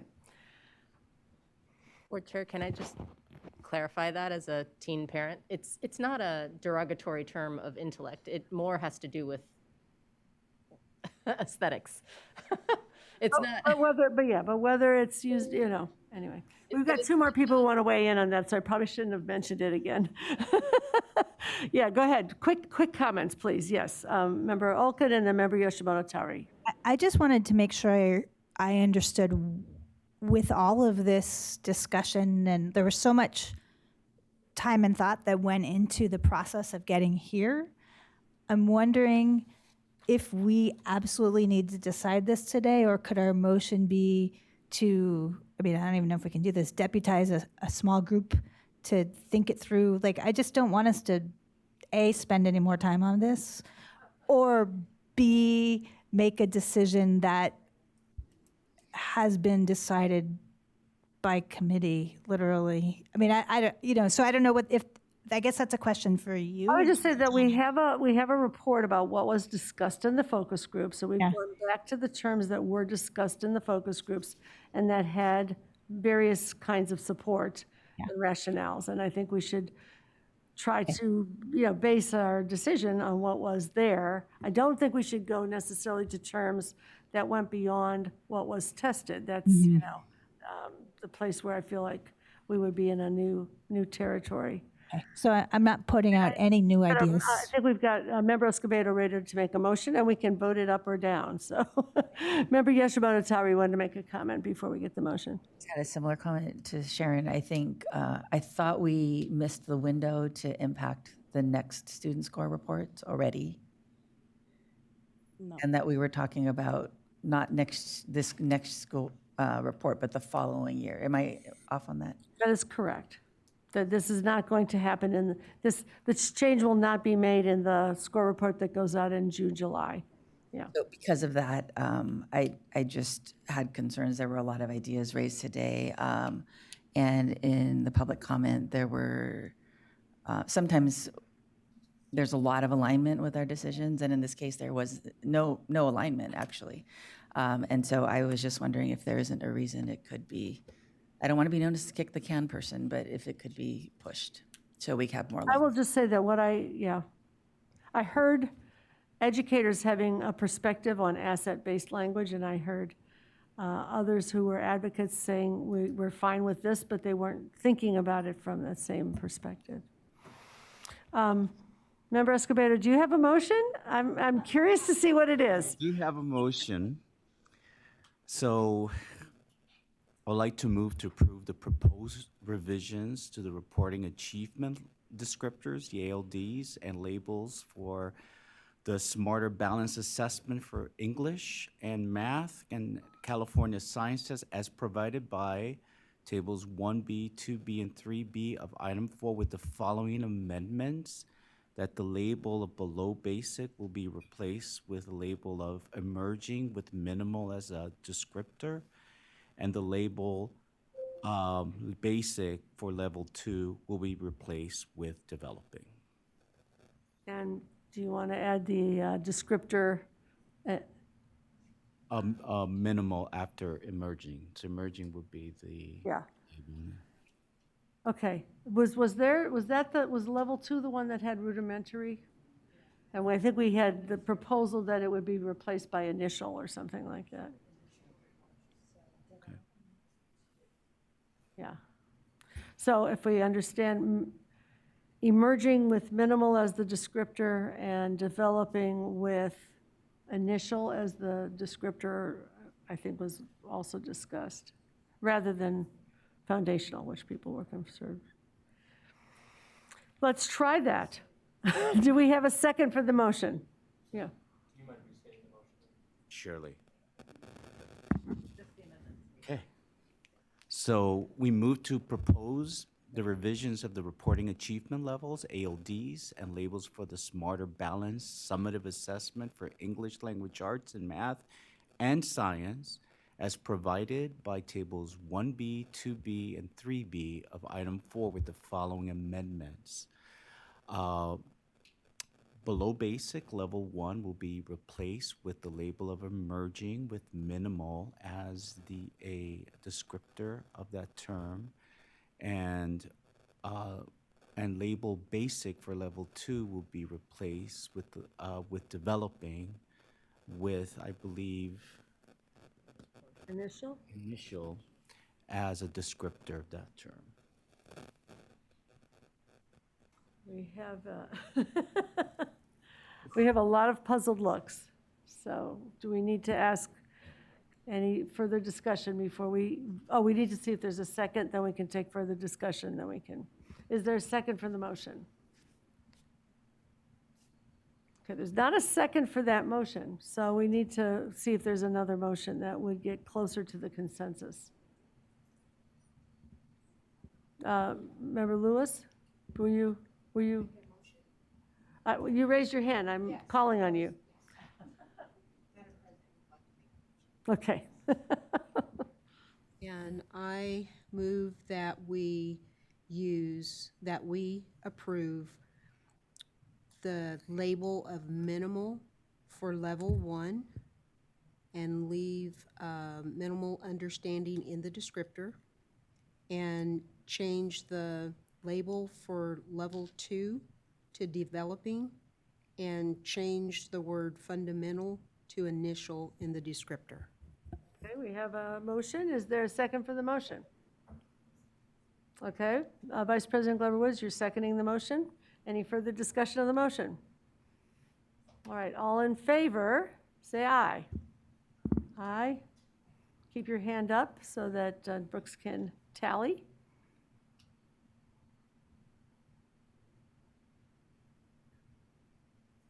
All right, and those who vote no, raise your hand. For different reasons, I know. This is like the Supreme Court. Okay, any abstentions? All right, so the motion carries at 7-4. And do we dare take a break? Yeah, it's 1:46, let's take a 10-minute break. Wow. All right. Good discussion.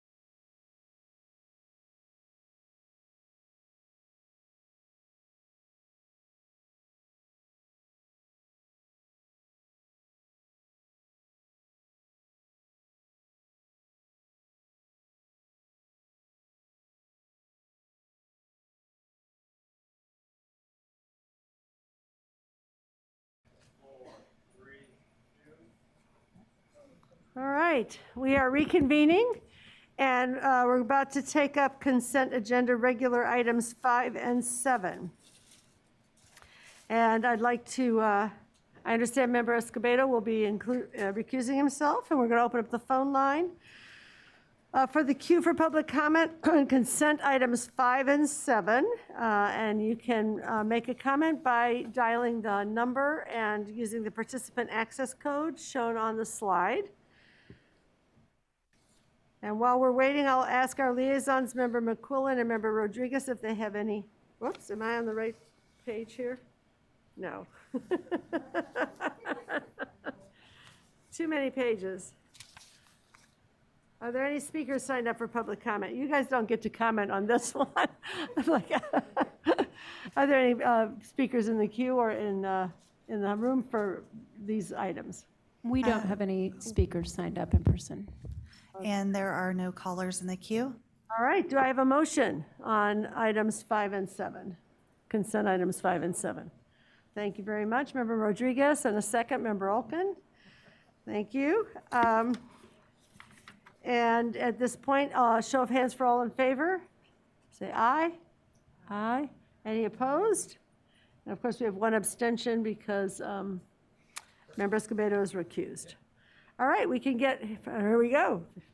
And we're now going to take up item 6, which is the approval of the fiscal year 2024-25 Career Technical Education Incentive Grant Allocations, Round 10B.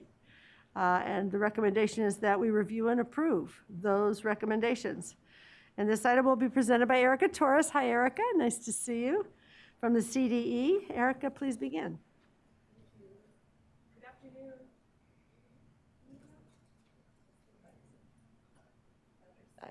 Can you hear me okay? All right. Good afternoon, President Dr. Darling Hammond, members of the State Board of Education, Chief Deputy Superintendent Dr. Roberson, and members of the public. My name is Erica Torres, and I serve as the Interim Director for the Career and College Transition Division. I'm also the Deputy Superintendent of the Student Success and Career Readiness Branch. In today's presentation, I'm going to provide you with a brief overview of the Career Technical Education Incentive Grant, Round 10 allocations, the revisions that we have made to the board item, and the critical steps that we have taken to increase program effectiveness and efficiency by improving internal processes. So the California Career Technical Education Incentive Grant, or CTIG, was established by statute in 2015 as a state education, economic, and workforce development initiative with the goal of providing pupils in kindergarten through grades 12 inclusive with the knowledge and skills necessary to transition to employment and post-secondary education. The purpose of the CTIG competitive program is to encourage, maintain, and strengthen career technical education programs for our students. A total of $300 million was available for fiscal year 24-25. So CDE presented Round 10A at the January 2025 State Board of Education meeting. There were 413 fundable applications for a total of approximately $286 million. In order to provide more support to our LEAs and students, the Career and College Transition Division opened up a Round 10B. There were 24 fundable applications for a total of approximately $11 million. So there were 2 revisions to our board item. One of the revisions was to reflect the positive consideration factors for Round 10B to be corrected to match those used in Round 10A. For example, in Round 10A, small LEAs were allocated $77.49 per pupil in their unduplicated pupil count. We corrected this item to ensure Round 10B LEAs receive that exact same dollar amount per unduplicated pupil. The second revision that we made was to remove 2 LEAs from the Round 10B allocation list because they were previously approved for funding in round 10A. So as the interim director of the Career and College Transition Division, I have been working really closely with my team to realign our processes and procedures to better serve and support our LEAs and, of course, all of our students. As the CTIG team and I have worked through these revisions, we've identified several opportunities for improving how we administer the program, and we're committed to delivering the best possible support to California's LEAs and all of our students. And we have taken critical steps to enhance program effectiveness and efficiency by improving internal processes. These include strengthening the collaboration that the California Department of Education has with our State Board of Education colleagues, our legislative staff, the Department of Finance, and key external partners who are deeply invested in advancing career technical education programs in California. So just looking ahead, we are actively working on revising the request for applications, or our RFA, for round 11. In addition, we are preparing robust technical assistance to better support our LEAs in accessing and leveraging these funds. And so we firmly believe in the transformative power of CTIG funds to open doors of opportunities for students across our great state of California. Our commitment to this work is unwavering, and we are ready to roll up our sleeves to ensure that all students have access to high-quality CTE programs. And so the California Department of Education recommends that the State Board of Education approve the fiscal year 24-25 Career Technical Education Incentive Grant Allocations, Round 10B. Thank you. Thank you very much. And we're going to put up the public comment slide, please. Members of the public wishing to provide comment on this item may do so by calling the phone number and using the access code shown on this slide. And while we are waiting for the public to queue up for comment, I want to ask our liaisons, Member McQuillan and Member Rodriguez, if they have any initial comments. Member McQuillan. Yes, thank you for your leadership on this. And it's really exciting to put money out for this area. These are the folks who in the future will take care of our computer needs, our electric car breakdowns, and healthcare areas. The folks in the money is going towards career technical education. So I appreciate the work on this. And in our last committee, we heard how students are doing and performing in this area when they have a focus area, when they have a selection of a career. Their graduation rates are higher, their attendance rates are higher, and I would love to hear that report back here to the whole board at some point in time. Those students are doing really well, so thank you, and I appreciate this area. Thank you for cluing us in on that. That's awesome. Member Rodriguez. He said that? What he said? Okay. And are there any speakers signed up to provide comment in person? No, we have no in-person speakers. And anyone on the phone? There are no callers. All right. Seeing that there is no public comment, we'll open for any board discussion and then for a motion. Any discussion? You want to make a motion? I'll make a motion. Okay. Terrific. Any second? Member Rodriguez, thank you very much. All in favor, say aye. Aye. Keep your hands up for Brooks. Any no? All right. Any abstentions? Motion carries. Thank you very much. Thank you very much, Erica. And we're now going to take up item 8, which is the California Community Schools Partnership Program, approval of the State Technical Assistance Center contract awardee. And the CDE recommends that we approve the recommendation for Sacramento County Office of Education to serve as the State Technical Assistance Center. And the item will be presented again by Erica Torres and by Hamed Razawi of the CDE.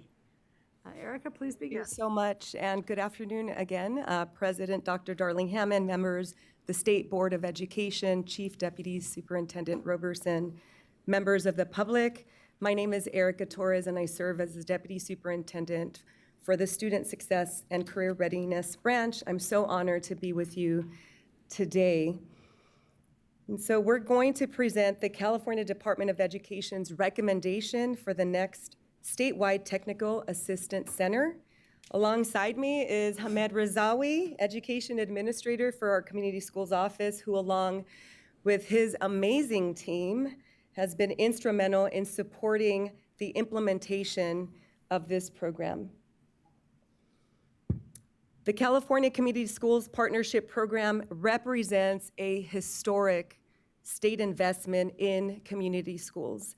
Between 2021 and 2022, California allocated $4.15 billion to the California Department of Education to establish, expand, and sustain community schools in local educational agencies.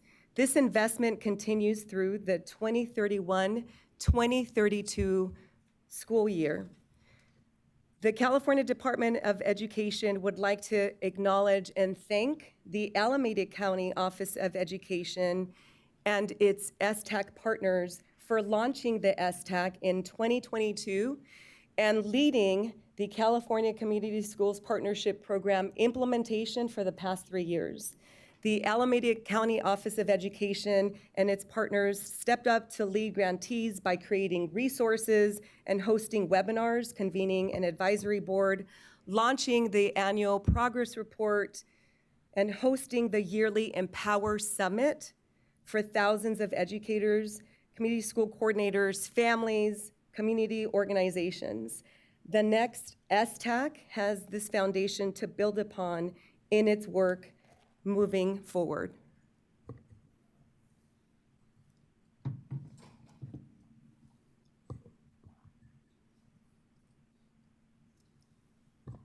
Thank you, Dr. Torres, and it's an honor to be before you, the State Board of Education. And I would like to also say thank you so much for all the leadership and your continued support.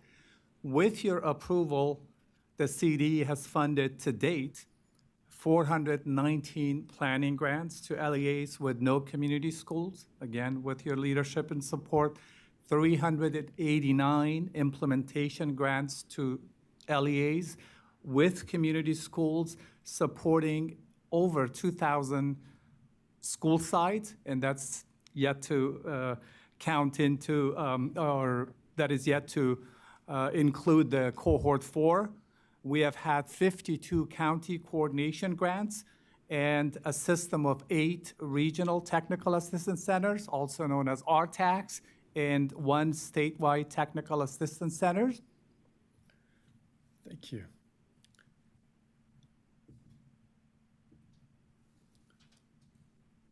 So for implementation grant, the last cohort is cohort 4. Implementation grant applications were due February 7th, except for fire-affected areas, Los Angeles and Ventura.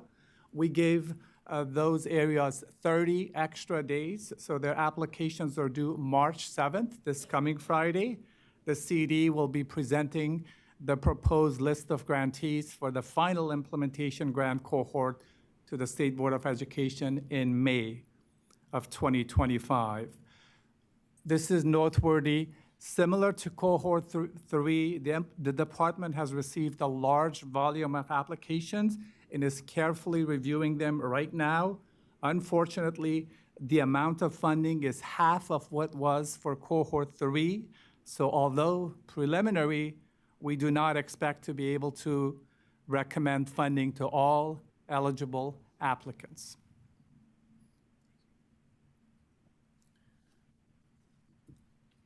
The STAC, for which we are here today, has a huge responsibility, has had a huge responsibility. Some of them are, but they're not limited to, maintaining content and overarching methodology.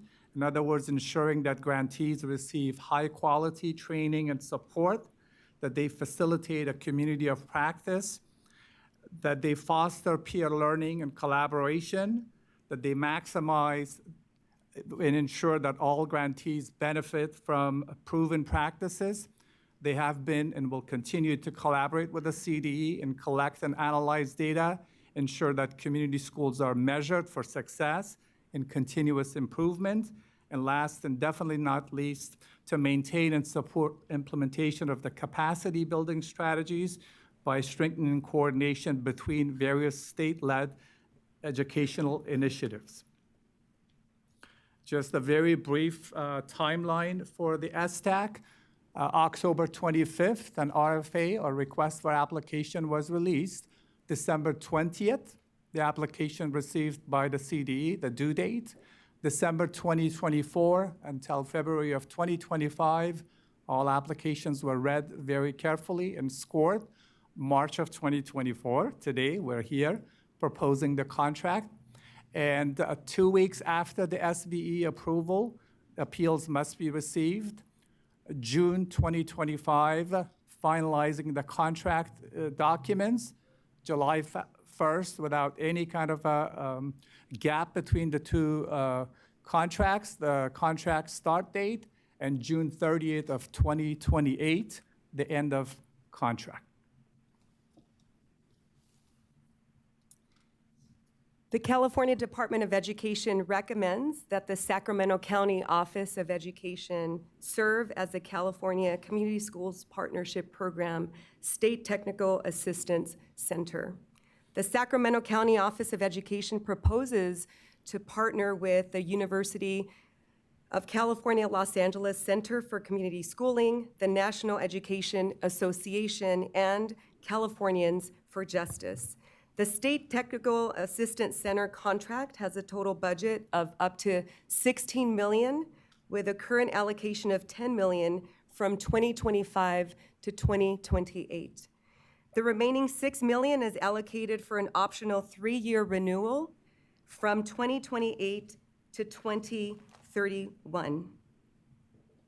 The Sacramento County Office of Education will work with the California Department of Education, the State Board of Education, the Regional Technical Assistance Centers, the California Community Schools Partnership Program Advisory Board, the Youth Advisory Board, a diverse partner network, other state agencies, county offices of education, and local education agencies to advance a whole child approach to education that values equity, collaboration, and shared responsibility to improve student outcomes. The Sacramento County Office of Education and its partners have also committed to gathering and analyzing quantitative and qualitative data on California Community Schools Partnership Program implementation to support continuous improvement and sustainability. In addition, the Sacramento County Office of Education will maintain its role as the Capital Area RTAC, or Regional Technical Assistance Center. So in terms of transition, if the State Board of Education approves our recommendation, the California Department of Education will take the following steps. We will facilitate a seamless transition from the current State Technical Assistance Center to the Sacramento County Office of Education. I also want to share that the current State Technical Assistance Center has already reached out to the Sacramento County Office of Education to offer support and assist with a seamless transition. In addition, the California Department of Education will work closely with the Sacramento County Office of Education to finalize a contract which includes specific terms memorializing commitments regarding quantitative data collection and analysis. The California Department of Education recommends that the State Board of Education approve the CDE's recommendation for the Sacramento County Office of Education to serve as the next California Community Schools Partnership Program State Technical Assistance Center. Thank you. Thank you very much. We're now going to open the phone line for public comment. And those who'd like to comment can call the phone number and use the participant access code shown here. And while we're waiting, I'd like to ask our liaison member, Yoshimoto Tauri, if she has any initial comments before me. Thank you. I just want to begin with a sincere thank you to the CDE team for all of your hard work in leading this. The sincere thanks to the Alameda County Office of Education Leadership and its partners for launching the STAC in 2022. When that was launched, there were no regional technical assistance centers. So alone, ACOE really lifted that entire infrastructure and stepped up to lead the new grantees who had received implementation grants. So thank you for your leadership over the years, ACOE.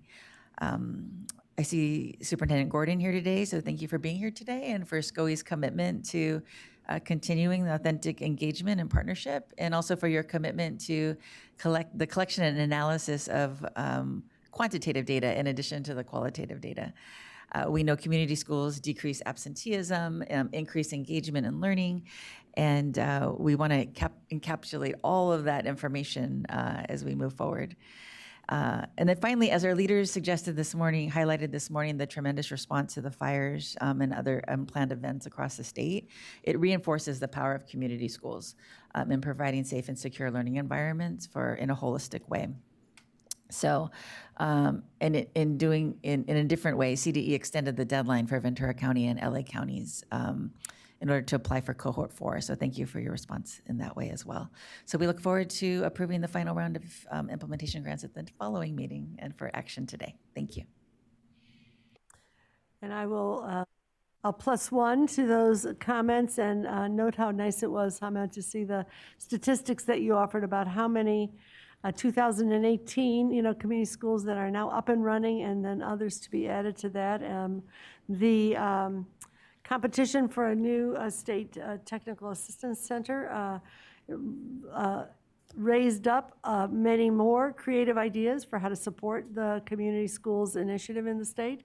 And I think that we will be increasingly talking about the outcomes that are being measured now of this effort, and look forward to the ongoing opportunity to make this the way we do school in California. So thank you. And I think at this point, I want to see if there's any clarifying questions. Seeing none, I'll see if, oh yes, Member McClellan. Thank you for the presentation.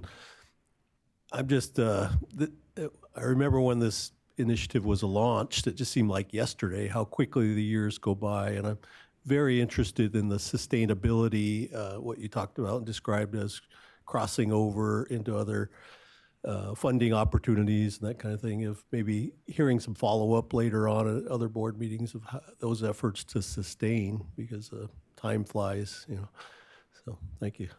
That would be great. If there are no other clarifying questions, we'll go ahead and get public comment, if there is any in the room. We have 3 speakers signed up in the room: Steve McDougall, Dave Gordon, and Lindsay Tornatori.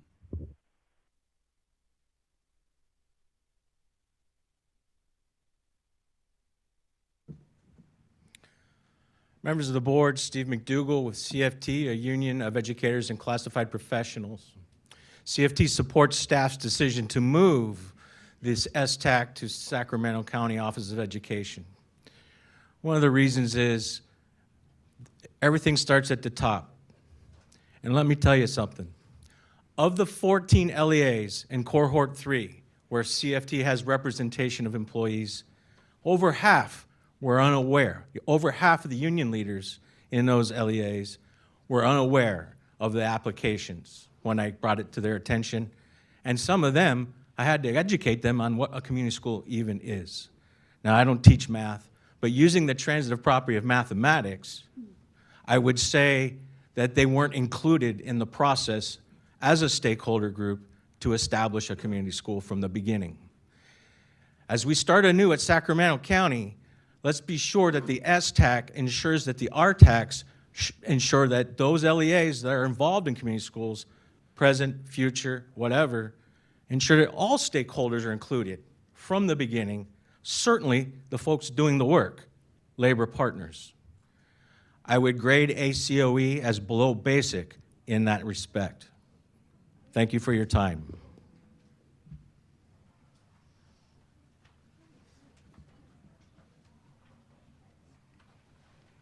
President Darling Hammond, Chief Deputy Superintendent Robeson, and members of the board, I am Dave Gordon, the County Superintendent here in Sacramento, and if approved, my organization, SCOE, will be humbled and thrilled to lead this effort in collaboration with CDE, UCLA, NEA, and Californians for Justice.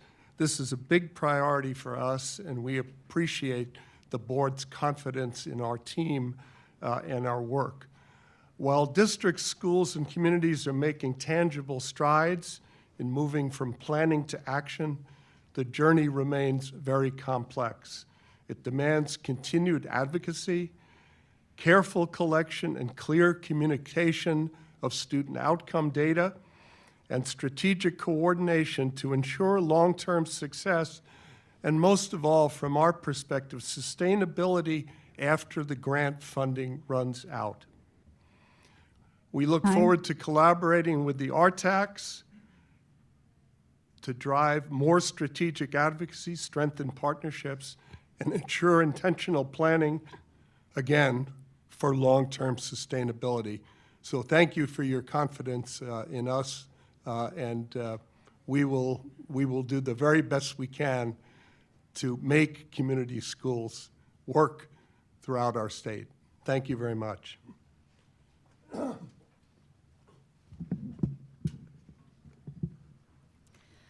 Good afternoon, President Darling Hammond, Vice President Glover Woods, members of the board, Chief Deputy Roberson, Lindsay Tornatore on behalf of the California County Superintendents. The California County Superintendents congratulate the Sacramento County Office of Education on their nomination to serve as the California Community Schools Partnership Program State Technical Assistance Center. As we heard from Dr. Torres, the foundation for this program has been laid under the visionary leadership of the Alameda County Office of Education, and we are very grateful for their service and dedication to this important initiative. County offices remain committed to serving our students and communities via the CCSPP and are appreciative of the leadership of the State Board and the Department of Education. Thank you for the opportunity to provide our support. That's the end of public comment. We do have some callers in the queue. I'm not sure if they're for the next item or not, but we will open the phone line now. We announced which item this is. We are currently taking public comment for item number 8. Caller with the last 4 digits, 9140. You are now live. Please start your public comment. You have 1 minute. Your time starts now. Good afternoon, President Darling Hammond and members of the board. My name is Karen Hunter-Quartz, and I am representing the UCLA Center for Community Schooling. We're really excited to build on our past 3 years of work to provide transformational assistance to the state's community schools in partnership with the Sacramento County Office of Education, as well as our current partners, the National Education Association and Californians for Justice. We look forward to deepening our relationship with the RTACs and local grantees through our deep dive transformation strategy, as well as the collection and use of data on implementation and student outcomes to support continuous improvement. UCLA is well positioned to continue this leadership role, given our commitment to public scholarship, as well as our track record of supporting powerful community schools. Thank you so much. Thank you. Next caller with the last 4 digits, 7978. You are now live. Please start your public comment. You have 1 minute. Thanks, that's me. Thank you and good afternoon, President Darling Hammond, Superintendent Thurman, and members of the board.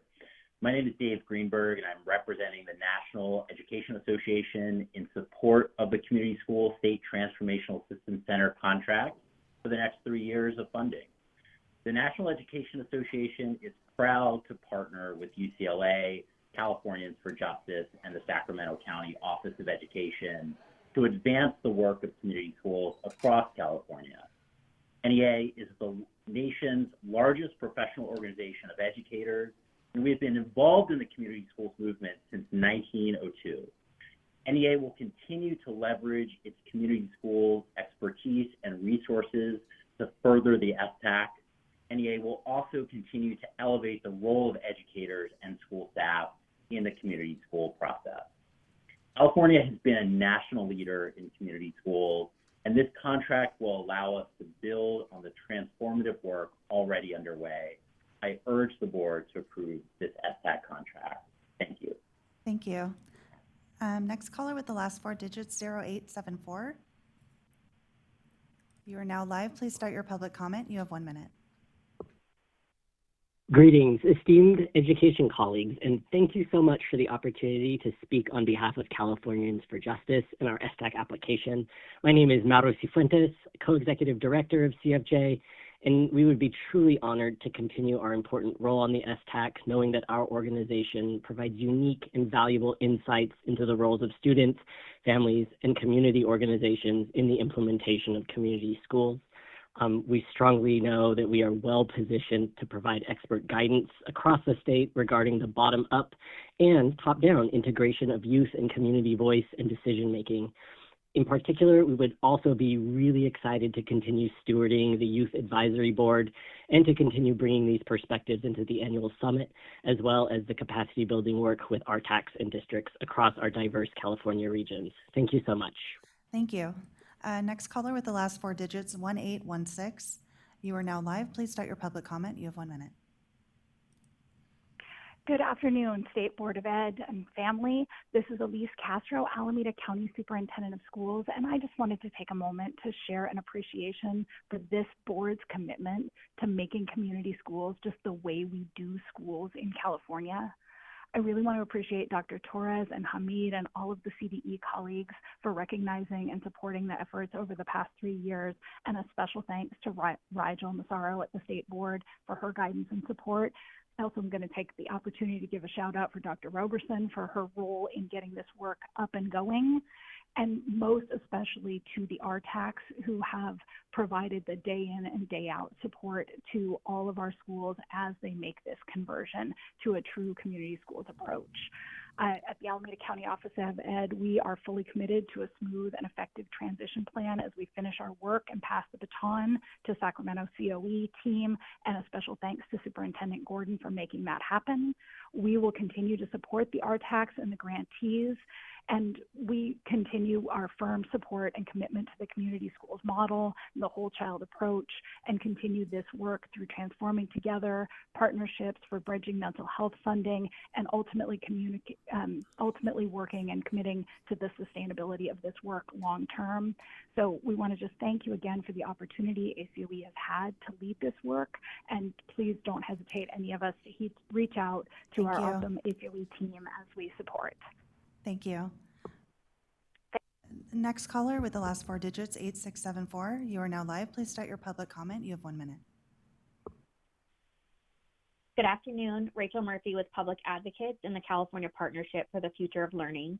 We wish to provide comments on the need to provide additional funding to meet the large demand for the California Community School Partnership Program grants. As the board is aware, community schools are critical resource hubs and safe havens of belonging at a time when our students and families most need this support. This approach has been especially effective in addressing chronic absenteeism and supporting schools serving more than 80% high-need students. Nearly 2,700 such high-need schools have not received community schools grants, including over 900 in districts that were awarded planning grants. California Budget and Policy Center found that funding just these 900 schools would cost about $1.3 billion, yet only $680 million remains for this final cohort of grantees. We hear that the current applicant pool for cohort 4 grants is similar in size to cohort 3, yet roughly half the amount of funding is available. To ensure all school communities that are counting on this life-changing opportunity can have access, we encourage the board to advocate for ongoing funding in this proven and transformative approach. If not in this budget year, then the next. Thank you. Thank you. That concludes public comment for item number 8. Thank you very much. At this point, we can take any board discussion and a motion to approve the renewal of, or approve the new allocation of the STAC. Do we have any further discussion? Do I have a motion? Member Yoshimoto Tari. I move that the board approve CDE's recommendation for Sacramento County Office of Education to serve as the next California Community Schools Partnership Program State Transformational Assistance Center. Thank you. Is there a second? Member McQuillan, thank you very much. Any further discussion? All in favor, say aye. Raise your hand. Keep it up for Brooks. Okay. Any opposed, say nay. Any abstentions? Motion carries. Thank you very much. And now we are going to move, and thank you very much for all the work that went into getting us to this place, as well as for the presentation. Item 9 is a public hearing regarding the petition for the renewal of a charter school authorized by the California State Board of Education. It's consideration of Alta Schools South Bay. The California Department of Education recommends that the State Board grant the charter schools petition for renewal for a term of 5 years beginning July 1, 2025, ending June 30th, 2030, with 2 technical amendments. And that this SBE designate the San Diego County Board of Education as the chartering authority. The item will be presented by Susan Park of the CDE. Susan, please begin.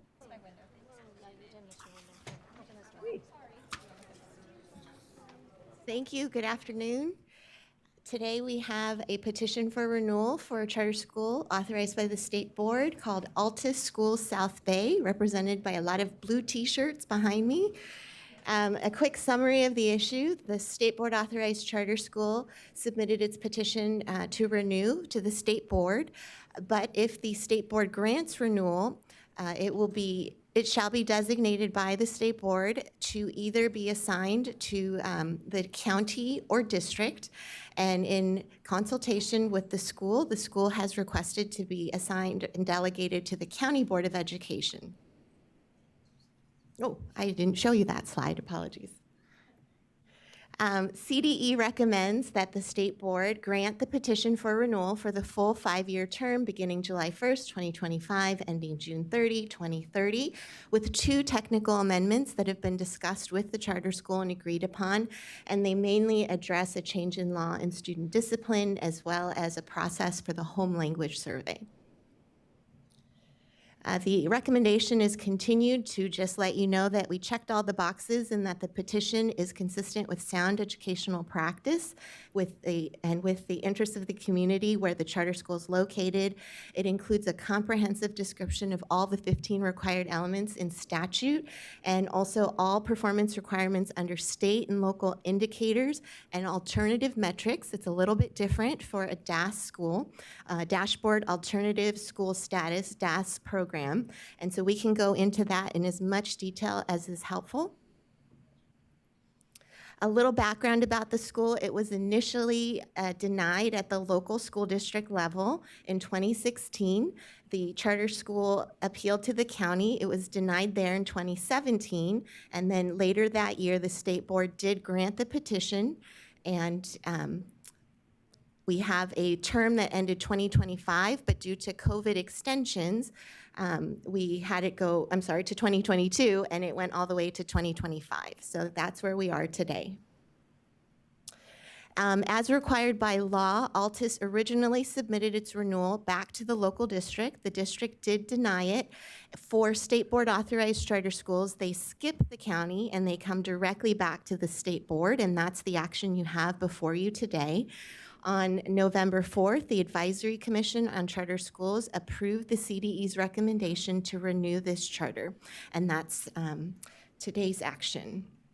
In terms of where the charter school is located, it is an independent study, non-classroom-based school. It serves grades 7 to 12, and it operates 4 resource centers within the boundaries of the district. So those are the 4 resource centers by address and by resource center name. The standard of review for all charter schools is set forth in the Education Code, and as I mentioned, we did determine it is consistent with sound educational practice and with the interests of the community in which the school is proposing to locate. And Attachment 1 has a very detailed review of each of the 15 elements. Further, for charter schools participating in DAS, as does Altus, the Education Code provides that to grant or deny the renewal, the chartering authority shall consider, in addition, state and local indicators as well as performance on what we call alternative metrics. And these are very unique to the school before you. They're not statewide alternative metrics. They're agreed upon metrics between the charter school and the authorizing entity. Finally, if the chartering authority seeks to deny a renewal of a DAS charter schools, it must make written findings set forth with specific facts related that the closure of the charter school is in the best interest of the students. So that's very unique to DAS charter schools. With regard to CDE's renewal analysis, as I mentioned, we have alternative metrics. With regard to Altus South, there were 18 alternative metrics that would be applied to this school for renewal. The CDE reviewed all 18 metrics and determined that Altus met or substantially met all of them. In fact, we found they met 17 of them and substantially met one of them. This next slide gives you just a topic of all 18 metrics. You can see they're very comprehensive in addressing academics, as well as absenteeism, as well as satisfaction, confidence by students and parents expressed in surveys. So it's a very comprehensive list of 18. State and local indicators, regardless of how the authorizing authority and the charter school agree on metrics, the law still requires that the authorizing entity look at state and local indicators as well. As noted in the second bullet, Altus outperformed statewide averages on 4 of 7 state indicators and met all of the local indicators based on the most recent 2024 dashboard. Fiscal analysis is always considered in terms of CDE review, and overall, the CDE reviewed the multi-year budgets and found the school financial plan to be sufficient. Below is a table that tells you current enrollment by grade span, 422, and the school projects a moderate growth over the next 5 years to 468, which CDE determined is very reasonable given its past enrollment patterns. This list is the 15 elements in statute for all charter schools. And then finally, just to reiterate in the conclusion, CDE recommends the full 5-year term for Altus beginning this July, ending June 30, 2030. And with 2 technical amendments regarding the student discipline policy as well as the home language survey. And to just reiterate, the charter school has already indicated that they are agreeable to both technical amendments. Thank you.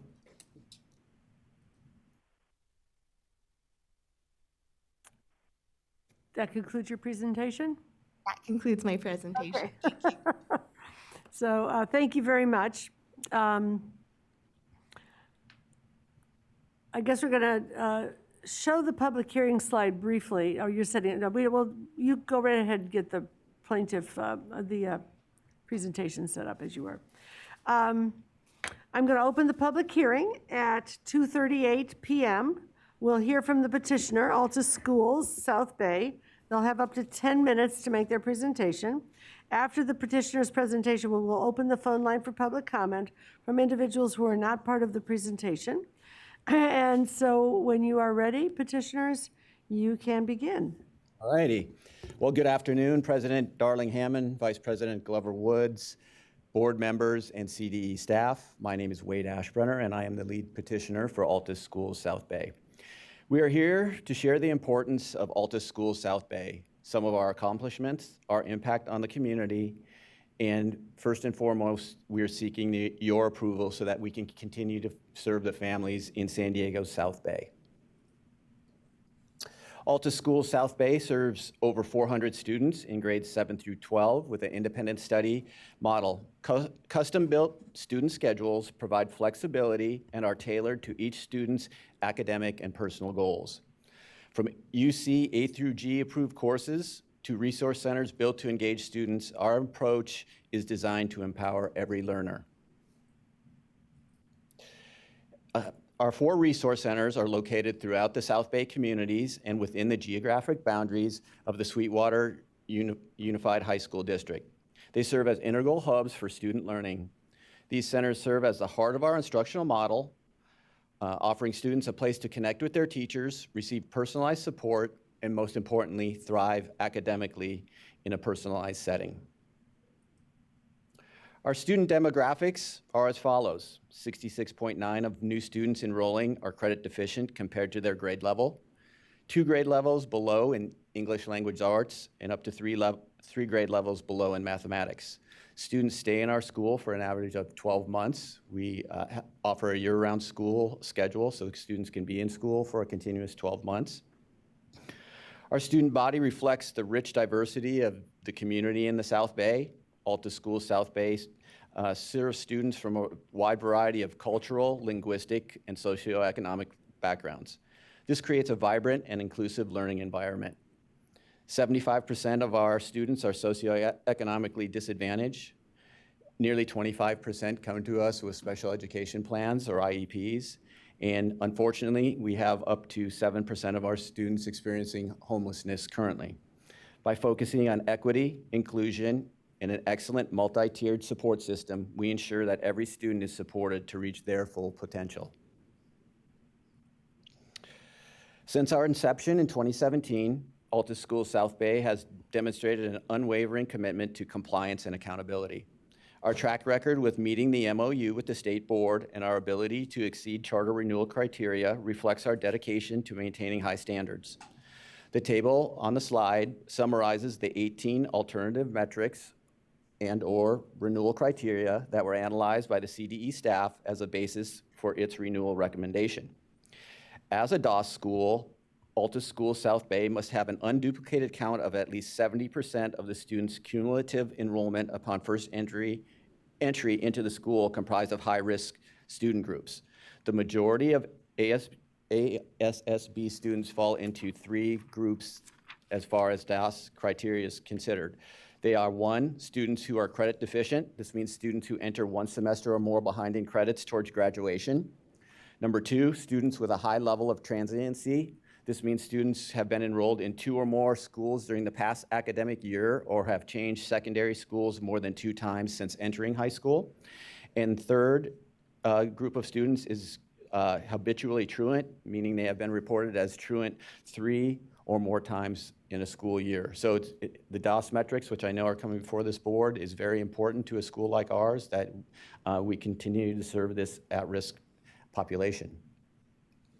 When it comes to CASP English Language Arts, our ELA scores demonstrate our students' ability to excel academically, often exceeding expectations for comparable schools.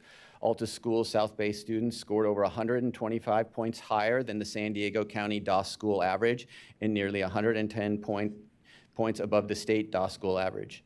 These outcomes highlight our rigorous academic support, effective teaching strategies, and the success of a personalized learning plan. In math, our students consistently outperform their peers, proving that personalized instruction works in mathematics. Our 2024 CASP results were 50 points above the San Diego County DOS school average and 60 points higher than the state DOS school average.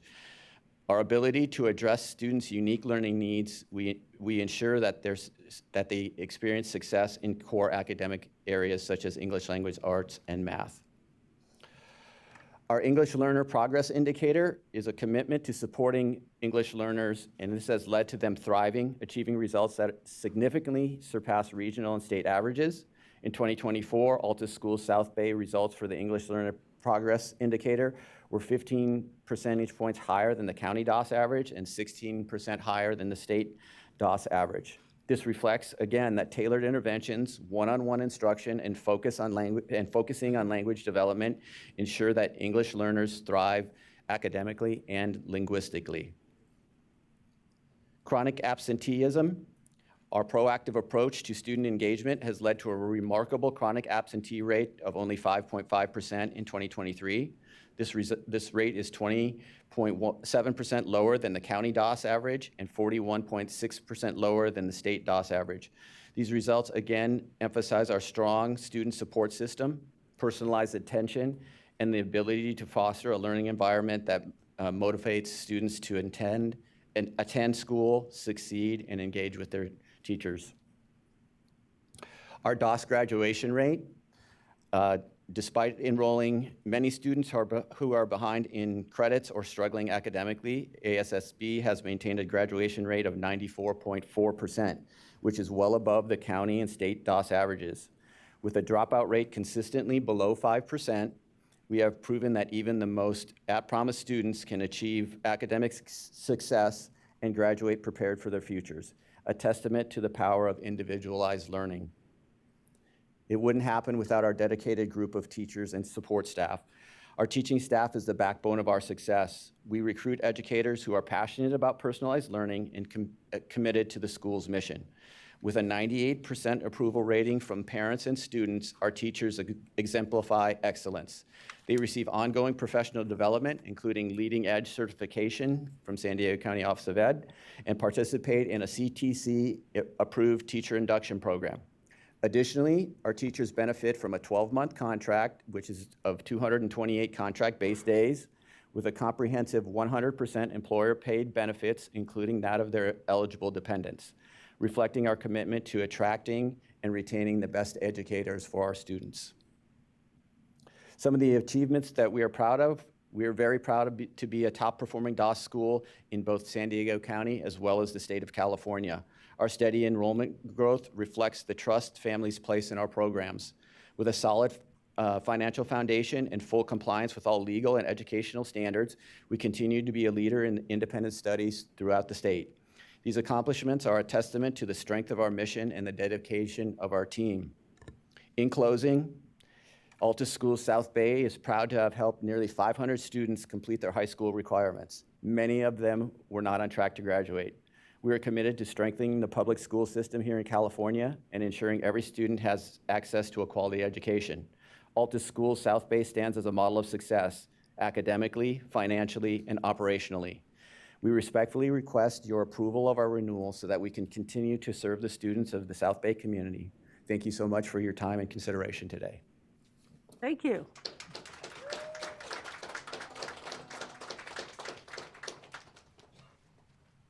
We're now going to open the phone line for public comment from individuals who are not part of the presentation.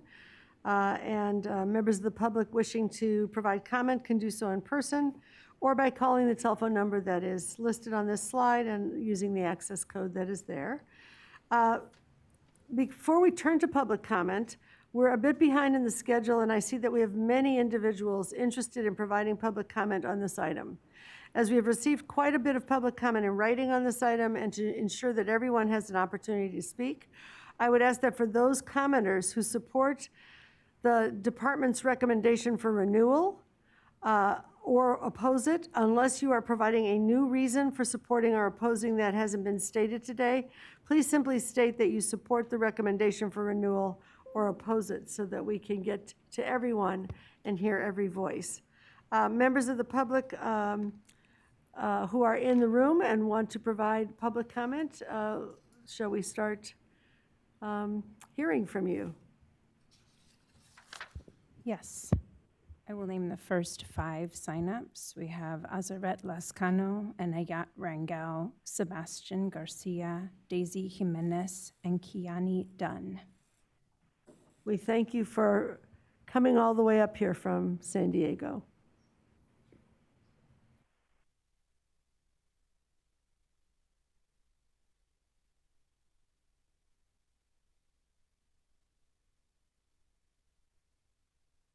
Hello everyone, my name is Azaret Lascano. I've been a part of this school for 6 years and I'm excited to graduate this year in June and join the Air Force Academy to study computer science. I'm incredibly grateful for the support and guidance I've received from my teachers and counselors throughout my time at Altus Schools South Bay. Please help support my school. Thank you.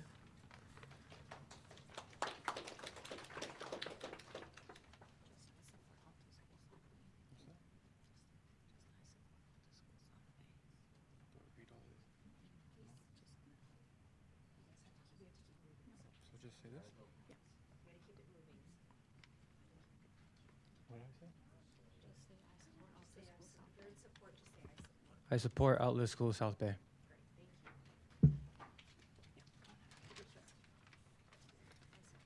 Hi, I support Altus Schools of South Bay.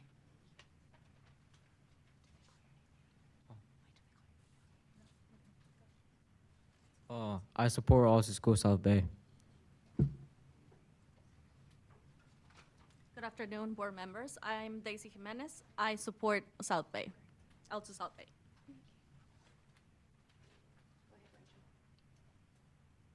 The next 5 are Aaron Henderson, Tristan Rangel, Esmeralda Lopez, Jayla Madian, and Aurora Valle. Good afternoon. I support Altus Schools South Bay. Good afternoon. I support Alta School South Bay.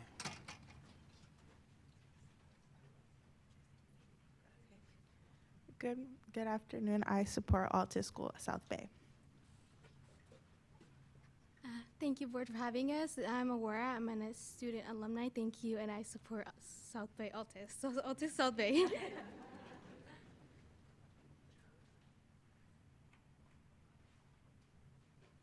Next five are Aliyah Covarrubias, Brenda Jacobo, Ryan Olson, Darrell Olson, Johanna Chavez. Hello, my name is Brenda. I'm a parent at South Bay Altos. I support Altos South Bay. Thank you. Good afternoon. I'm Aaliyah, and I support Alta School South Bay.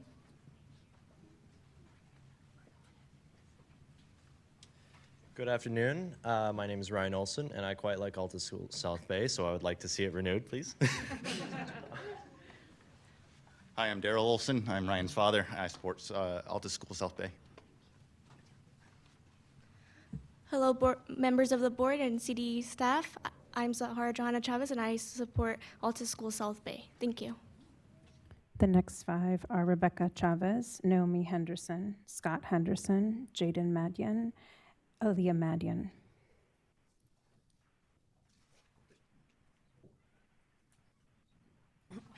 Good afternoon, board. This is Rebecca Chavez, and please support our audit school. Thank you.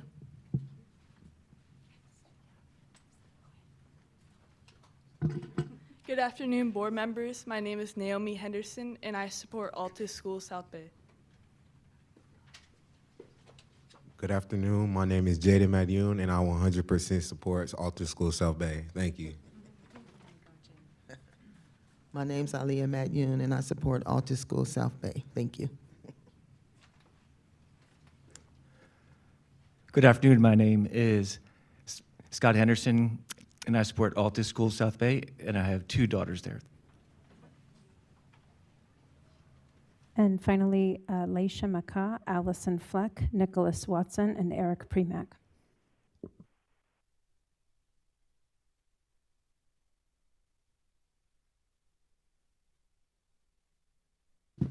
Good afternoon. My name is Laisha McKay, and I support Alta School South Bay.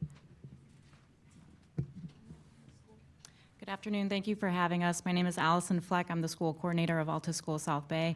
I ask you to approve the school renewal. Good afternoon. I'm Nicholas Watson from the California Charter Schools Association in support of the staff recommendation. Thank you.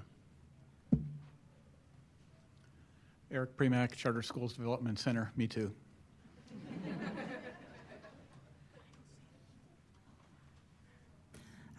There are 3 callers. I will open the phone line now. Caller with the last 4 digits, 1312. You are now live. Please start your public comment. You have 1 minute. Hi, everyone. My name is Raquel Maiden. I'm Raquel Marquez Maiden, actually, and I am a parent to a 15-year-old at Alta School South Bay. I'm also a former school board trustee for San Ysidro School District, and I also support the recommendation of the staff to approve Alta School South Bay. Thank you. Next caller with the last 4 digits, 6952. You are now live. Please start your public comment. You have 1 minute. Hi, good evening. My name is Denise Perez, and I'm a proud student at Alta School South Bay, and I also approve the recommendation. Oh. Thank you. Next caller with the last 4 digits, 7271. You are now live. Please start your public comment. You have 1 minute. Hi, my name is Alexa Perez, and I support Alta School South Bay renewal. Thank you. That concludes public comment for item number 9. All right, thank you so much. And we appreciate the input from so many of you and the fact that you are willing to be here in person. I hereby close the public hearing at 2:54 p.m. and we'll now begin board discussion. First, I'd like to ask our liaisons, Vice President Glover Woods and Member Olken, if they would like to make some initial comments. Thank you, President Darling Hammond. And yes, I would like to make some comments. First, for the board to know, the ACCS overwhelmingly supported the renewal of this school. And I have to tell all of you who spoke so briefly, I had an opportunity, even though I was not present at the ACCS meeting, I took time to watched the entire meeting, and the stories and just your testimonies to what the school has done and how the school has impacted you as students, as parents, and even staff members was absolutely phenomenal. And board members, I would encourage you in all your free time, if you can, go to the recording for the last ACCS meeting and listen to these phenomenal stories. I have to tell you, I was moved to tears, and my husband came in, he said, "Why are you crying?" And I just couldn't even get it out. And they were tears of joy just to hear how impactful this particular school has been in the lives of so many. So boards, as we have heard, I too support the renewal and the staff recommendation.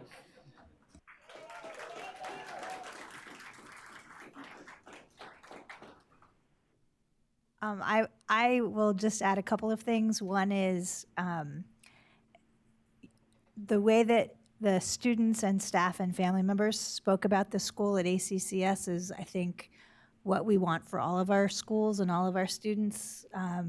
We want our students to know they matter, they have great opportunities ahead of them, and that their education is about them. And so it was just really a great day to hear you all, and thanks for being here today. And also, just on a sort of technical note, I just want to reiterate that there was a thorough review of the charter itself, as well as the achievement of the school, by the department, and found that this school is one that is in all ways meeting expectations for renewal. So anyway, it's a good day. Thank you.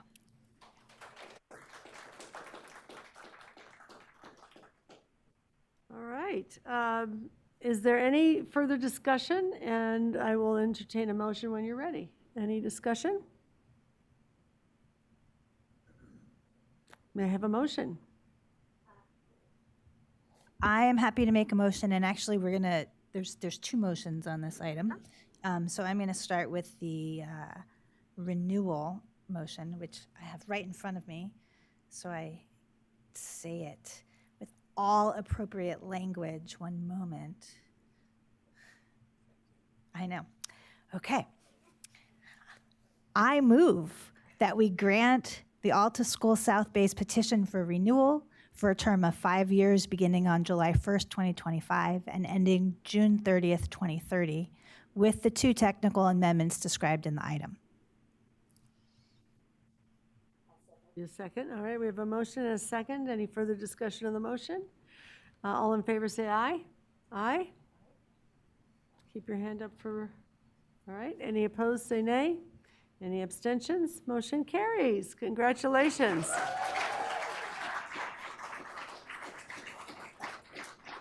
And we have a second motion. Sure. So we have another responsibility as a board, which is to designate the chartering authority. So I move that we designate the San Diego County Board of Education as the chartering authority for Alta Schools South Bay. The county, San Diego County Office of Education. Office of Education. Yep, sorry. Sounds good. Got all these boards in my head today. So is there a second? Member Glover Woods. Any further discussion of the motion? All in favor say aye. Aye. Any opposed? Nay. Any abstentions? The motion carries. All right, thank you. Would that all our public hearings were so straightforward. And at this point, we're going to go on to the waiver consent calendar. Thank you so much, Susan, for presenting the item. We're going to take up waiver consent items W1 through W9, and we're opening the phone line for public comment.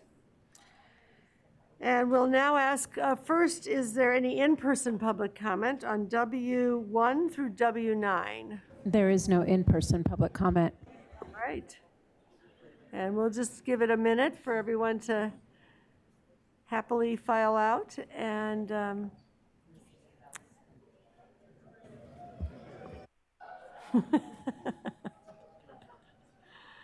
Is there any public comment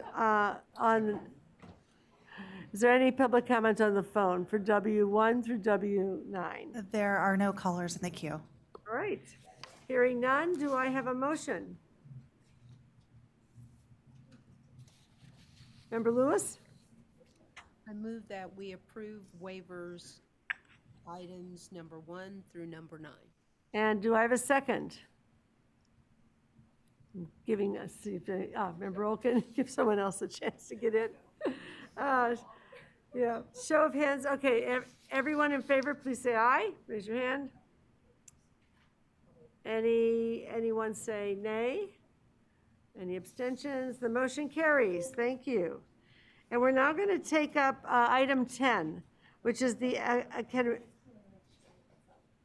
I'm waiting for everyone to be ready. The Academia Advanced Charter. Consider issuing a notice of violation pursuant to California Education Code Section 47607G. And the CDE does recommend that we issue a notice of violation. The item will be presented by Susan Park of the CDE, and we'll invite you to begin. Thank you. Good afternoon again.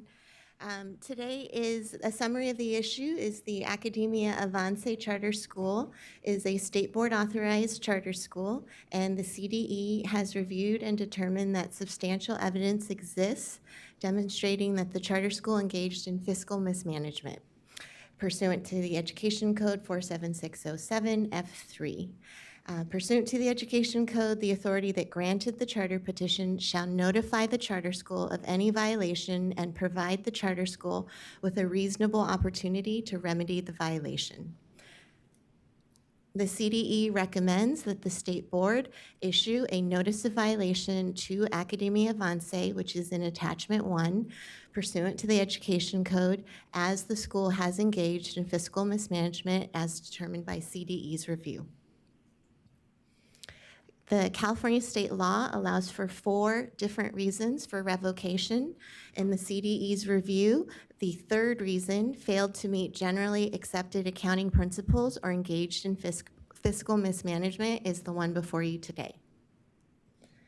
Some background about the charter school. The charter school operates under the authorization of the State Board of Education with oversight duties delegated to the CDE, and the current charter term ends June 30, 2028. The charter school offers a classroom-based program and serves approximately 200 students in grades 6 through 12. The charter school previously operated 2 sites, but consolidated recently into a single site as part of addressing declining revenue and declining enrollment as well. The table here provides a synopsis of the chronology of the charter school's establishment, which was originally with the Los Angeles Unified School District in 2005, and the charter school opened that year. At renewal, Los Angeles Unified denied the renewal, and the charter school appealed to the Los Angeles County. The appeal was granted. However, at renewal, the county denied the petition. So following an appeal of that, in 2015, the state board granted the renewal and became the 3rd chartering authority of the charter school. In 2020, the state board granted a renewal, and that is the current renewal term that we're in right now. And then in May of 2024, based on fiscal reports submitted to the CDE issued a letter of concern, the first one. In the following fiscal year, the current fiscal year, on November 6, 2024, the CDE issued a second letter of concern pertaining to fiscal issues. Just by way of overall background with regard to CDE's relationship with the school, the CDE provides regular technical assistance to Academia Avance along with all other state board authorized charter schools. This translates into meeting monthly with the charter school leadership, which might include the executive director and/or charter board members, and they review fiscal condition as well as other oversight areas. In addition, as required by law, the CDE conducts an annual in-person site visit, which includes interviews as well as document review. Discussion topics at the monthly oversight meetings and the annual site visit have included CDE's concerns, regularly about the charter school's budget, about assumptions in their enrollment projections, as well as the noted decreasing revenue, the increasing debts and liabilities, as well as the lack of internal controls. As noted, the CDE has issued 2 letters of concerns in the past 10 months. With regard to fiscal mismanagement, for purposes of determining that finding, the CDE considers the Fiscal Crisis and Management Assistance Team indicators of risk or potential insolvency specifically for charter schools. They're laid out to you here as 15, and we focus on 5 of them in the next couple slides. The first one is ineffective internal controls. So the FCMAT identifying risk factor is defined for you there, but in some, beginning balances that are not posted and reconciled with the ending balance from the prior fiscal year. So basically balancing your checkbook register so that the ending balance matches the beginning balance. And here with regard to Academia Avance, unfortunately, the beginning fund balance for the present fiscal year did not align with the ending fund balance of the prior fiscal year. And so that concerned CDE was noted, and the beginning fund balance of a negative $2.258911 million was not matching the negative $1,908,807. And that's a very large delta of $358,104. Is particularly given the school's size, and so in CDE's review, it demonstrates an ineffective internal control and supports a finding of fiscal mismanagement. The second FCMAT indicator relates to decreasing fund balance and decreasing reserve for economic uncertainty. So here in California, there is an MOU between state board authorized charter schools and charter schools to have a minimum of 5% financial reserve for economic uncertainty. While the school maintained it for a period of time, it was noted by the May 6, 2004 letter of concern that the school had dipped just under the 5% at 4.86%. So CDE immediately went into a letter of concern to make sure that that would not fall further. And that was an area that was noted for fiscal mismanagement. In addition, it unfortunately did fall further, and the school's projected negative ending fund balance for the current fiscal year dropped into below not only 4.86%, but into a negative. A third FCMAT finding or indicator of risk and concern relates to inattention to enrollment. As the school has noted and reported, it did have over 400 students at a point of time. However, in the past 7 consecutive years, the enrollment has declined from 391 all the way to 200. As of January, just a month and a few weeks ago, the CDE has noted in those monthly calls concerns. So these are not surprise findings. These are findings that are discussed with the school regularly. Also, with regard to enrollment, the CDE noted in its May letter that the current fiscal year budget would need to be very reflective of that projected enrollment of 200 students. Unfortunately, 2 revised budgets received from the school were based on a projected enrollment of 220 students. Now, given the school's small size, that's a 10% difference. And when the revenue related to that, it's significant. So 20 students for a 200-person school is very significant. And so what alarms CDE in particular is that this was a charter board action in its fiscal corrective action plan on June 1st. So we have a disconnect between what the charter board committed to do June 1st and what the charter board submitted as budgets to CDE on July 1st and July 22nd. The fourth finding related to fiscal mismanagement that CDE reviewed, and I apologize for the small font, but we have unreliable budget development. In sum, that checkbook idea that you need to know what your ending fund balance is to plan your beginning fund balance. And when you don't have that, the budget that's developed tends to not be reliable because you are not starting with a reliable balance. And so the reports that are required by law are summarized for you on the left, and what we call the unaudited actuals for the prior fiscal year is due every year by statute to the CDE on September 15th. You can set your clock by it. Unfortunately, this was not submitted by the charter school until January 31st. So that we're well into the fiscal year before we have submitted what our prior year ending fund balance was.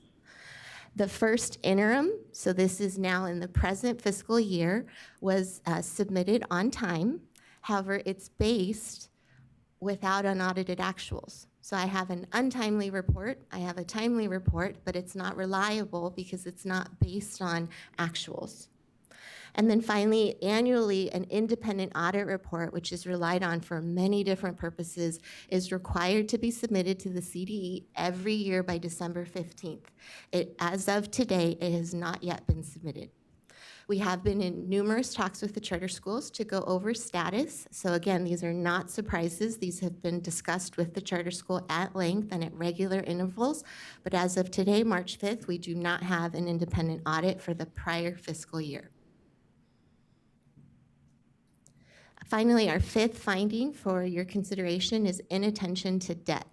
So I mentioned some very large numbers of negative ending fund balances, and those projections are based on statements of financial positions as well as aging reports, where the CDE looks at what types of debts there are, the amounts of the debts, and how old those debts are. And so if a debt is over 120 days past due, that's very, very alarming. And you can see here in bullet point 3, 1.5 million of debt. Of that, 1.1 million are 120 days past due. So the inattention to debt ratio and past due outstanding invoices indicates significant risk of potential insolvency, which supports a finding of fiscal mismanagement. Based on those 5 areas highlighted by CDE, we do recommend today that the State Board of Education issue a notice of violation to the Academia Avance Charter pursuant to Education Code 47607G, as the school engaged in fiscal mismanagement as set forth in Education Code 47607F3. With regard to CDE's recommendation, this is a summary of the charter school's right to respond in terms of process for revocation, which is, of course, the very, very serious action. And it lays out the next 3 dates. So by March 13th, the charter school can submit a written response to each of those findings that I laid before you, provide evidence, remedial action taken, proposed remedies, and to each of those 5. And I want to note that this information was shared with the school well before today's date, beginning on February 14th, regard to the notice of violation, as well as informing them of the posting of this specific write-up on February 21st. And then following, the next portion of action would be on April 8th, which is the ACCS, Advisory Commission on Charter Schools meeting. At that meeting, Academia Avance will have the opportunity to present evidence to ACCS to refute or remedy each of the alleged violations. After that, we get into the May 7th and 8th State Board public hearing. If the notice of violation is issued today, following the March 13th response that's reviewed, following the ACCS April 8th consideration on May 7th to 8th, the State Board in a public hearing could consider whether there is substantial evidence to refute or remedy each violation, and then determine whether to issue a notice of intent to revoke. So this is not a fast process. This has a lot of opportunity to respond. And so I want to make sure that that is very, very clear if you have any questions about that process. This concludes my presentation, and have the next slide up. Thank you. Thank you very much. While this is, we can put the public comment slide so that people can queue up for public comment by calling this number and using the participant access code here. While this item is not a public hearing, we would like to provide an opportunity for the charter school to make a brief presentation. Victor Aguirre will now have 5 minutes to address the state board. I believe he is available on Zoom. And we need to see, there he is. We Yes. see Victor. Please begin. Good afternoon, President Dr. Darlene Hammond, Vice President Dr. Glover Woods, and honorable members of the State Board of Education. I have been serving Academia Avance as Executive Director since October this school year. I apologize for not being able to be there in person. However, I did want to express that we are disappointed by the recommendation to issue a notice of violation to close the school, as we believe we were making headway in the school's financial turnaround up until we learned about this recommendation 2 weeks ago. In fact, our accounts payable reflects our AP is now under 1 million. And so we are making strides there. However, in light of the school's ongoing financial challenges and also in respect of conserving State Board of Education and CDE's resources, we do not want this to be an expensive and protracted fight that would harm stakeholders. As of today's date, our board and school leaders need a little time to explore whether it may be a viable option to bring in an experienced and successful charter school operator to take over the charter and continue the planned financial turnaround. And we would appreciate your support on that in the event we are able to go that route. Otherwise, we would soon be exploring that with CDE staff how to close the school in an orderly and in as orderly a manner as possible at the end of this school year, while supporting families in exploring their school choices. We have communicated all of this to CDE staff. Our school leadership team is also communicating to school staff and families. Our school has long been an important part of the Highland Park community, has made a significant impact on students we serve. For example, of our 52 students at present, or to be graduating this school year, 80% have been accepted to a CSU, 18% have been accepted to a UC, and 23% have been accepted to private university. And we will continue to put students first. In addition, in early February, 99% of our current staff submitted intent to return letters because they believe in the school and what we offer our students. As a brief background, our school community, as other schools and districts, have gone through significant post-pandemic challenges in our urban neighborhood in Los Angeles, ultimately causing the school's enrollment and revenues to decline from target enrollment numbers. Our founder and former leadership team separated from the school from August to September. The school has spent this school year in transition and turnaround mode. We've been making headway on what we believed would be a financial turnaround, including shrinking from 3 campuses to 1, exiting and resolving several contractual obligations, entering into long-term payment plans for some of the school's outstanding vendor debts, etc. We've been in constant communication with the California Department of Education staff on these issues. On February 14th, 2025, in one of our meetings, the CDE staff informed us that the CDE would, in fact, be recommending an issuance of an NOV today. We are well aware of the school's financial situation, but had believed we were making progress on the turnaround, and we mistakenly thought the CDE agreed. In the past 2 weeks since learning an NOV might be issued, we've put extensive time and effort into exploring what's realistic for the future of our school. We are currently working with a financial expert to review and address discrepancies in our financials and to ensure accuracy and compliance, strengthen internal controls, and conduct a thorough review of our debt and expenses. As noted, we do not wish to engage in a lengthy and expensive legal battle over revocation. We would respectfully request the opportunity to continue with our turnaround plan under the current charter, but if the State Board of Education disagrees and issues an NOV, then we will prioritize an orderly transition or closure at the end of the school year. We want what's best for families, students, and staff. We will, of course, share with parents if the NOV is issued today, and we will ensure that the school has a parent communication plan in place for the duration of the school year.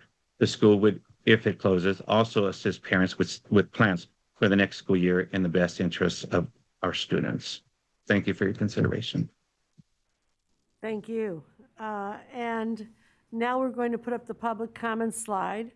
Members of the public wishing to provide comment on this item may do so by calling the telephone number and using the access code shown on the slide. And while we're waiting, I want to ask our liaisons, Vice President Glover Woods and Member Olken, if they have any initial comments. Thank you, President Darlingham. And just a couple of points before we go into public comment that I think will be important for the board to keep in mind during our discussion. One is the extensive support and communication that the California Department of Education has engaged in relation to this particular school. As Susan Park reviewed during the presentation, there have been a lot of communications, a lot of opportunities to work together to try to remedy this. The second is understanding that the action that's before us today is regarding issuing a notice of violation. A notice of violation is not a notice of revocation that would close the school. The notice of violation, as Susan put up, gives opportunity for the school to respond, show remedy situations, if you will, or remedy ideas. And then in May, the information would come back to us again after it's gone to the ACCS. So again, just keeping in mind that the action today is not to close the school. The action today is to issue a notice of violation if that's what the board should decide. The last point that I want to just kind of point out is timing with this. And the fact that if we don't issue a notice of violation for the concerns and the school continues to meet it with challenges, there wouldn't be opportunity for them to move forward, as Mr. Aguirre had shared, to close the school before the new school year begins. So we might be faced with a consideration of a notice of revocation, perhaps, in the middle of a school year, which would be very disruptive to families. So just a few points to keep in mind as we engage in our conversation after public comment. Member Olken?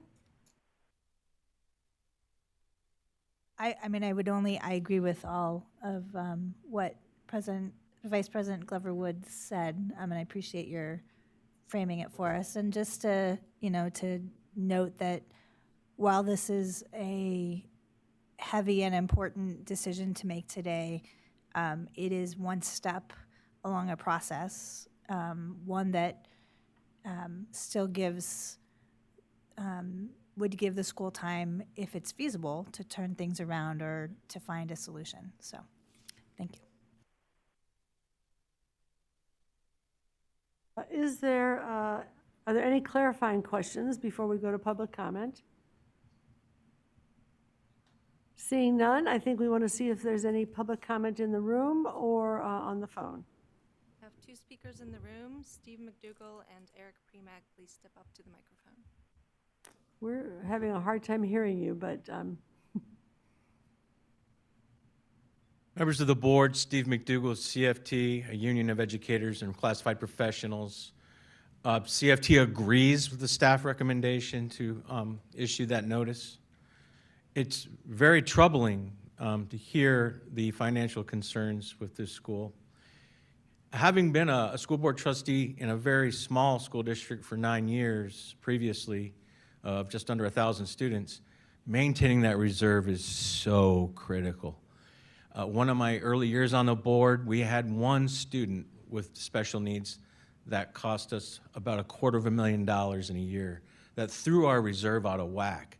Fortunately, we had a cushion that we could weather that expense, that obligation that we had to that student and that student's family. The school really needs to take these concerns seriously and turn it around, otherwise they're gonna have to close up shop. Very concerning, the fiscal crisis for this school. That's all I have to say, and thank you for listening. Eric Premack with the Charter Schools Development Center. We thank the CDE for this work they've done on this and understand that this is a tough decision that you're going to have to move forward with today and support you in doing that. But I also want to commend the school for taking a lot of very difficult decisions. The pandemic and the slowdown in immigration have really caused their enrollment to decline by more than half, and I think that's created a financial tailspin that's very difficult to come out of. I do hope that you can give them every opportunity to explore mergers and other things so that they can help outplace their students and serve them most effectively going forward, and commend the school for taking a lot of very hard decisions here and not contesting this procedure. Thank you. And there are no callers in the queue. All right. So we will now open for board discussion. Is there any comment or question among the board members? Member Olken? I just have one question. So you noted in your presentation that that CD has been having monthly oversight meetings. Is that what we do with all of the state board authorized charters? Yes, we meet with all state board authorized charter schools on a monthly regular oversight meeting. So that is not unique or reflective of fiscal mismanagement. It's just one of the areas we look at fiscal in that meeting. So that's standard practice for CDE. I just want to say, as a former charter school operator, that's awesome. So thank you for building that partnership with the schools. We have a great staff that does that teamwork. Thank you. Any other comment or? Seeing none, do I have a motion? Vice President Glover Woods? I move that we approve the CDE's recommendation to issue a notice of violation to Academia Avance pursuant to Education Code Section 47607G as Academia Avance engaged in fiscal mismanagement as set forth in Education Code Section 47607F3. And is there a second? Member Escobedo, thank you. Any further discussion of the motion? All in favor, say aye. Aye. Any opposed? Any abstentions? Motion carries. Thank you very much. We're now going to reopen item 1, to take action on the preliminary report of actions draft January 2025 meeting minutes and to report on our liaison assignments. So are there any, we've got our draft preliminary report actions minutes. Are there any speakers signed up to provide public comment in person? And can we put the public comment slide up for anyone who might want to call in? This is on our minutes. Public comment in the room. Do we have the public comment slide to put up?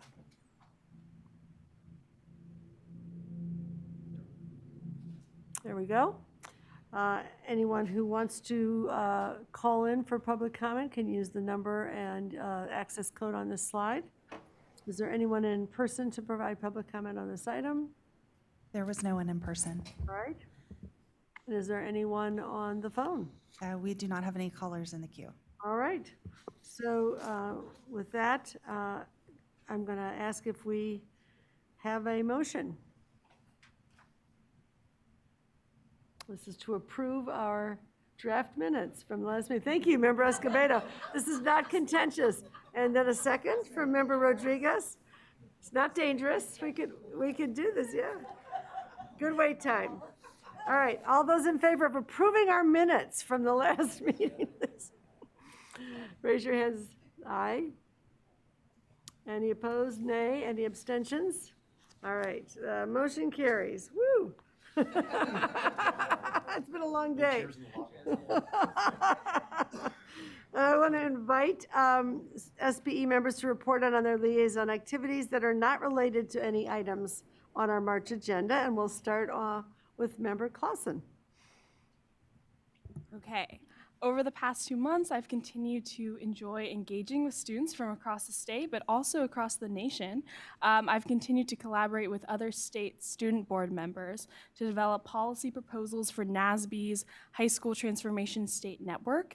And so far, our proposal is a very rough draft, but we're centering around making schools more engaging and exploring feasible ways that state boards can encourage and support community partnerships and innovation within the classroom to ensure that our schools are responsive to the needs of young people.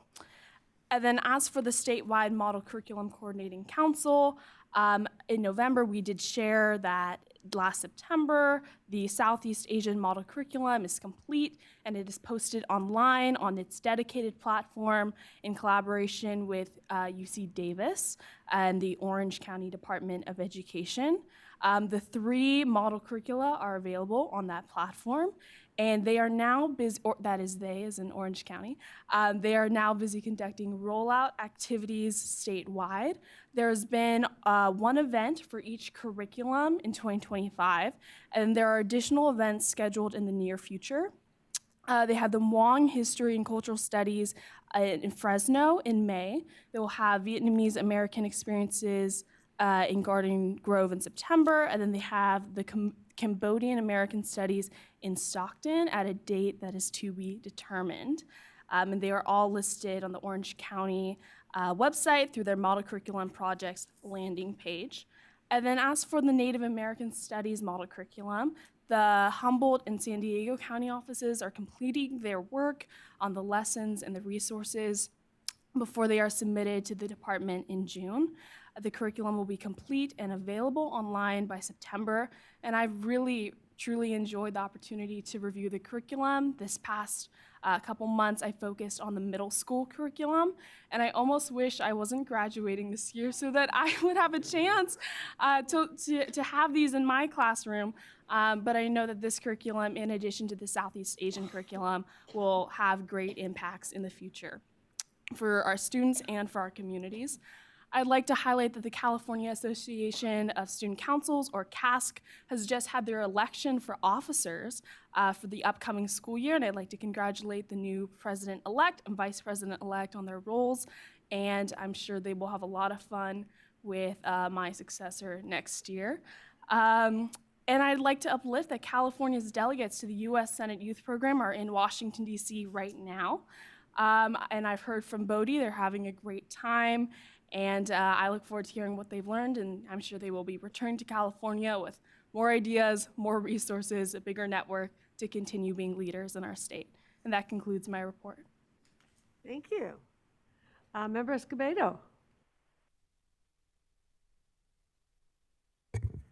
Last month, the U.S. Department of Education canceled over $350 million in grants and contracts to several regional educational laboratories, or known as REL, and WestEd, who has operated REL Northwest, and REL West is closing down, those laboratories. For nearly 60 years, these congressionally mandated centers collaborated with state and local education agencies on various issues in the area of research. Among the suspended projects that WestEd was working on were mental health issues, addressing chronic absenteeism, focusing on Oregon's statewide literacy instructional program, and improving in early career teacher retention. In response to these federal contracts cancellation, WestEd obviously is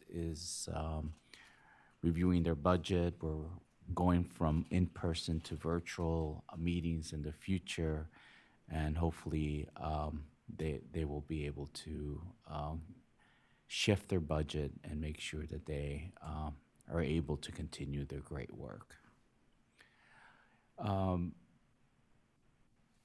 We had a meeting with our regional English learner regional meetings last week, and Trustee Allison Towery was in person. I was attending virtually, made some opening remarks, and they had a great session supporting.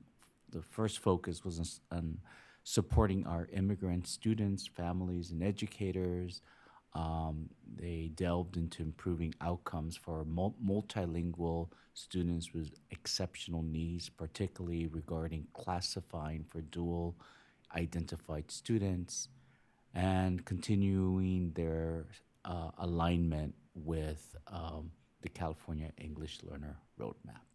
That is all. Thank you very much. I just want to add that the cancellation of many research grants and contracts and other grants, for example, the teacher quality partnership grants and so on, is being litigated. So there are ongoing court cases in relation to those. Vice President Glover Woods. Thank you. I'd like to just give a brief update on the California Collaborative for Educational Excellence, most affectionately known as CCEE.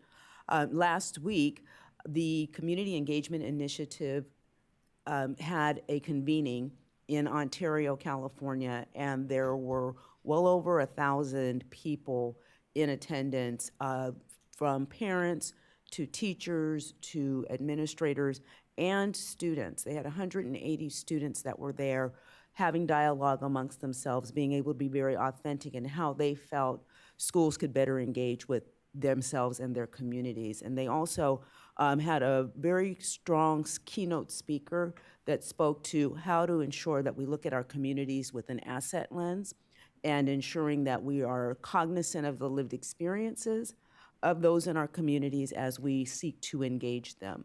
So it was a very powerful time that they came together. The next convening, I believe, is going to be in May. I may be misspeaking there, but I know it will be in Anaheim. So just please keep in mind for that. Just a couple of other quick things. The statewide system of support toolkit has been launched, and this is a centralized hub for the statewide system of support work and the web-based tools that are provided.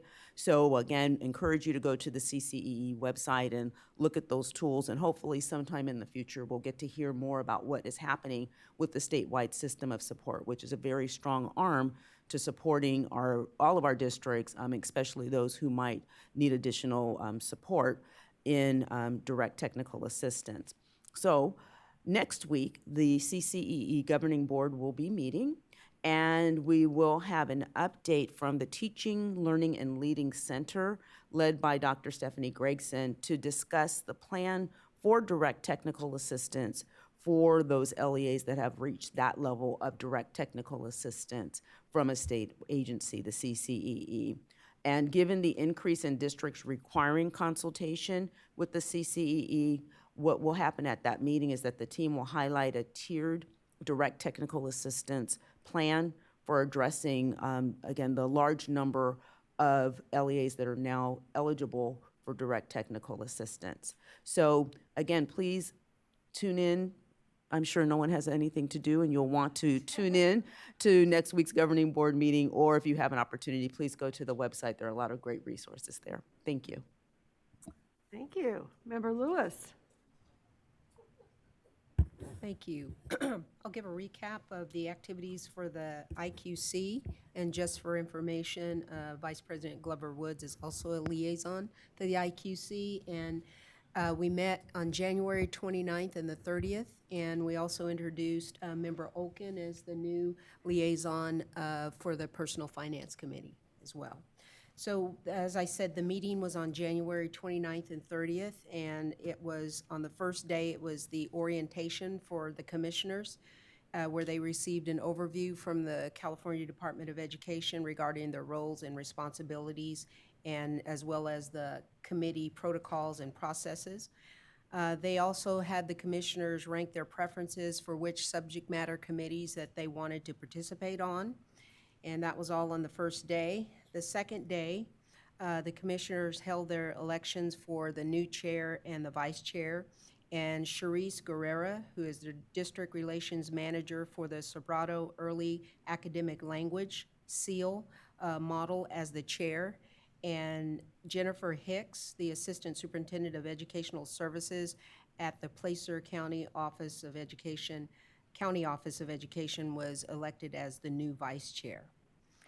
The appointments and elections also took place for the executive committee and the subject committee, matter committee chairs, the vice chairs, and the member assignments.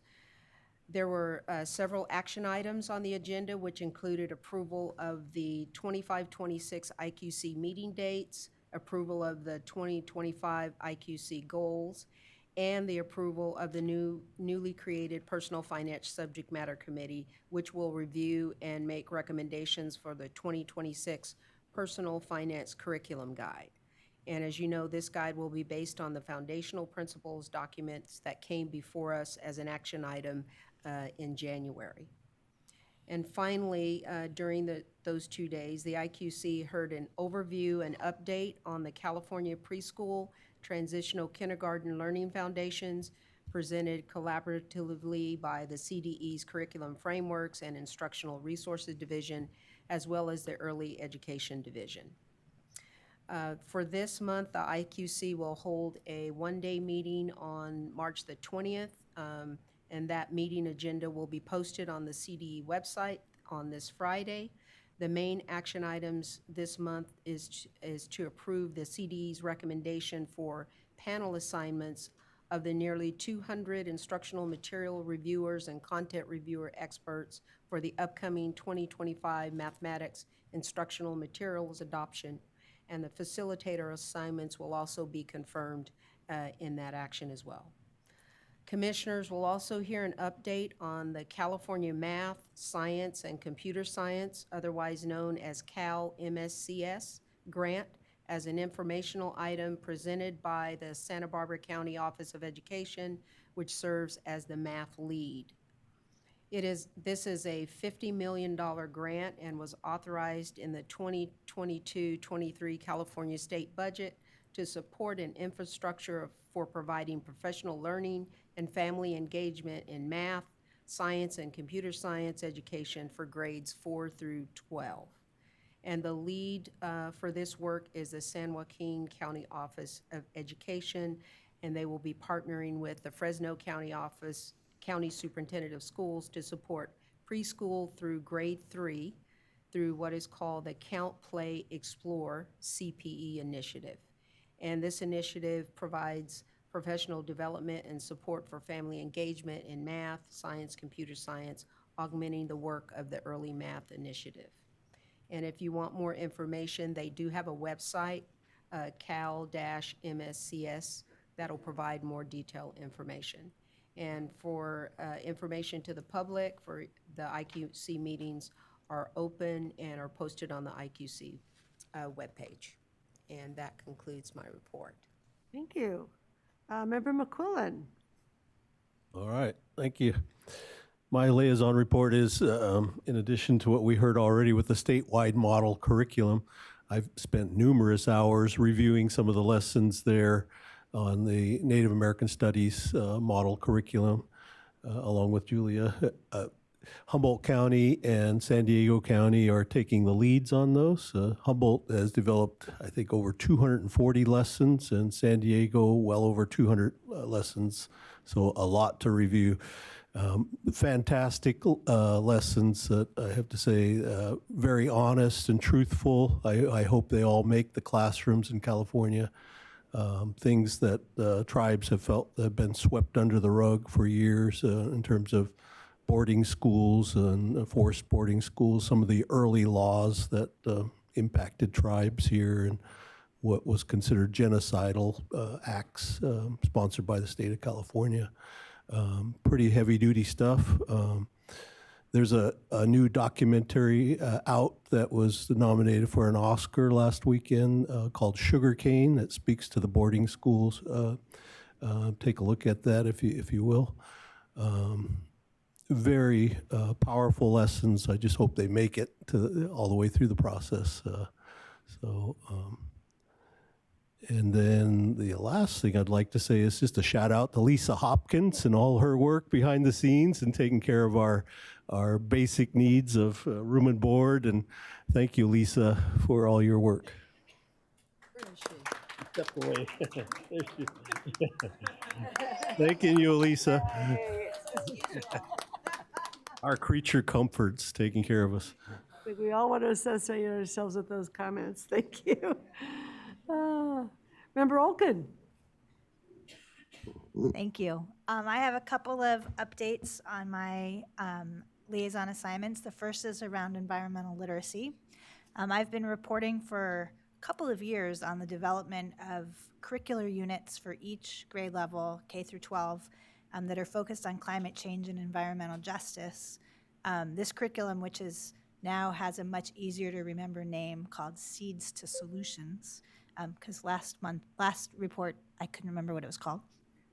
Seeds to Solutions was made possible through a budget allocation, and it's been led jointly by 10 Strands, which is an environmental literacy nonprofit, the San Mateo County Office of Education, and community-based organizations who are doing the work of creating the units. The exciting news is that the units, which have now been field tested, they are almost ready to go, and they'll be available free. These free educational resources will be available this spring.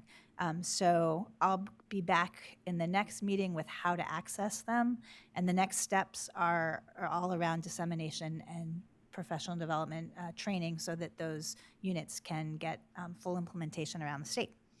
And then on a related topic, as a result of that work, or I guess as a result of unrelated to that work, I attended a summit called the Climate Resilient California and Californians Summit, which was organized by the Governor's Office of Land Use and Climate Innovation, the University of California, and interestingly, the Pontifical Academy of Sciences and Social Sciences.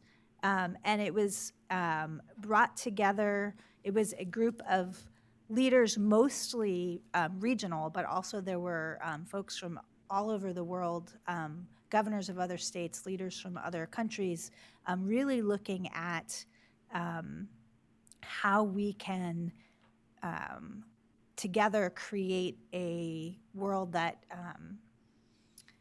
is climate resilient. I mean, and I would say that the rallying call of the event was really big problems require all hands on deck. And so it was really heartening to see, for example, the incredible leadership of our governor, who led a panel and talked a lot about the work that we're doing in our state and his commitment to environmental resilience and sustainability. It was also really interesting to see major sectors. So two, just to give an example of, were health and education, coming together around this idea that these sectors themselves, what they see is the people that they serve, particularly the most vulnerable, are most impacted by climate change, and that because they're such big sectors, they can play a really important role in making change. So anything from working to decrease the impact, for example, of the healthcare system on the environment, to thinking of doctors or teachers as our first line of education related to the impact of climate change on individuals, and things that we can do to protect ourselves, to education about climate change itself. So it was really heartening to see that work, and it was a reminder that even in moments when the priority as a whole in our country may not be this, may be changing, we as a state are standing firm on the importance of protecting our environment and the people in our state, particularly our most vulnerable from the impacts of climate change. Just also on that topic, there was a panel that was students, 6th grades through college students, all of whom in one way or another think of themselves as climate warriors. And as the moderator said, we have an urgent need for climate warriors. And so investing in climate education is as important as investing in climate science, which I think is a really important point. And these students talked about everything from eco-anxiety to the need in school to balance talking about the problems of the environment with concrete solutions that they can be part of, and the idea of engaging students, not just those who are interested in science around climate change, but those who might become marketers and can sort of spread the word, or those who may go into public service, or so just the importance of bringing everybody on board. So that was my environmental literacy hat, and then my other hat is related to artificial intelligence, another really timely and interesting topic, which it feels like every day the recognition of the benefits, challenges, and risks of AI in education are in the news and in public dialogue. And so I was really proud to attend a series of webinars hosted by CDE, part of their Learning with AI, Learning About AI program. They, in the month of February, hosted 3 events: AI for Inclusive Learning, Equity-Minded Instruction in an Age of AI, and Highlighting and Addressing Inequities with AI. Yesterday, they hosted Making AI Visible, Building Awareness Amongst Teachers and Families.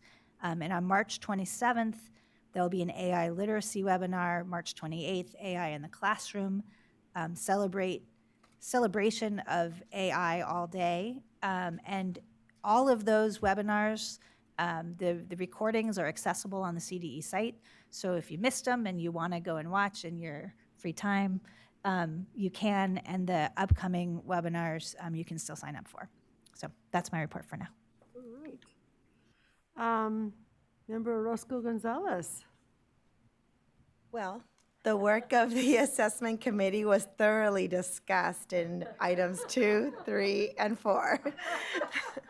So those cover my updates, but I just want to really say that every time we have a meeting, the assessment team is an ace team. They come out and they put an extraordinary report together for us, and we give them recommendations, and they go back and tinker away, and they put down all the work in heart and soul into all these presentations. So I just want to say I really appreciate, because today was definitely an indicator of all the work they did with the focus group. So I want to commend that work. So that's it. Very nice. Thank you. Member Patillo Bronson. Thank you. I'll start by aligning myself with the earlier comments of gratitude to Lisa Hopkins, who's maybe around, for all that she does for all of us behind the scenes and in front of the camera occasionally too. I'll also continue the theme of gratitudes around the many students and affected communities in the Palisades and the Pasadena-Altadena area. I think it's just been an incredible testament to resilience to see school communities going back to school, first on, some still online, but many for quite a bit. And this is not possible without incredible school systems wrapping around. So I just want to shout out lots of gratitude for the students and families themselves, to the teachers, administrators, support staff at the school sites, to the SBE staff here, to the governor's office for the many executive orders that came through, to CDE and the Office of Emergency Services, as well as the many corporate partners from Hewlett-Packard, Google, and Apple who came through to support and really wrap arms around a community, I think, that was struggling and will continue to need support in the future. I also just want to recognize that as all of this was happening, I was really heartened to see that the P20 alignment across our systems is starting to happen as well it should. I think families certainly see it all as one continuum. It's their same kids across different systems, and it was very helpful, I think, that the governor's office put out executive orders around K-12 as well as early learning, both community-based settings as well as school-based settings. These are all sites of learning, and it was very helpful to have that support. At the end of February, the Early Childhood Policy Council met, and there was something of a look back and look forward, an acknowledgement of the state's incredibly historic investments in TK, which I think we are now going to our very final year of implementation in the 25-26 school year, which is very exciting. The investments in reduced adult to child ratios also, I think, very much transformative and important. An acknowledgement also on the sort of mixed delivery side of the importance of reducing family fees for pipeline programs that prepare children to enter TK classrooms, but that are oftentimes in family child care homes and child care centers. And also lots of shout outs for the early literacy grants, which I was delighted to see. There are ongoing work groups also that the administration has supported around rates and quality and trying to move that system to reflect the actual cost of care and also to provide on-ramps into the early childhood workforce. So this work is ongoing. Some of it is through budget, some of it is through work groups, but it is absolutely the feeder system for TK-12. My last report out is around the California Summer School for the Arts, which sort of aligns with the feeder analogy. And I oftentimes do not think about the degree to which the arts are also a career prep pathway in the same way that CTE is. And the visual arts and entertainment arts are among the largest business sectors in California's economy. So the California Summer School for the Arts, which has been around since 1985, plays a critical role in actually bringing some of the best and the brightest to a summer school program that just actually closed its applications, got a bumper crop of applications for animation, dance, film, music, visual arts, theater, and writing. They received a $2 million budget allocation back in 2022, which has enabled them to do really exciting and new, fantastic things to make sure that this incredible offering, which has launched the careers of many people in the entertainment industry, I will not go into name dropping, but has had an impact in career pathways and business for jobs across California. So they have expanded the number of low-income students, so it's not a prohibition that you would have to be able to pay to experience this type of programming. So they've expanded the number of students who are low-income, who are underserved, who represent all 58 counties. And they also launched a one-week shorter program for students who are coming from areas that have not had as much arts investment in the past and may not yet be ready for the full 5-week intensive, but need a pathway in, and the Summer School for the Arts has actually responded to that. So it is incredible to see it moving. They are at the end of their 3-year allocation for the budget, and I think we'll maybe be coming to talk to many people around this room. And I think I'll leave my report there. It's good. Member Rodriguez. Thank you, President Darling Hammond. So last month, the Commission on Teacher Credentialing took up several important items. First, the Commission approved initial recommendations of its work group to review the design and implementation of the Teaching Performing Assessment pursuant to SB 1263. These recommendations focused on improving communications and supports to candidates around technical issues that impact the submission or scoring of their assessment and the Commission's data collection on TPA outcomes. Staff will continue to bring the Commission additional recommendations as they emerge, with the overall goal of ensuring the TPA is an authentic assessment of educator readiness. The second item I'd like to share is that after a statewide field survey, the Commission approved proposed changes to the Child Development Permit Work Group recommendations for 3 educator and 2 administrative permit levels for early childhood education. Next steps will be regulations and further work on the permit specializations. We are in the final stages of revamping our child development permit structure to better serve our earliest learners, which is very exciting. The commission also voted to approve several flexibilities to teacher candidates affected by the wildfires. The commission continues to be in communication with candidates and preparation programs in the affected areas. And last but not least, Executive Director Mary Sandy announced the commission priorities for 2025.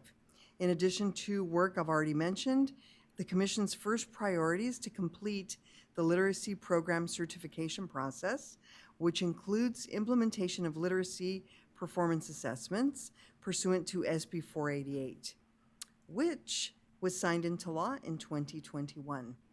And that concludes my report. Thank you.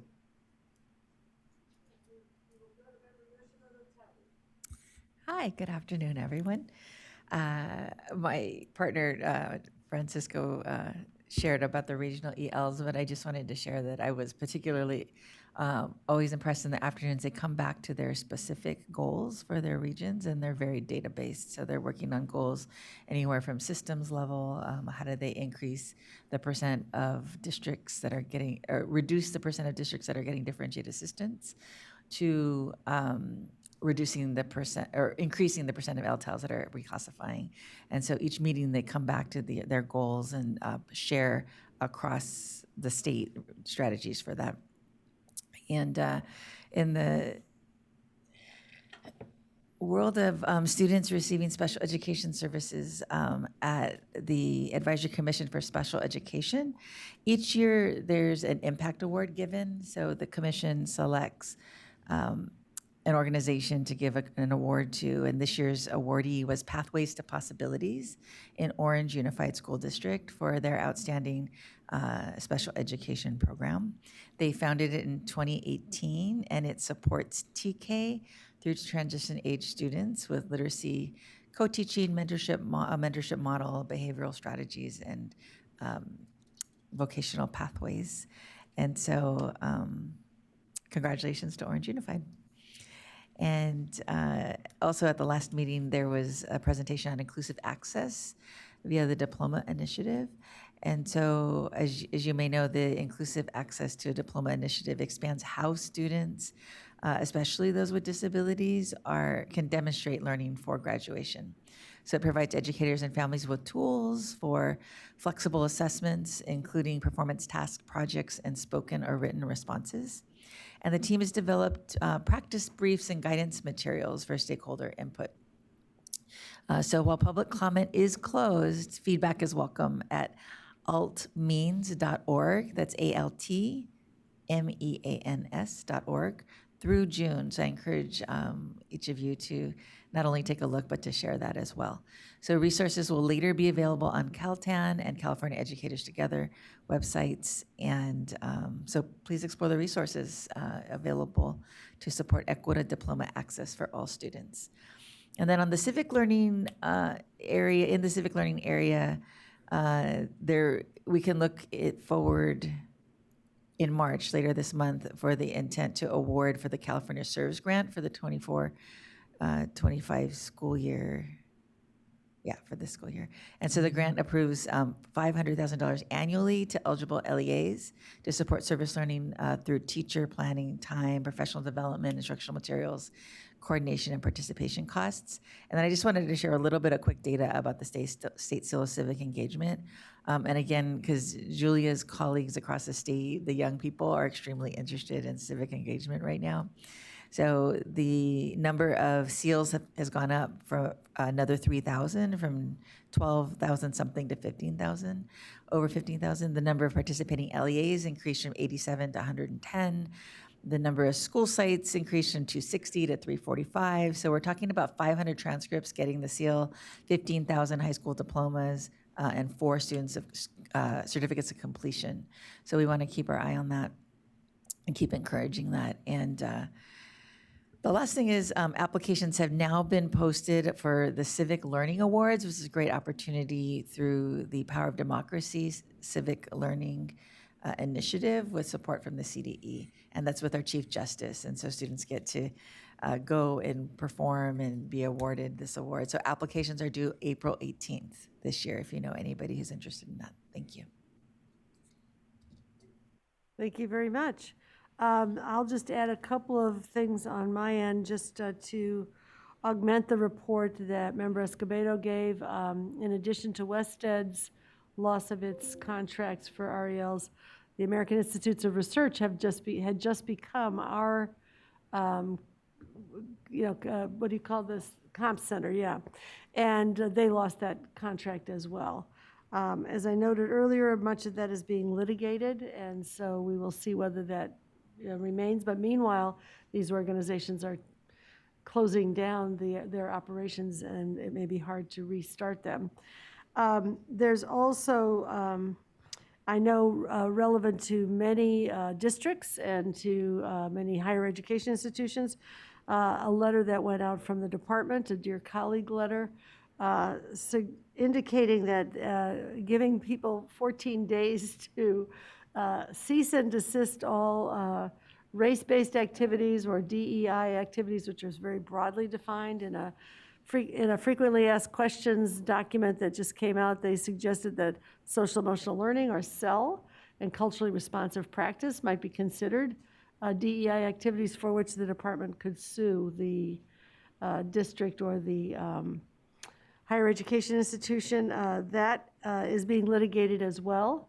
There was a suit brought by the American Federation of Teachers and the American Sociological Association earlier this week, and a lawsuit brought today by the National Education Association and the ACLU to halt that, process. So just to let people know that while these scary things are coming to, and I know this is coming to a lot of districts, that there is litigation, there is an expectation that there will be a stay, and that this will get sorted out over the coming weeks in a variety of ways. On a happier note, California's been invited to join an activity of the National Association of State Boards of Education around redesigning high school. And we have been selected as one of the states to participate in that activity. And I will be participating in that with Brooks. And then our team will include Sonia Christian, who heads the community colleges in California, Abby Snee, who's deputy in the Department of Labor here in California, and Chief Deputy Ingrid Roberson, who is representing the CDE. And it turns out that our liaison for the activity at NASB is our own Naomi Porter, who was our student member and is now working with the association, and then there's a number of other organizations supporting our process of learning about ways to, I think, the conversation will be both about sort of moving high schools from the factory model that we inherited to, more to designs and ways of learning that are more relevant to the world we're in today. But also many states are looking at how that is reflected in ways to evaluate competencies in graduates, portraits of a graduate, and the ways in which you would measure whether students have achieved those skills and support the development. So it will be connected to our other work that we've been talking about, and we'll be keeping everyone posted and including others in the conversations along the way. So with that, I think we've concluded our liaison reports, and we're now ready to take general public comment on agenda item 11. It's invited on any matter not included on the printed agenda. Members of the public wishing to provide comment on this item may do so by calling the number and using the participant access code shown on this slide. Are there any speakers signed up in person to provide public comment? Looks like there is someone ready to roll. Speakers in the room, Deborah Godfrey and Marta Bulake. All right. Nope. Please take the mic. Thank you. President Darling Hammond, and members of the board. My name is Marta Belayich, part-time Watsonville resident, addressing safety violations involving Saba Charter School and the Paro Valley Unified School District, Saba's authorizer. In 2013, Watsonville officials allowed Saba to temporarily operate in a heavy industrial zone, falsifying zoning to evade traffic, environmental standards, and CDE siting guidelines. Inevitably, students have been critically injured along the neighboring truck route and railroad. Still, city officials approved permanent zoning for Saba in 2023, prompting CEQA litigation.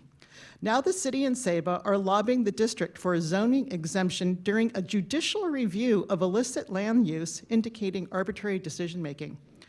Waging institutional warfare on industrial zones and competent zoning administration is not a legitimate role for public education authorities. Zoning exemption by the district should be discouraged, and the city advised to zone legitimately. I urge the board to intervene.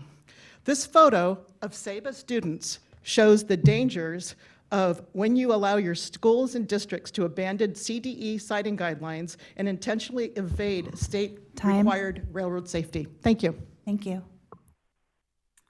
Thank you. Are there any other public comments on the phone? There are no callers in the queue. Okay. Thank you very much. At this moment, I think we are now ready to adjourn the March 2025 State Board of Education meeting at 4:10 p.m. Thank you very much.